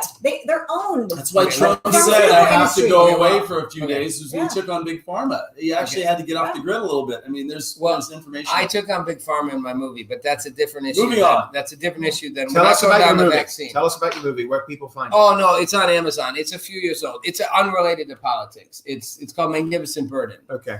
It's called Magnificent Burden, and it's called Magnificent Burden, and it's actually a documentary about a little kid. It's a hopeful story. I'll just say it's a documentary. Since you asked, it's about a woman who is a big New York socialite. She adopts a kid, and in the process finds out it's a human trafficking ring. Very sophisticated. She goes undercover for the FBI, brings the ring down, gets custody of the little boy whose genetics have been all made up, and he has a deadly incurable disease. And she goes on a quest to save his life. And it's a real story about taking on the most horrible thing in the world and becoming a thing. The kid's a medical miracle. He's an amazing little boy. It's an amazing story. He fought his way through it. And it's based on a true story. It's a true story. Wow. And we went, and she went, and I was part of it. We were very transparent. I was activist behind it in a sense to lobby the FDA to make an experimental drug available to these kids who were all dying because they couldn't get the drug. And it was like, they're going to die anyway. Give them the drug, give them a shot. And this drug is like a lifesaver. It's an exosense technology thing that changes. It had a Project Veritas kind of spin to it. I mean, you guys were really going undercover to bust the people and uncover. That's great. So that's it. Minnesota, Joe Biden. Well, that's not a shocker, right? Look at that picture of Joe Biden. Even you guys can't see it. They feel the picture of him. God, I'm surprised. I he thought looks Minnesota twice could as flip. old as Trump. I did. I bet he claims victory, guys, on this announcement. I think he'll claim victory. He better not. See. He wouldn't do that. That would be a no. I'm telling you. I think Dave's right. He doesn't declare victory. That would be. It would be bad. They're not updating the board on CNN. That would be a bad idea. They're still at 76% for Arizona. It's coming in slowly. There's still a 200,000. Discrepancy. Yeah. Donald Trump is way ahead, but it's early. It's only 1% Nevada. Yeah. Is it Nevada? I'm going to make a bold prediction, guys. Donald Trump wins California. In what year? Is that a real prediction? In an alternate universe. No, that's chaos. In an alternate universe. Michigan, Trump is up bigly. Right I know. I said that before. Bigly. And that's, there's a lot of votes counted. That's 50 or 60%. 60%. I mean, he's got a 10-point lead. Well, California City. The question is, where are the remaining votes? If they are Detroit, Dearborn, that whole area in southeastern, then it's going to get tight. Or are they stuffed away in boxes that people are going to be? It may actually be true, Why though. is There Florida may on be there some yet? ballot They're grabs. doing There probably will be You're some. right. There will be Like some ballot grabs. I mean- I just don't think it's going to be election shifting. Well, the point is, Makes what will happen sense. with the Supreme Court if it's close and Trump doesn't concede? That's going to be an interesting time for our Well, nation. let's talk about that because we are wrapping up in a little bit. And I don't know, Biden making a statement shortly. Remember, you're on Biden time, right? So shortly, he's got to get to the podium. Will he have the tennis balls on his walker? He's got to get up there. I mean, No, they got to have wake shoot him up. and They got to wake him yeah. up, get him dressed, give him a couple injections. Did you have something? Well, no, but we can't. You want to stick him behind us? You want to come on around? If it's not weird, sure. Let's do a tight. Let's do a Let's tight do it quick. question Do for it because we're running out of time. Just don't do the wrapping Biden up on at my 9:30. shoulders. So we're done. Come on in. Reach We're gonna around. call her in. Little reach around. Don't smell anyone. All right, because we got to wrap up in a few Come minutes. on in. What do we got? What do you got to say? Well, come in more. Your doubt about leftist conspiracy, it just doesn't make sense to me considering Spygate and everything we've seen. They've shown that conspiring and cheating is their milieu. So I would challenge you on your skepticism of how far they'll go and how well they can coordinate. Well, I never said they wouldn't go far, and I've never said they won't coordinate. But again, I will stick to it. Conspiracies on both sides, extremism on both sides. The Democrats have an agenda. They're going to push that agenda through. They clearly manipulated the public opinion and the intelligence community. Trump went after the intelligence community. The intelligence community went back after him. Russia would not have worked if Trump hadn't pissed off the intelligence community. They were on board to bring him down. Can I back you up? He took down an institution that can play very dirty. Whoa. That's not a conspiracy. But the both Hold on, sides, guys. CNN just jumped. First time tonight. They just jumped up 230, 240. They were at 136 like 3 minutes ago. It's the first time. So they're calling Texas, they Florida, brought they the put it case. all in there. I feel like they're doing scenarios. They keep doing scenarios, all these different scenarios. Oh, is that what it 243 to is? 230 on Oh, that's CNN. a What's scenario. what's Fox got on the screen there? CNN projection. Hold on. Florida. No, that's old news. They I just know. called, They just they called. just called Florida. So weird. Yes. CNN just got around the call in Florida. Congratulations, CNN. You're way on it. You I know called why? Florida yesterday. You know I why? called Florida yesterday. President Xi just gave him permission to finally let Florida in the I'm Trump telling you. call. I'm telling you. That may be true. All right, guys, listen. We're gonna wrap it pretty quick. So we're not gonna make it through the. Yeah, I understand you guys all agree with that, but and again, thank you. Appreciate the comment, weighing in. I'm sticking to my guns that I think that the more we get into the potential conspiracy stuff, the more we lose the people who you might win. The audience you might win, who's not in that deep tank over there, shuts down the minute you, just like the other side does, the minute it gets, all that collusing that the Democrats did hurt them. It hurt them with moderate voters. People finally were like, enough. What next thing are you going to come up with to take this? If not for COVID, Trump would have won like in a landslide. Mm-hmm. Yeah. COVID really was like, they couldn't take him down with every single thing they tried. And finally they were out of things. They tried to impede every last thing.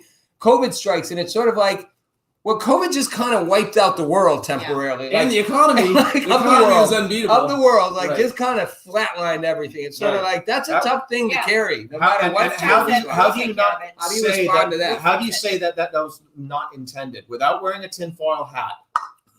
Not intended? Yeah. You think they intended COVID? Is Biden coming out now? No, I'm not. We're not Oh, going yeah. to intend Okay, COVID. let's okay, let's listen, hear it. and then Can we'll we wrap. bring it in the show? Look at their little I'll bring thing. it Oh, up. and he is a clear victory. Bring it in the sidebar with us. We're missing it. I don't see Let's it. listen to Are we it. coming in from CNN? Or are we That's all coming right. in from?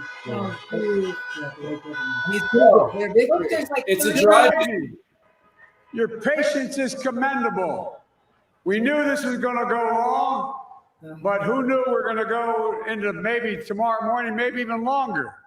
Well, Look, we feel good about where we are. We really do. I'm here to tell you tonight, we believe we're on track to win this election.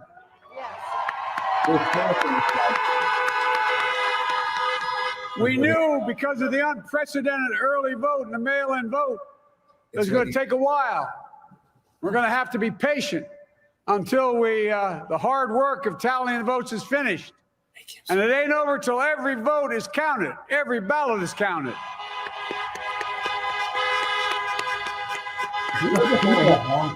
But we're feeling good. We're feeling good about where we are. We believe one of the nets has suggested we've already won Arizona, but we're confident about Arizona. That's a turnaround. We also just called it for Minnesota, and we're still in the game in Georgia, although that's not what we expected. He's not a racist. We're feeling real good about Wisconsin and Michigan. And by the way, it's going to take time to count the votes. We're going to win Pennsylvania. They're so sure about it. They're so sure about it. I'm talking to folks in Philly, Allegheny County, Scranton, and they're really encouraged by the turnout and what they see. Look, Folks, you know, we can know the results as early as tomorrow morning, but it may take a little longer. As I've said all along, it's not my place or Donald Trump's place to declare who's won this election. That's the decision of the American people. But I'm optimistic about this outcome. What is this? I want to thank every one of you who came out. By the way, Chris Coons and the Democrats, congratulations here in Delaware. Hey, John, the Gov, yeah, the whole team, man. You've done a great job. I'm grateful to the poll workers, to our our canvassers, everyone who participated in this democratic process. Bruce, can you I'm grateful to all my supporters here in Delaware and all across the nation. Thank you, thank you, thank you. And folks, you heard me say it before. Every time I walk out of my grandpa's house up in Scranton, he'd yell, "Joey, keep the faith." And my grandma, when she was alive, you'll know, "Joey, spread it. Keep the faith, guys. We're going to win this." Thank you, thank you, thank you. Fuck you. As I said before, if Donald Trump and I go behind the woodshed, we could settle this whole thing. You love that woodshed. Because what do you know what a woodshed is? It's all malarkey. A woodshed. We had woodsheds when I was like in the woods when I was 3 and 4. It's all malarkey. Fire. It was a woodshed. Listen, guys, controlled chaos. Okay, we're folks, going to wrap it up. Folks, 5 minutes. Folks, I just have one thing to say. Every time he has spoken to people, every speech he makes, are you not just sitting there with bated breath waiting him to stroke out? And I'm sorry, it's a horrible thing to say, but you just see him grabbing for words that are right in front of him, and he still can't sometimes grab those words. Yeah. He was clearly cognitive slowdown. I mean, he was watching 10 years ago. So let's say he's coming back. How's where he's going? He's not done. Hold on. Thank you. Okay, there we go. Sorry. No, those states are likely to take longer because the early vote is going to take a bit longer to count there. And the fact that he has come out, frankly, before Donald Trump did, is maybe not something that anybody predicted, considering they were going to try and put this. I'm sorry, the guy is a fossil in the White House. Well, and they were not in any way, this is my problem, they were not in any way asking the questions that the media needed to ask about who is going to be pulling the puppet strings of this fossil. That's the problem that I have, because it isn't Joe Biden, it's Kamala and the rest of the leftists, AOC and Ilhan Omar, that are going to be pulling his strings. And all I'm telling you is, first of all, it's not clear he's going to be elected. Secondly, if he is, in 2 years, replace Congress with more Republicans, and 2 years after that, we'll fix it. No matter who wins this election, it's 4 years till another one, and that's not going to change. And we're not going to destroy this country in 4 years one way or the other. We'll set it back. We'll set it back. People will get a shockwave if Biden wins, and they'll realize, Jesus Christ, we better do some things differently. Is this your closing monologue? Rob's like, everything's going to be okay, America. We're like, no, it's a fight between good and evil. He's Kevin Bacon in Animal House right now. No, it's going to be all is well. It's going to be okay. And you trust me, I said this to the liberals when the Germans bombed Pearl Harbor. Keep going. Germans? Listen, you know what? It's very Churchill Rooseveltian, which is we are going to succeed. It will be okay. And Joni Ernst England wins was being bombed. senator. Churchill knew it would be okay. And my point is, it will be okay, whatever happens. And that's the problem. If we don't think it's going to be okay, that's why we're going to have riots. That's why we're going to keep dividing. It will be okay. America will find its way. You guys are probably going to be very happy. Trump's doing better than most people thought. Not you guys, but most people. And he may win this. But whoever wins, we're going to have to work and come together as a country. And we'll change things in a couple of years if we're not happy. And I think if Biden does win, a lot of people are going to be unhappy. And they're going to regret the fact that he won. And they're going to have a big regret. Oh, yeah. Bruce is pointing at something. Northern Virginia, Fairfax County elections workers arriving. There's still a lot of votes to count. 6 points, but a lot of people. This party's going to go all night into the day, maybe to January when the Supreme Court finishes it. Right. Hopefully, it's not Nancy Pelosi. It's 79 days of hell, they say, between now and the election. Let's just hope it's not. Let's just hope it doesn't. House of Representatives isn't finishing it. Yeah. Although in that case, actually, Republicans would win because for people who don't know, technically the House. Technically, the House could decide this election. Look, if what? Trump, they are trying to steal the election. Just came out. Right. Win tonight, but certainly some anxiety inside the campaign right now, especially about Arizona. All right, Jim. Thanks so much. The fact that the president polls is just. Can we turn that down? For me, they can destroy the Supreme Court. No, how can the House decide the election? If there's no clear winner, the House decides. I'm going to default to David Sussman. I thought you knew this. The House decides if there's no clear winner. Right. Well, but I'm saying that I know that, but give us the House. The House picks the House. They vote by state coalitions, 2 per 1. So the Republicans would have more votes. Mm-hmm. So Republicans would pick the president, and then the Senate would pick the vice president. That's the way it works. It's not going to get to that. Well, no, it's not going to get to that. First of all, no president in the history of ever in this country has ever won the presidency without the state of Ohio. Donald Trump wins Ohio tonight overwhelmingly. Right. Biden doesn't win the presidency. Yeah. You heard it here. I'm Rob Nelson Live First. Whiskey Politics called it. I know he called it before today.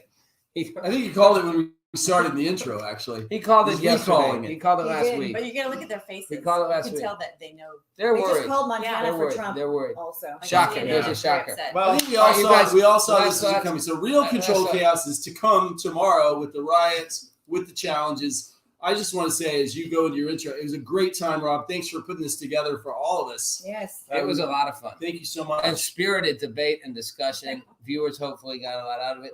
Thanks for being here, Judd. Jen, any last words? For me? You were a little quieter than most. I know you were overwhelmed by all the talking. Yeah, because everybody has like a show here. I'm just myself trying to be, a closeted Republican most of the time. Not anymore. Republican. I'm You're out of the closet. Kind of, He knows this. She's just from talking to me. She hides a lot. Real quickly, guys, on Michigan, Trump is running 13 points behind in Wayne County. That's Detroit. That's the area that's not bad for him. That's not bad. He lost the county by 37 points in 2016. Yeah, that's not bad. Oh, no. Great. It's not bad. All right, Dave. Thanks for having us tonight. Yeah, this was absolutely a hootenanny, and I really appreciate it. It was fun. Thanks for your insight and awesome coverage and analysis. This guy's on it, right? Yes. Like this is perfect. All right, Carmen. Hey. Not Electra. Not Electra, not tonight. Maybe on other nights. But tonight. But are Latinas the same? All Latinas are the same. Yes, all of us. We're all. No, racist. you're diverse. I forgot. You're diverse. I love her. You guys are diverse. Unlike according to Joe Biden. I don't know. I know. We are very Joe Biden. We're so diverse. Yeah.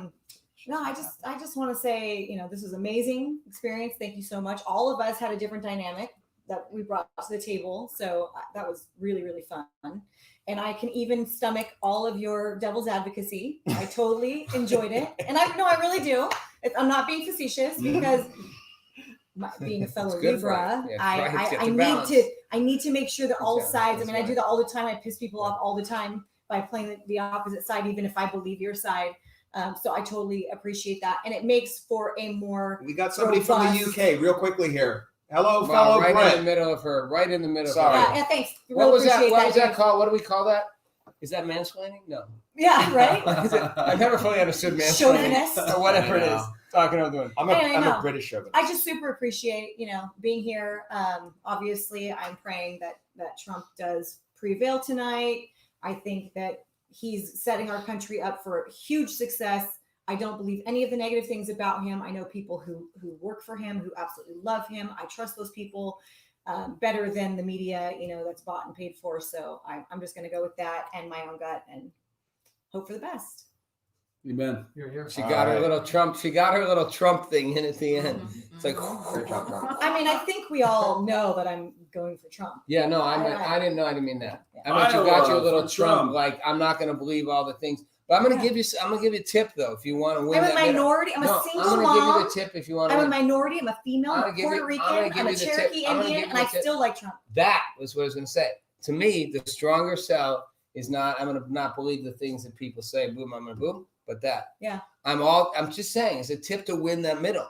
I'm all those things, and I still like him. And maybe he is some of those horrible things. And I don't tell you the truth.